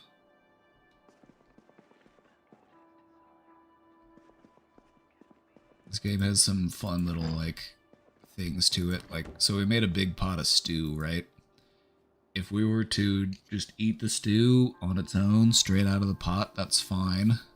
But if you put it in a bowl, it makes your character happier when they eat it. To eat it out of a bowl. Also, we took that stale lamb chop, and by cooking it into a stew, it is now fresh.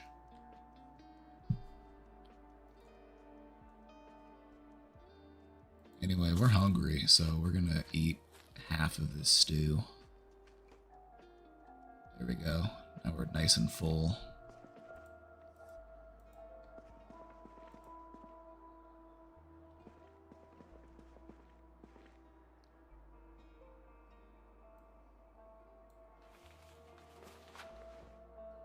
So we really needed some good food, so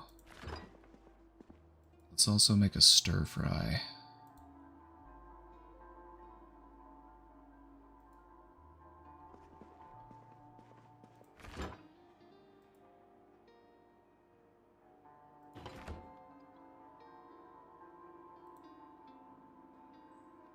Have they changed how you make a stir fry? I haven't done too much cooking in the new update. But I thought you used to be able to just do this. Maybe I have to have the meat in my... Well, no, it should be able to take ingredients from whatever's nearby. Maybe it needs to be thawed. I think maybe I can't put frozen meat in a stir fry. I have to thaw the food.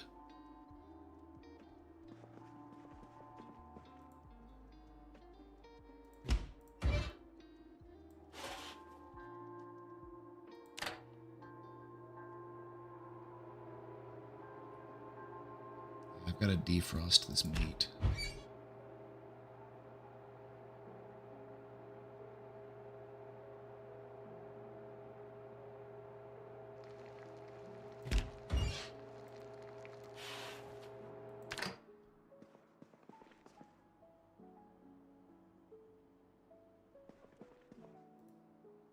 There we go. Yeah, that's why I couldn't do it.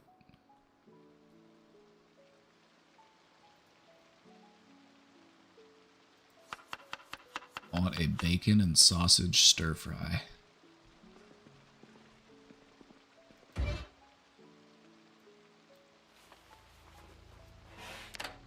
Just throw that in the oven too.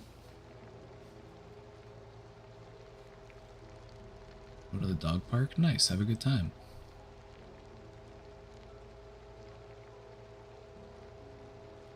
Yeah, one of my favorite facts about this game is that if you eat beans out of a can, it makes your character sad, but if you put the beans into a bowl, it doesn't make them sad. Just the fact that you're eating a can of beans straight out of the can is just depressing to your character.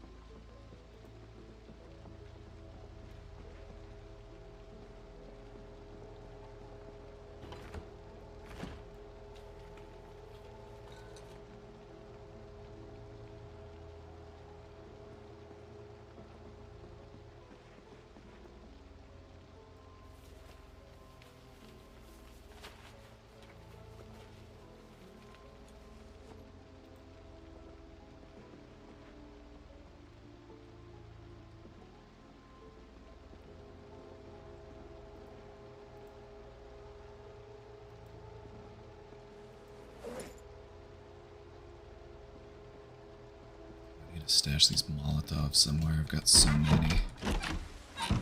Wonder I'm all the way down.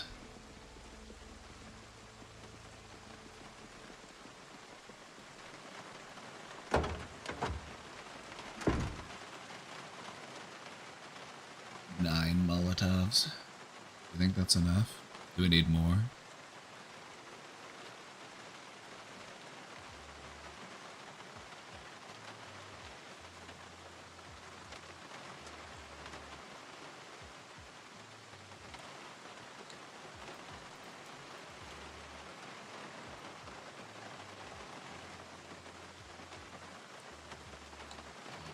It's pretty fun.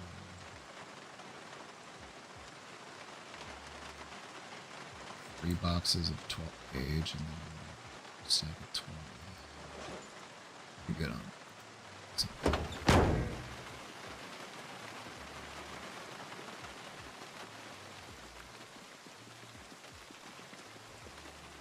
Am I the guy that says removing? Wait, no. I don't know what you're talking about.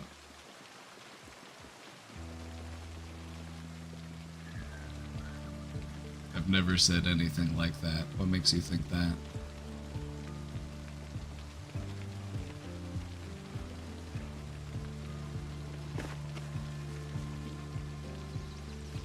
You've got me confused with somebody else.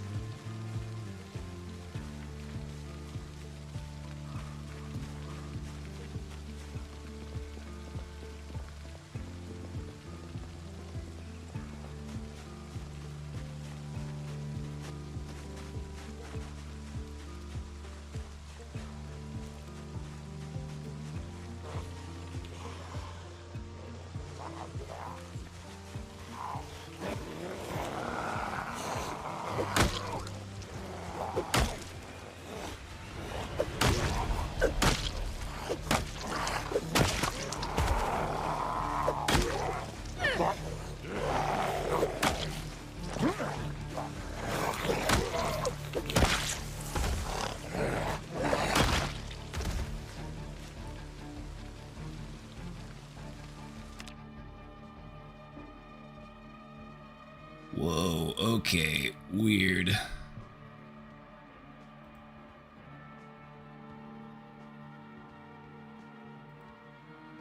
It's a ban. Okay, that's... what the fuck?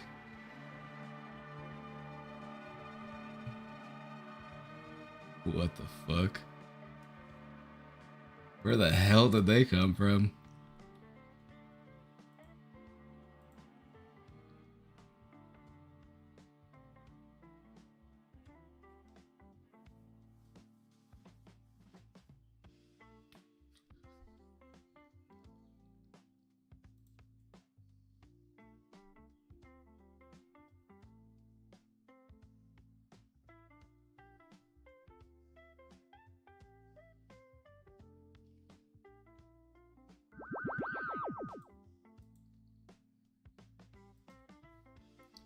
That's the weirdest shit I've seen so far today.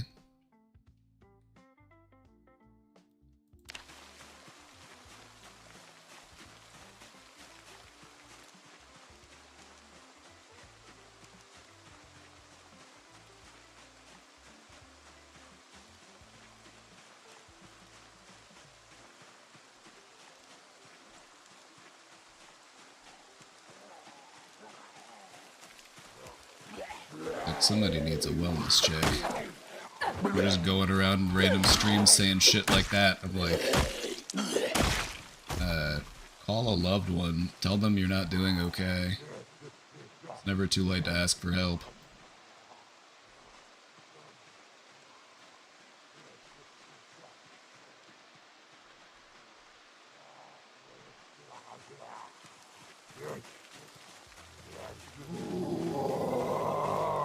Kind of feels like that just has been going on lately. Just people completely unprompted saying some of the most unhinged shit you've ever heard.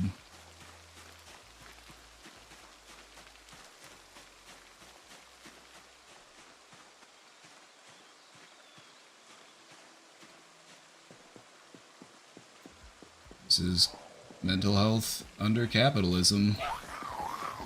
People coping by just being really gross. You see it too often. People coping with their mental health by just doing really gross shit or just being really hateful.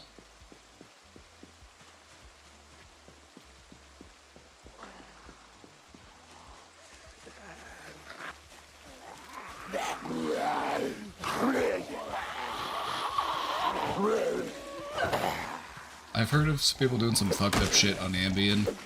Like, they like get in their car and like drive places and don't remember doing it. It's like Ambien's fucking scary. But I don't think it makes you a racist. I think it just lets the inner racist out. But I don't know.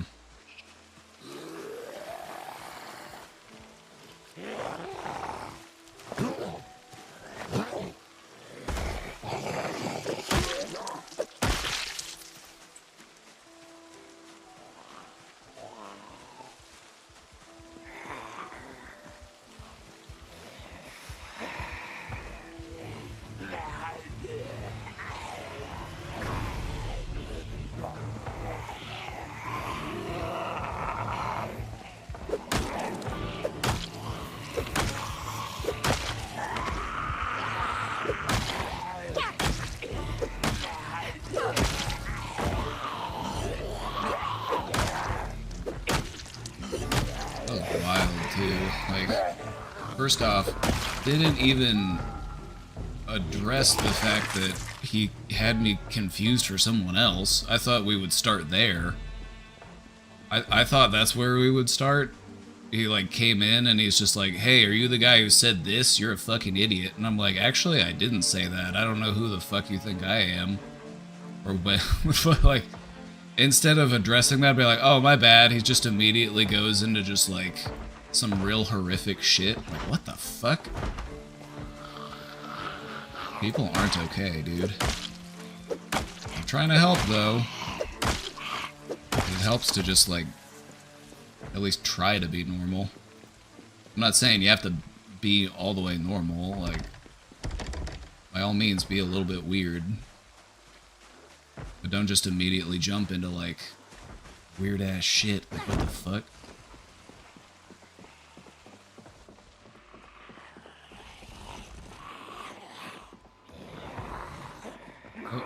There's a few zombies in here. You can hear them. Whenever there's more than one zombie in a house, I like to play it safe and just lure them outside. Too many times I've just gotten jumped. Like I'm fighting a zombie in the kitchen and one of them sneaks up behind me. Okay, get out here. Yep, through the window. Yep, there you go. Perfect. Hey. Freak. I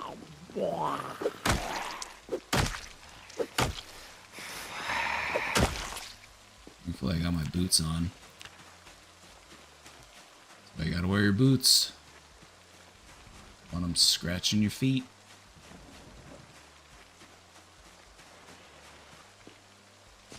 Ah, jump scare.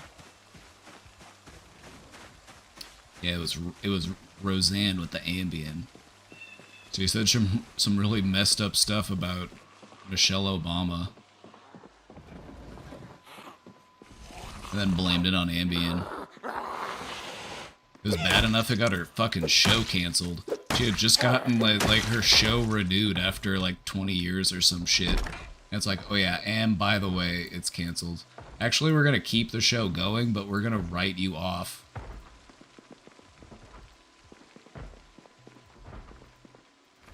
Like, we already invested a lot of money in this, this reboot. Right. There's somebody lurking in here.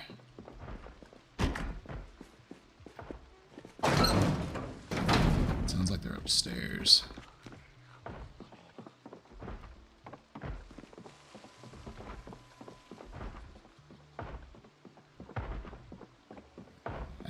Right here.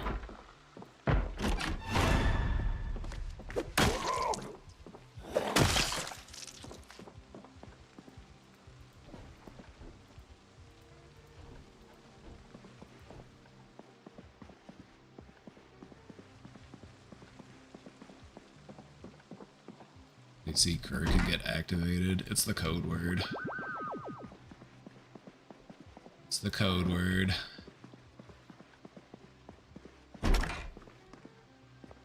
Activates the CIA microchip. It's like, oh, time to go be racist.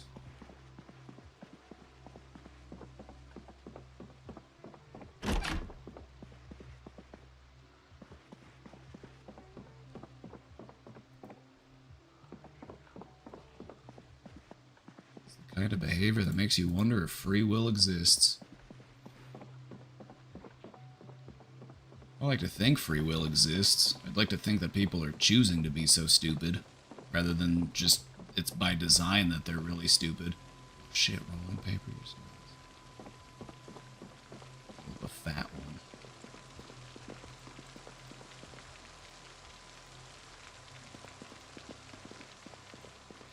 Got any cheese? Banana.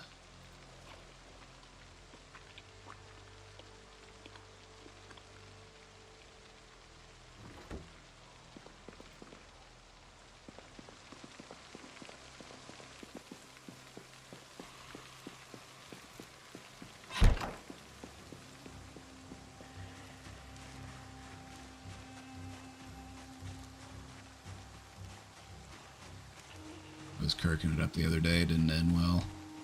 You gotta be careful where you kirk at.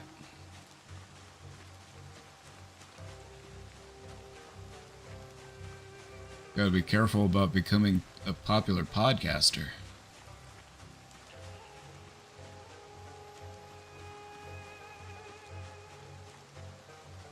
Especially if you're taking money from overseas investors. They might get mad one day that you're not saying what they want you to say anymore. They might do something about it. Gotta be careful. It's dangerous out here.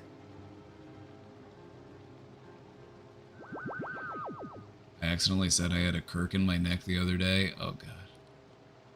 A slip.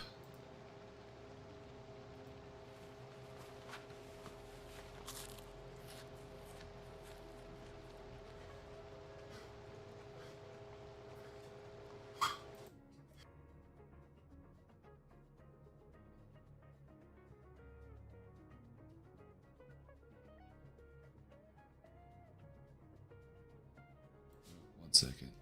Pause.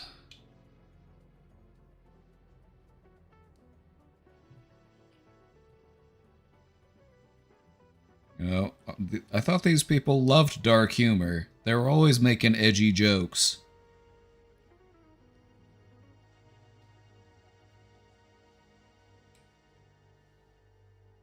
What's the matter? We don't like dark humor anymore? That one's off limits. Not my podcaster. Nuh-uh.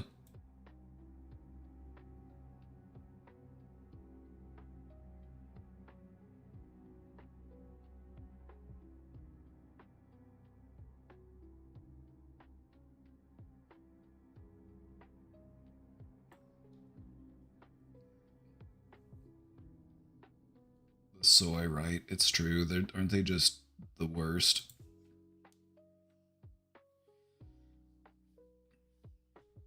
It's always the ones who are like the most performatively masculine too. It's like we always knew you were overcompensating with all of this performative masculinity. It's like, what's up, bros? I'm gonna go get my testosterone level taken. I'm on some supplements. Actually, that brings me to today's sponsor.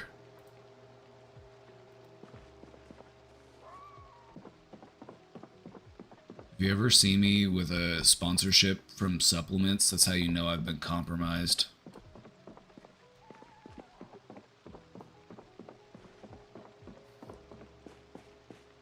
That's how you know they got me. Alright, let's go to bed.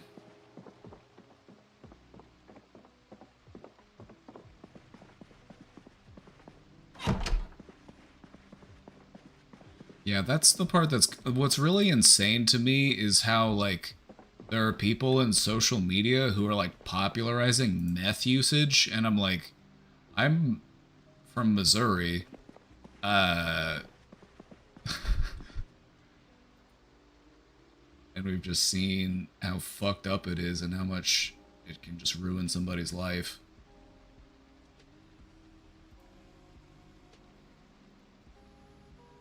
I'm just like, you guys are doing this shit for fun? Like, you know what that does to people?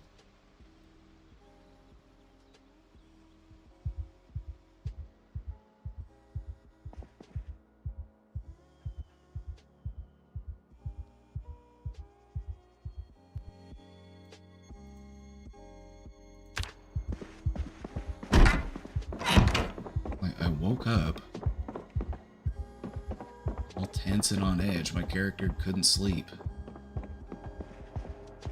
Like, there's nothing outside. Nothing. I thought there was maybe something banging. I don't hear anything.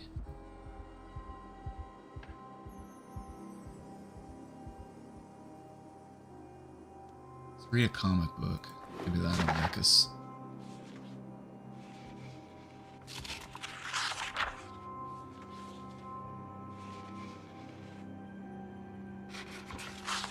Yeah, the powers that be want people addicted to meth because meth is something that capitalists like taking advantage of, because you're having a hard time finding workers that are willing to work as many hours as you need. It's like you need them on performance-enhancing substances.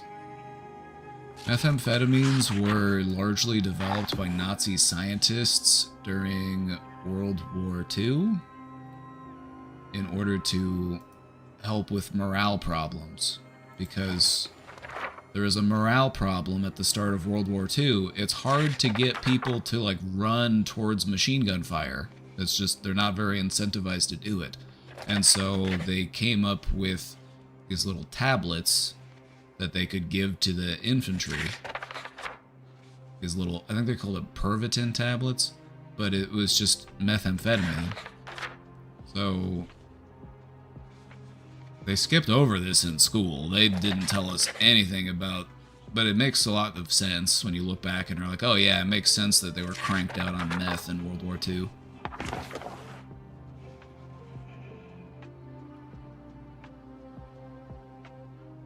Yeah, the thing about methamphetamine, it works in your brain by triggering a massive dump of dopamine. So you get this tremendous feeling of like reward, because dopamine is the reward chemical, and so it just creates this intense sensation of like, you know, this is a good thing to do. This is something I should be doing, even though you shouldn't. It triggers that feeling in your brain of like, holy shit, this is really awesome. And what it ends up doing over time is it blows out those like dopamine producing components of your brain cell, and so you just don't create as much dopamine anymore, and life just literally sucks, because your brain is like, I don't need to make more dopamine because I'm, you know, and it changes your brain chemistry.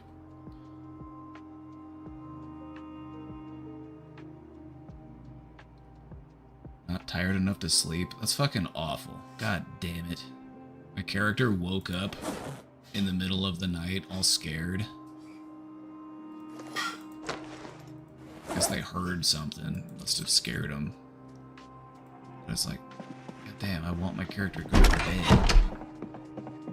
I want him to go back to sleep so that we can wake up at a good time. Wait, do I have sleeping pills?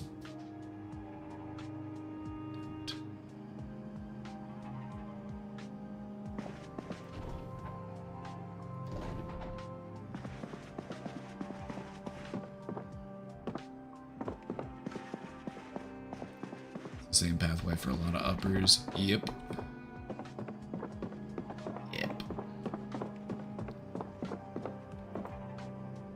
And if you've ever met anybody who's done it long term, you can just see how it's messed up their life. I've had people tell me, you know, because working as a substance abuse counselor in Missouri, you'd see it a lot. A lot of people get hooked on meth. A lot of people start taking it because it's like they have to work 2 or 3 jobs to survive, right? And it's like, how are you going to do that without performance-enhancing substances? And so people use it to be able to work more. It's like, well, I gotta stay up for 3 days straight because I gotta, gotta pay the rent.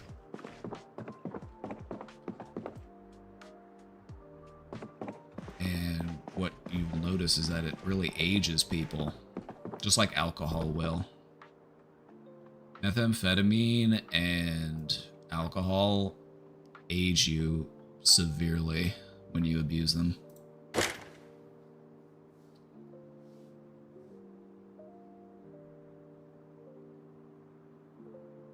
I don't want to play with conspiracy here, but there's also an adjacent theory with the prescription of... Oh, yeah. Hold on, I'm gonna find a book for my character to read before I go on this spiel. Like, do I have a book? We might have to just wait it out. I have some thoughts on this. The ADHD epidemic. And the overprescription of stimulants as a way of treating it. Set alarm. Let's do it for... Wake up. We'll sleep in. 9 o'clock.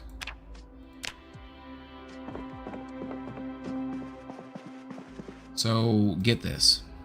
You live in a world that does not appreciate the value of your labor, and yet it demands that you work excessively just in order to survive. Not even in order to thrive. Like, you are working your life away just so that you can barely get by.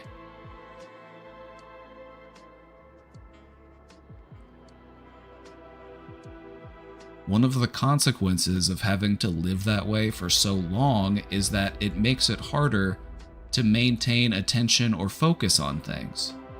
Because time is money, and I've only got so much time, and I can't really afford to commit to a thing, a book, a thought, because I've always got to keep moving on to what is the next thing, because I've got so much that I've got to get done.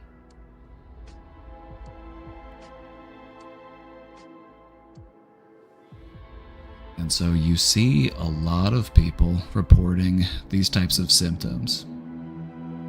And a lot of people will turn it into a diagnosis. They will turn it into like something where it's like, this is a problem with me. This is my disorder. It's a problem with me, right? But if you were to ask me, I would say that a large majority, I won't say 100% because attention deficit has probably always existed in some capacity. But I would say that a lot of people who are dealing with those types of symptoms it's because of systemic reasons. The issue is with the system that we live in. It's just not compatible for our human brain. We aren't meant to live that way, to just feel so exploited and so downtrodden. It's just not good for us.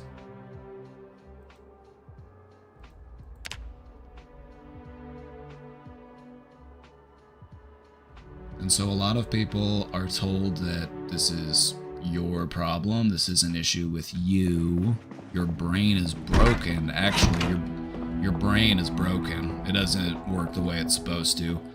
And so you're made to feel like it's your fault, it's your problem to fix.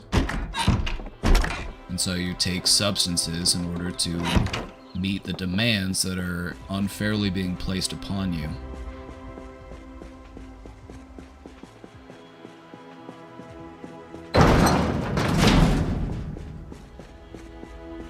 And so you get a lot of people who are prescribed these types of drugs.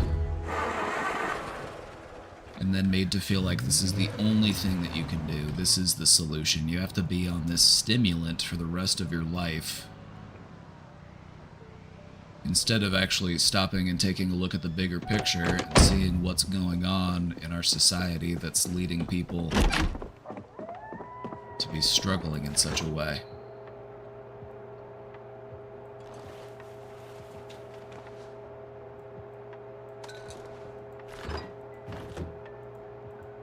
But of course, when I talk this way, they accuse me of being a communist or something.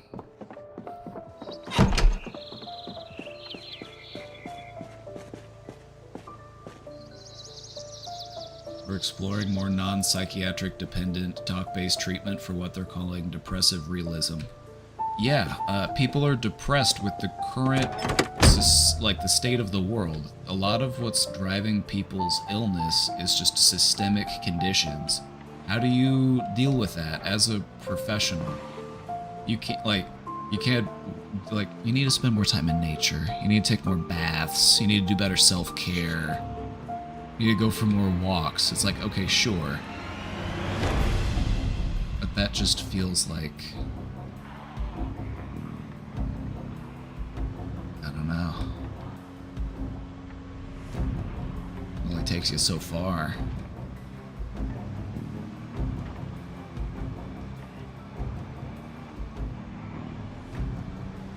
Also, I can't stomach the fact that people are made to feel like the reason why that they're struggling, is because of what they, like it's a problem with their brain or something, you know? It's like, you got a chemical imbalance. Like, you think that maybe my chemicals are imbalanced because the world is run by a bunch of warmongering pedophiles? Do you think that might be why I'm feeling a bit out of balance? Or is it just that my brain is broken and I need to take a medication to treat it for the rest of my life? Like, you gotta remember that capitalism is selling us the cures to the issues that capitalism causes.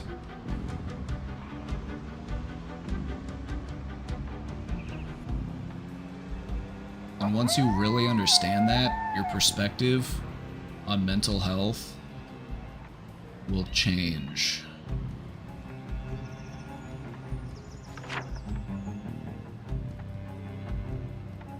Alright, we're headed down the block here. We're headed right up here. Trying to get into this military surplus store. We already spent one day over here clearing out the undead, but Louisville's full of zombies. There's just so many zombies. But thankfully, we've got so many Molotovs. Do I still have any on me?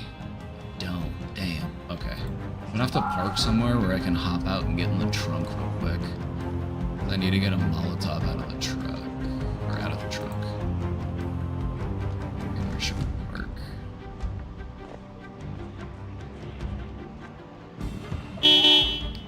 Let's go ahead and do a drive-through and start rallying them up.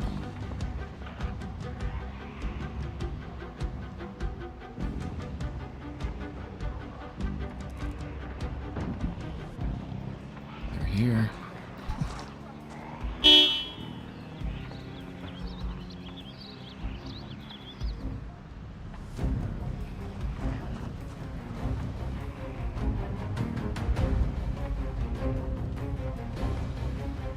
Also, isn't it just refreshing to hear that it's like, maybe it's not my fault that I'm not thriving in life. Maybe a reason why it feels like I'm always struggling is because they want us to always be struggling.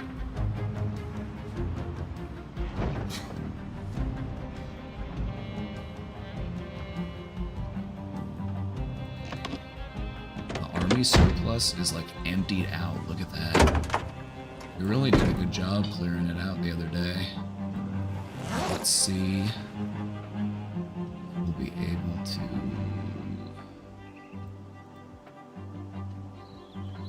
get everything we need.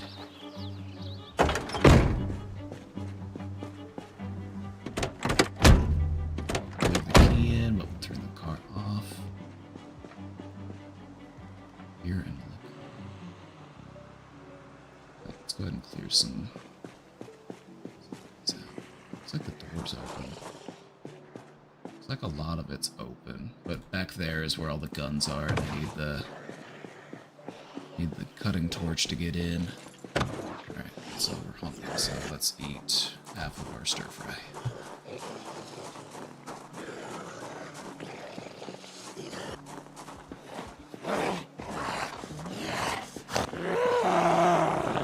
As a continuation of the thing we were talking about earlier, what I find to be helpful is revolutionary optimism. I try to maintain an optimistic attitude. I believe that we will win. Good will triumph over evil.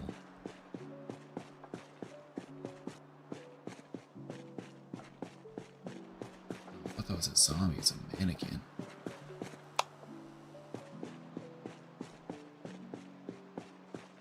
Tents? This place is awesome. Alright, hopefully they got some good stuff, because we spent a lot of time trying to clear this place out. Holy shit! Storage. Look at all that. Okay. I just want this place to be nice and clear.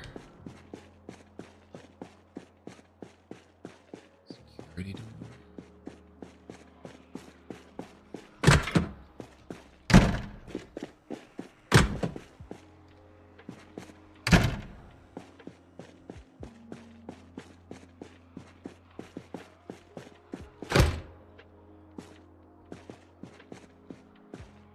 Need to break through all of this? I think I do. I don't know if I can hop over the counter and do it that way. Besides, I think I'd rather go through here. Right. Check it here real quick. Could be a zombie and they're taking a shit, you never know.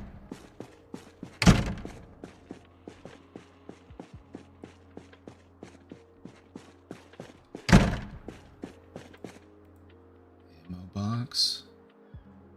Does it have ammo in it?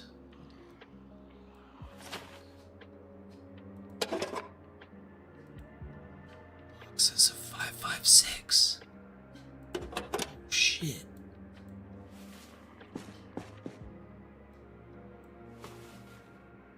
I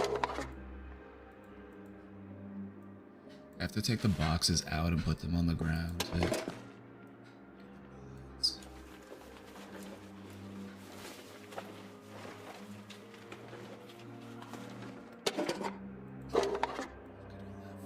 Six.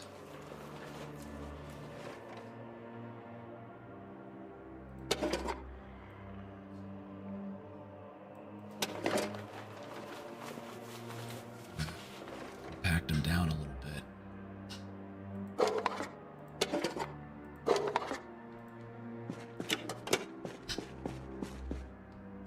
It's empty. 3, but it looks like one of them's empty. These two have something in it though. 5.56.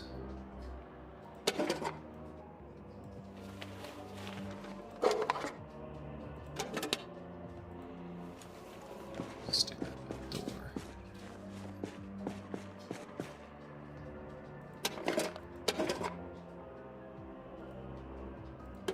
Any? Shh.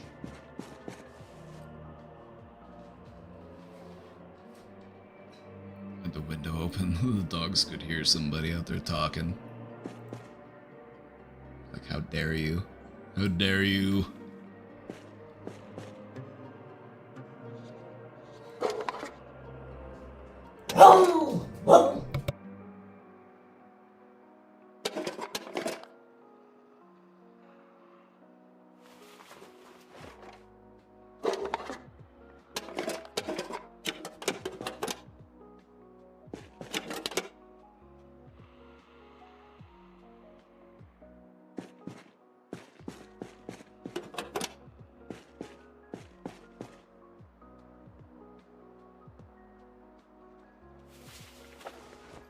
Alright, we've had a bulky ammo container. This could have a bunch of ammo in it. Oh shit, what are these? I Can't tell just by looking at them. The 38 special. 38 special. Oh, it's a mix of stuff. Just pistol ammo. Yeah, it's kind of underwhelming. Please. 5.56. Let's go.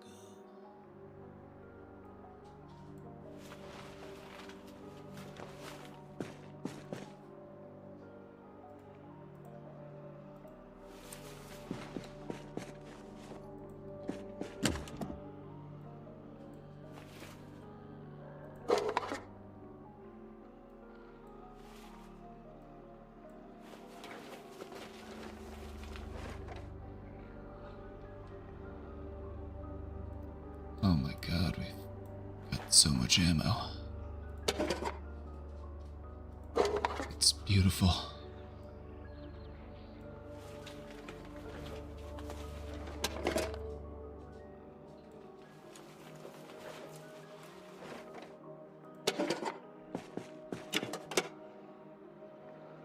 Oh my god, look at it.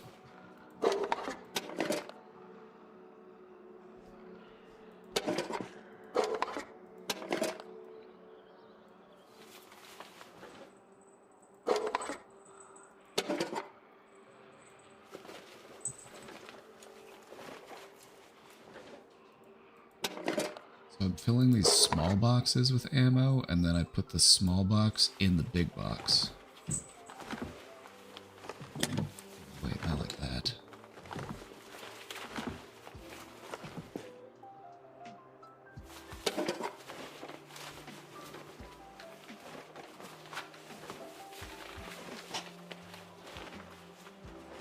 Pack it up.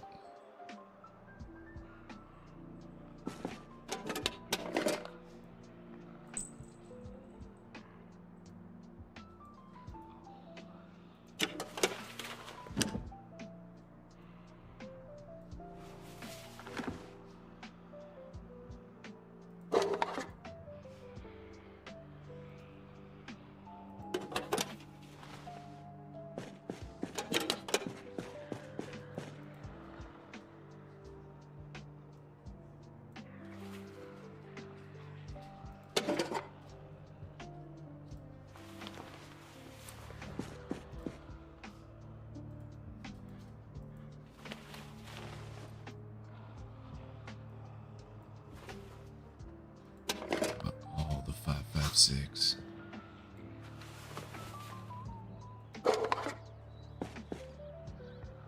Shotgun shells.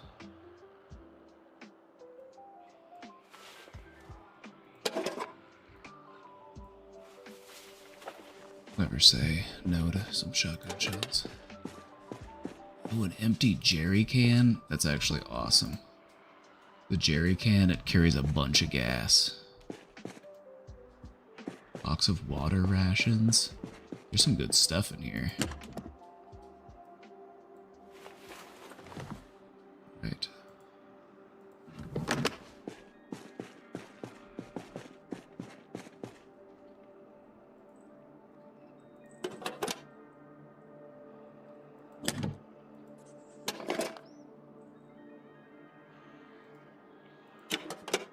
Oh, little miss. Not little miss on my keyboard. Uh-oh. Kitty. She woke up from her nap. She's ready to terrorize me.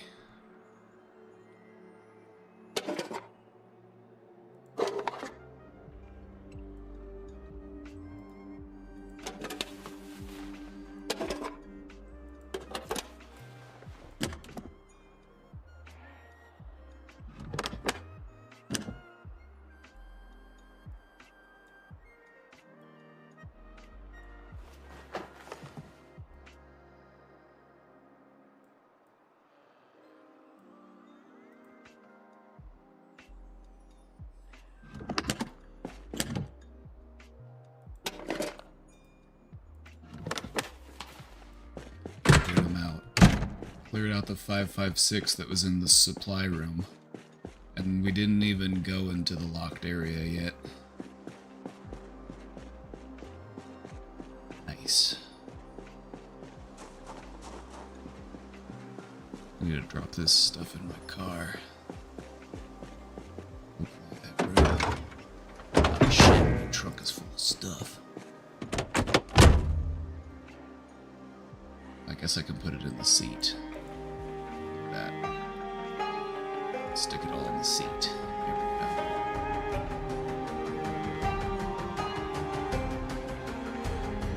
go. Stick some in the back seat.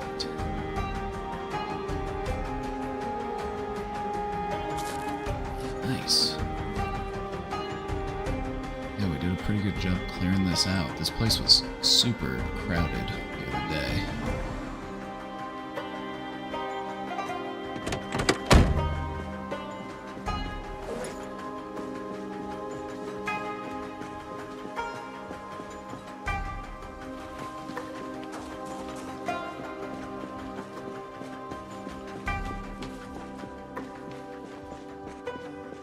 I keep seeing that damn mannequin gets me every time. Lots of military jackets, nice.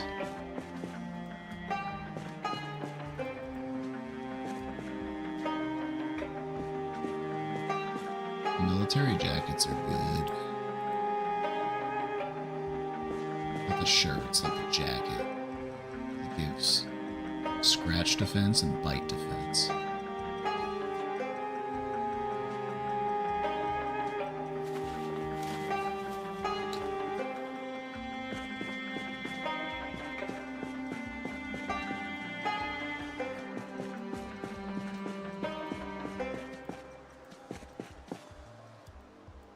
Nice. Never say no to some beef jerky.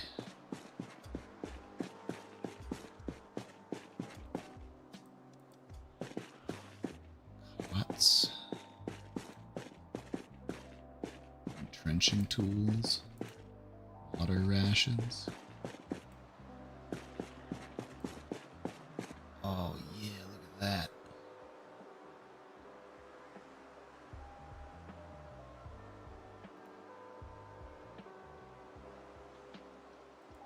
Military backpack.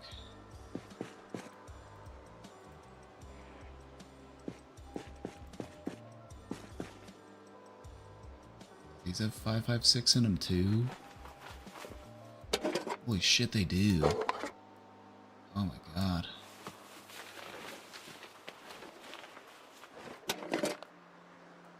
I want it all.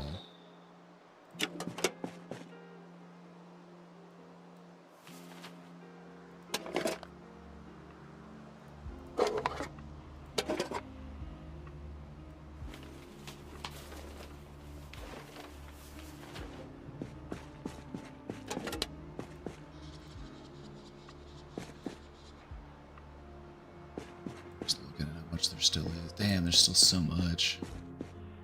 Still so much 5.56 in this little pile here.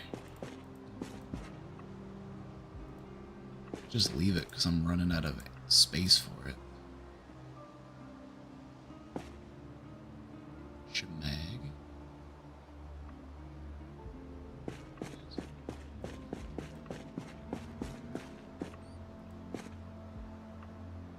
Keyring, American Eagle.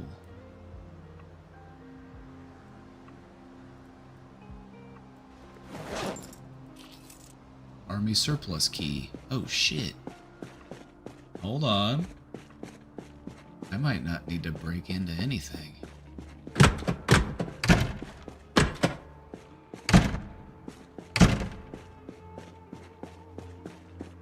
Will it open this door?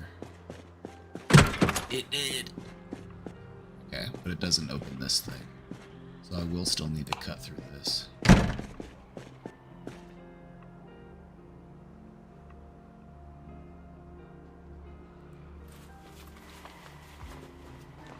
On my welding mask, my welding torch.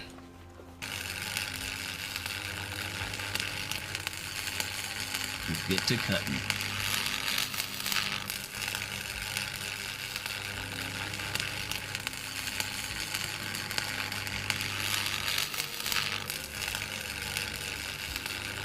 Honestly, I could live in here.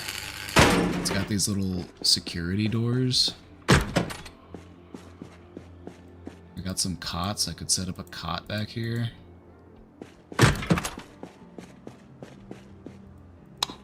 Finding the key to those security doors is pretty huge.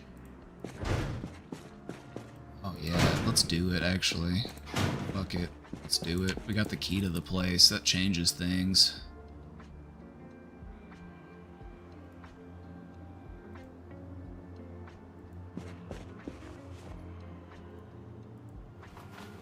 Hat back on.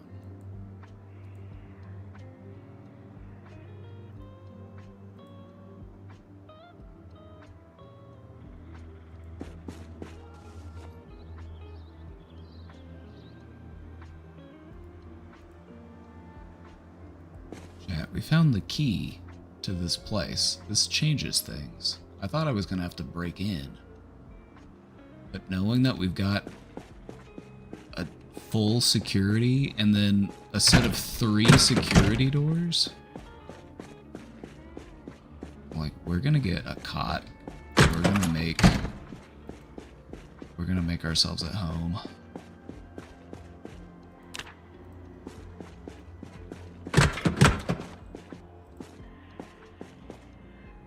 Plus we got water rations. I wonder if we got food in here somewhere. We got all the ammo we can shoot. We got winter clothes. We got flasks. We got fishing equipment. We could go down to the river and fish.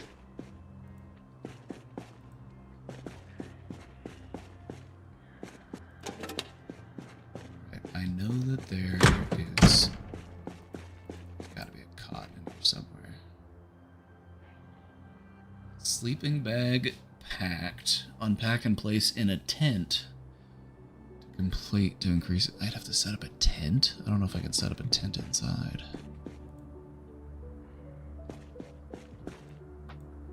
Need to find a bed.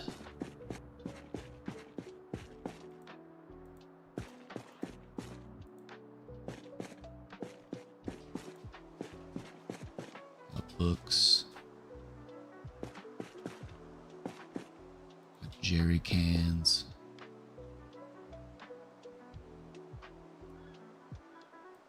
Could just go with the straight up sleeping bag if that's what it comes down to. We could go find a cot.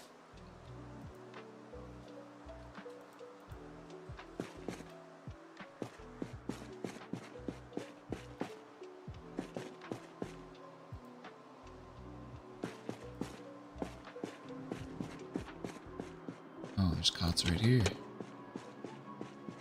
we go.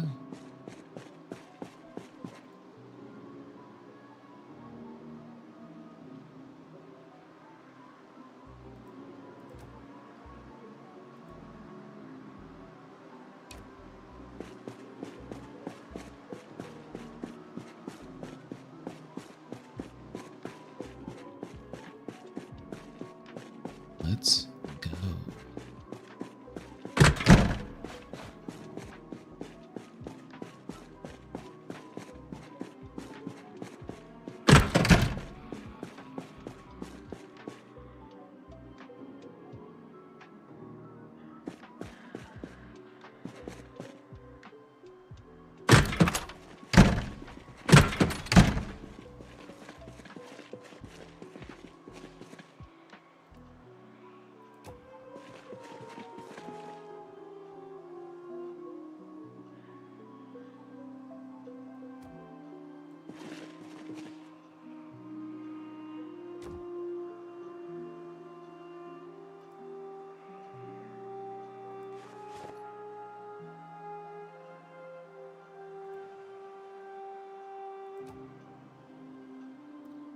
Oh, I can't put it.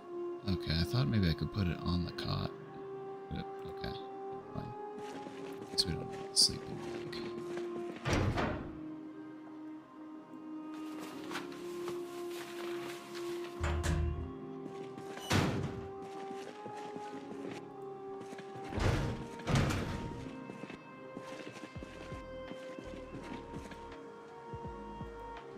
Alright, let's check out the gun selection.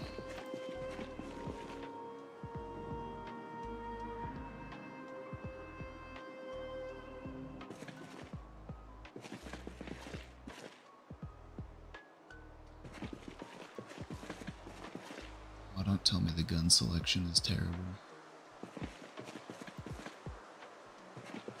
Oh.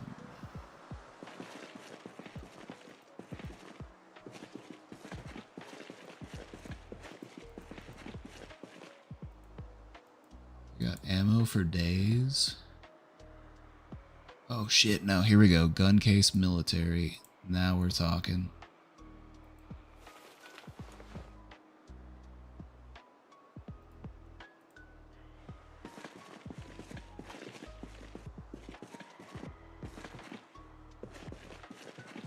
Talking 16 maybe.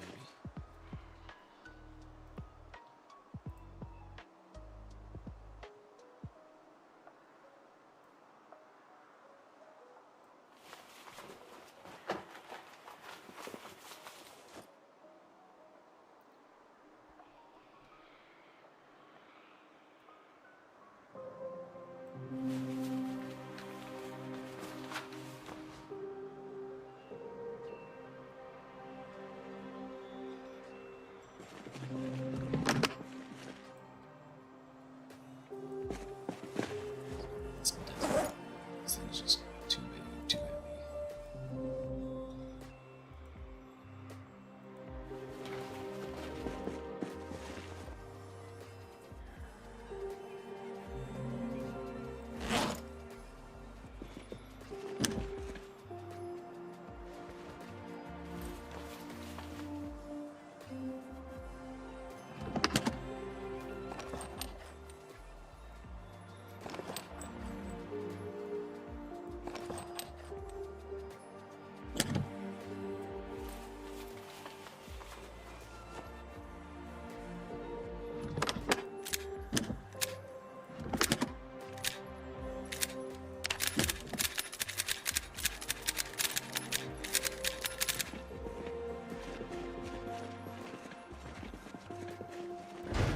Okay, now what we need is to find some more magazines.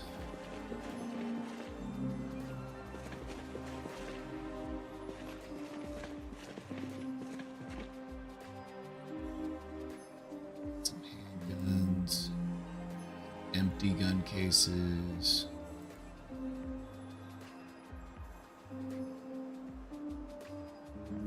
All of these have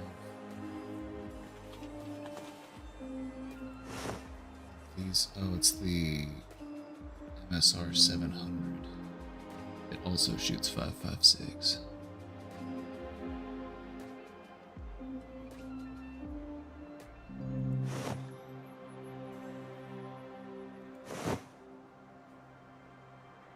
It's 7.62.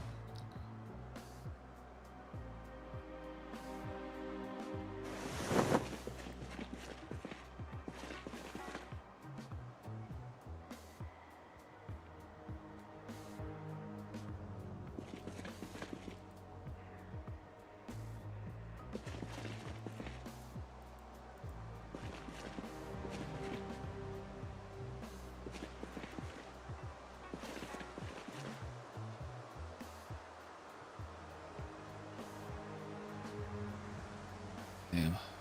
Okay. Out of 5.56. That's good.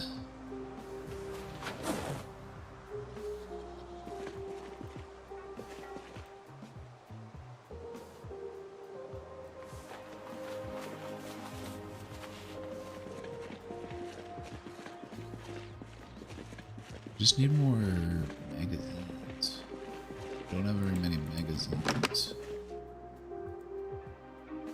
Hold on. Nothing in here.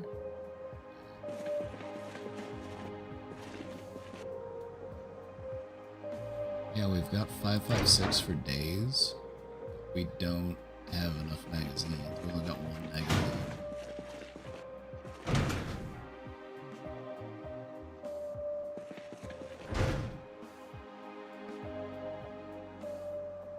We do have some more magazines. Actually, I know that there are more magazines back at the military checkpoint.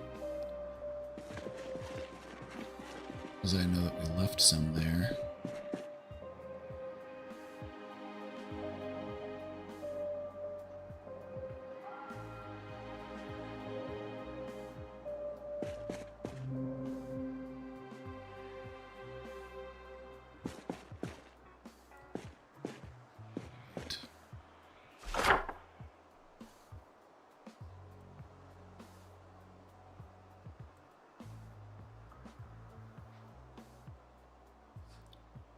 We were working on clearing this place out. I think what we might do is lay low for today and then go out in the morning and get to it. So let's see, do I have any good books? Skills looking. Reloading 3 and aiming 4 and aiming 3.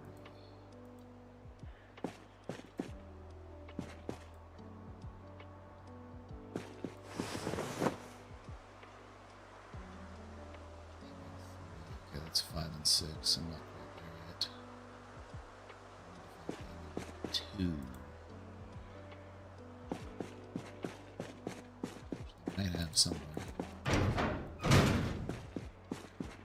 Somewhere in this store.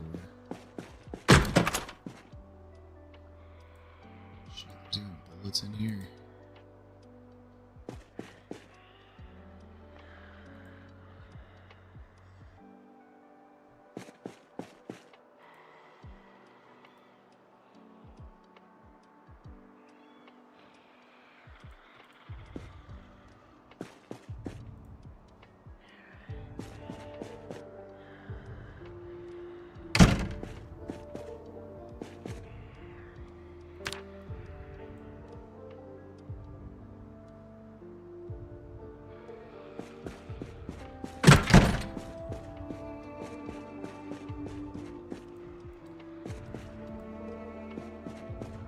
Snacks in the break room.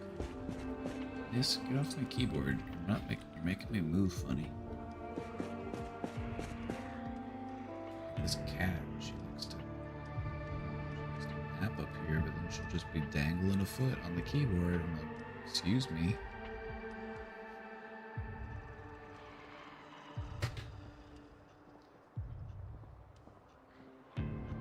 Just likes to mess with me.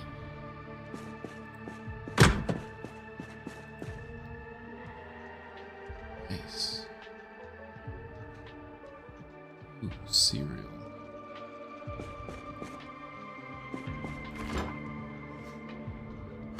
Stale, uncooked bacon. I microwaved it. Ew, a rotten bowl of oatmeal.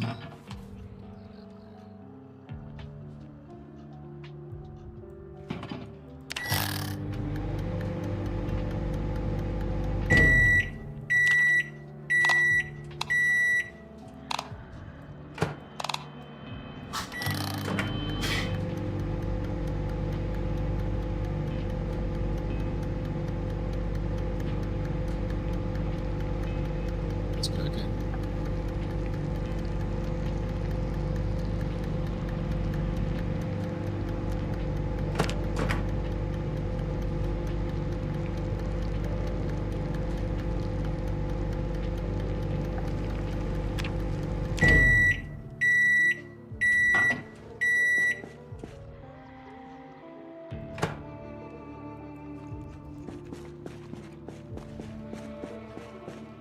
Right, eat your stale bacon.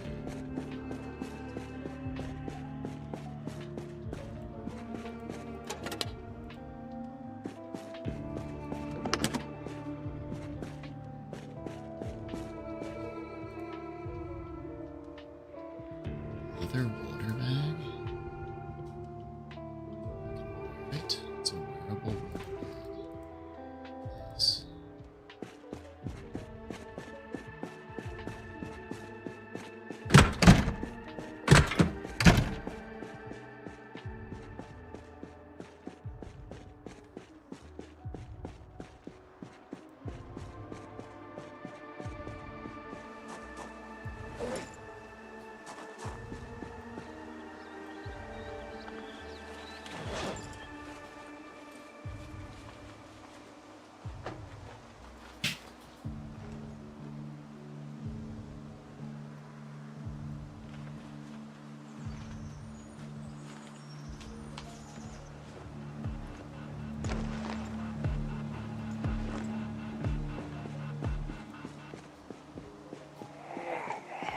Maybe do some neighborhood watch.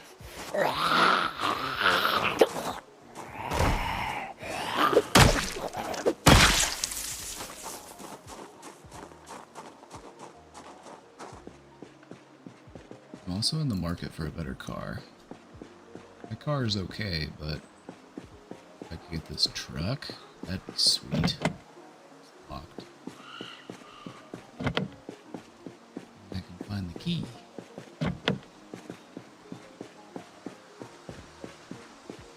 With this station wagon.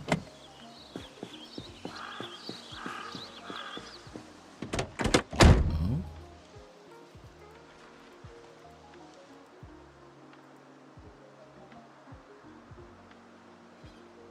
No key.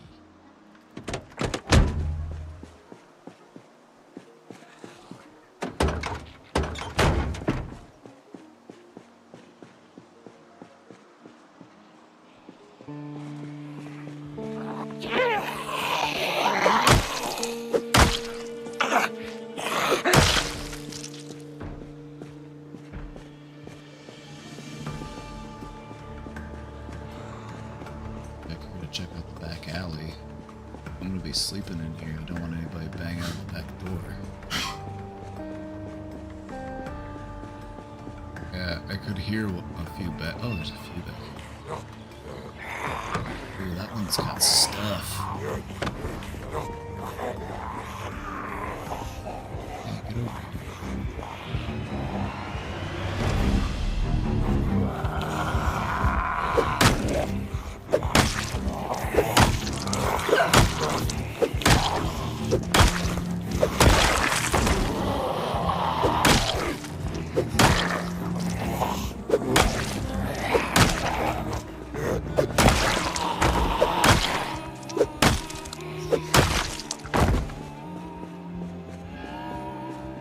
Where'd the dude with the stuff go?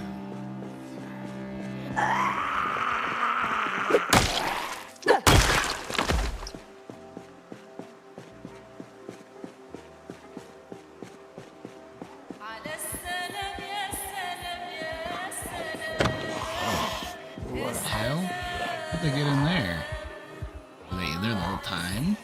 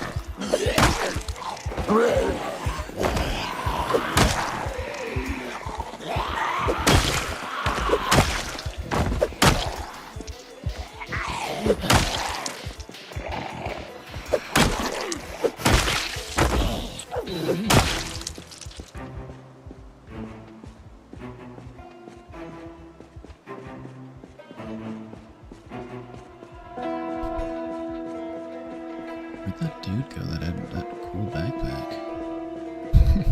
Where'd the hell that zombie go?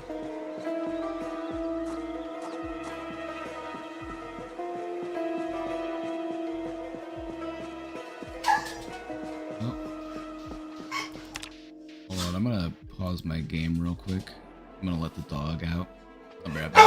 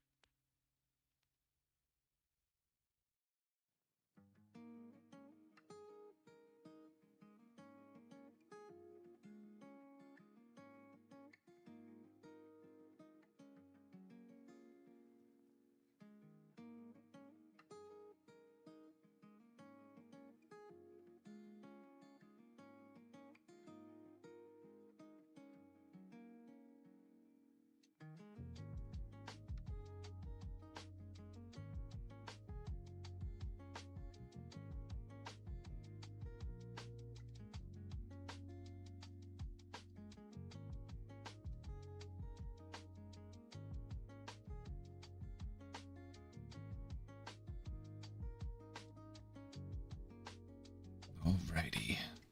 I'm back. Let the dog out. Yes.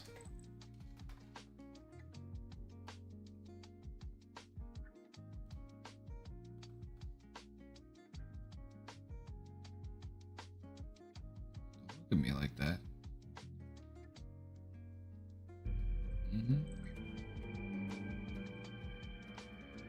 You being cute? Trying to be you trying to be cute?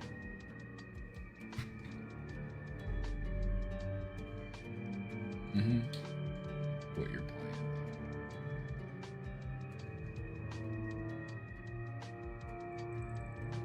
What you're playing, little kitty. God, it stinks out here. Oh, they're clearing out the neighborhood. There's this whole storage unit thing over here. There's probably some good stuff in there.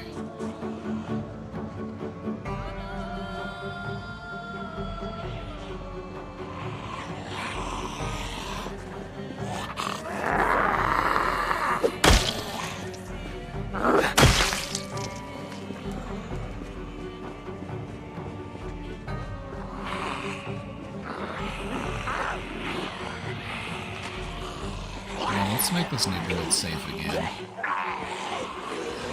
That's what I think we need to do. We need to start clearing the city out.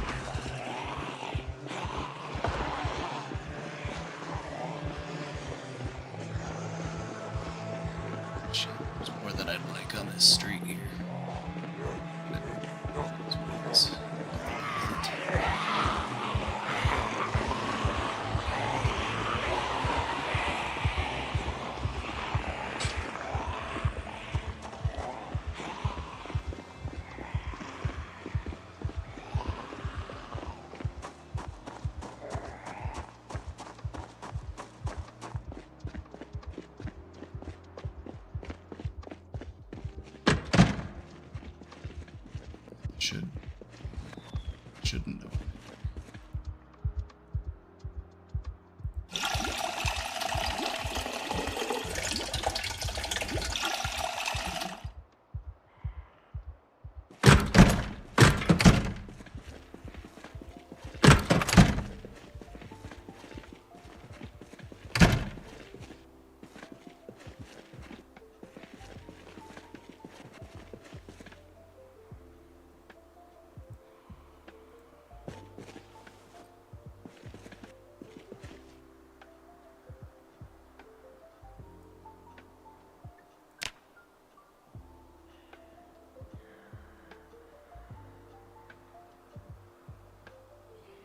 We're at 666 zombies killed.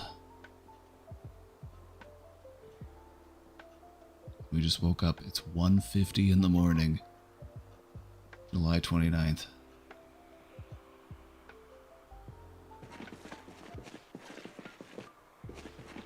Alright everybody, it's 7 o'clock my time and I'm getting hungry, so that'll be the end of it for Erica, we'll call it after that day. So, we took over the military surplus store.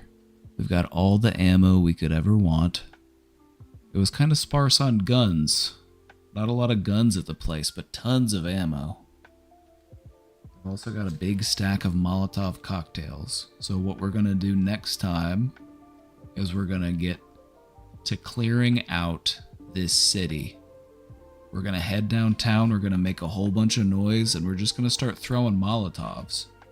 We only threw one Molotov last time, and we had huge flaming hordes. I'm wondering, what if we brought several Molotovs?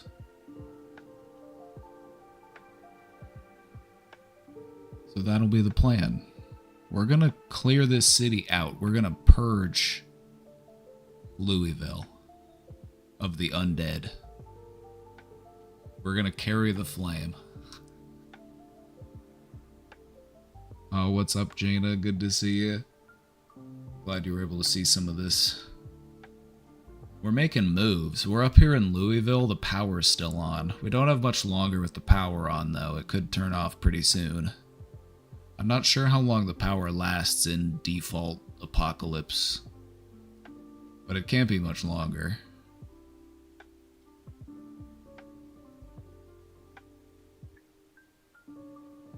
We're gonna have to get on our hands on that generator manual.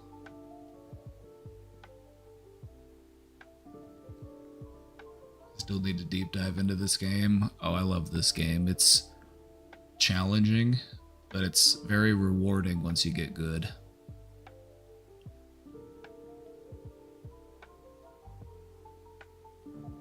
One of the cool things about this game, though, is if you play multiplayer, you don't have to, like, you could play Farming Simulator if you wanted. You could be a blacksmith.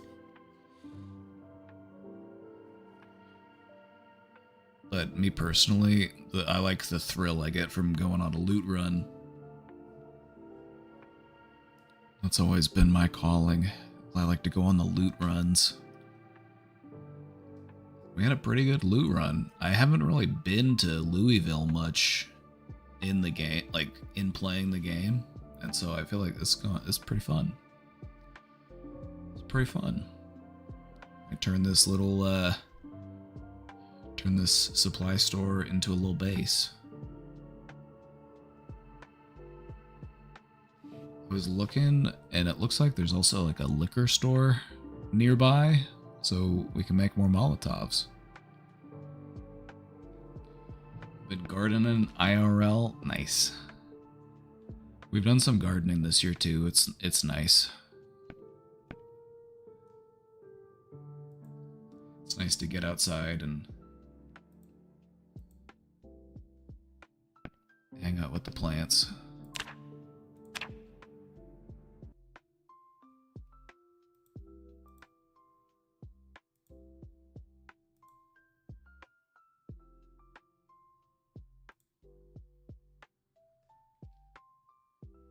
Alrighty, everybody. It's been fun.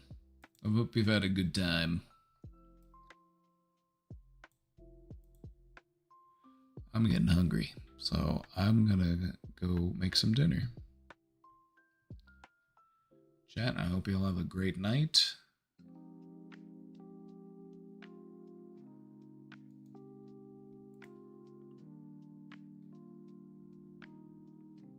See y'all next time.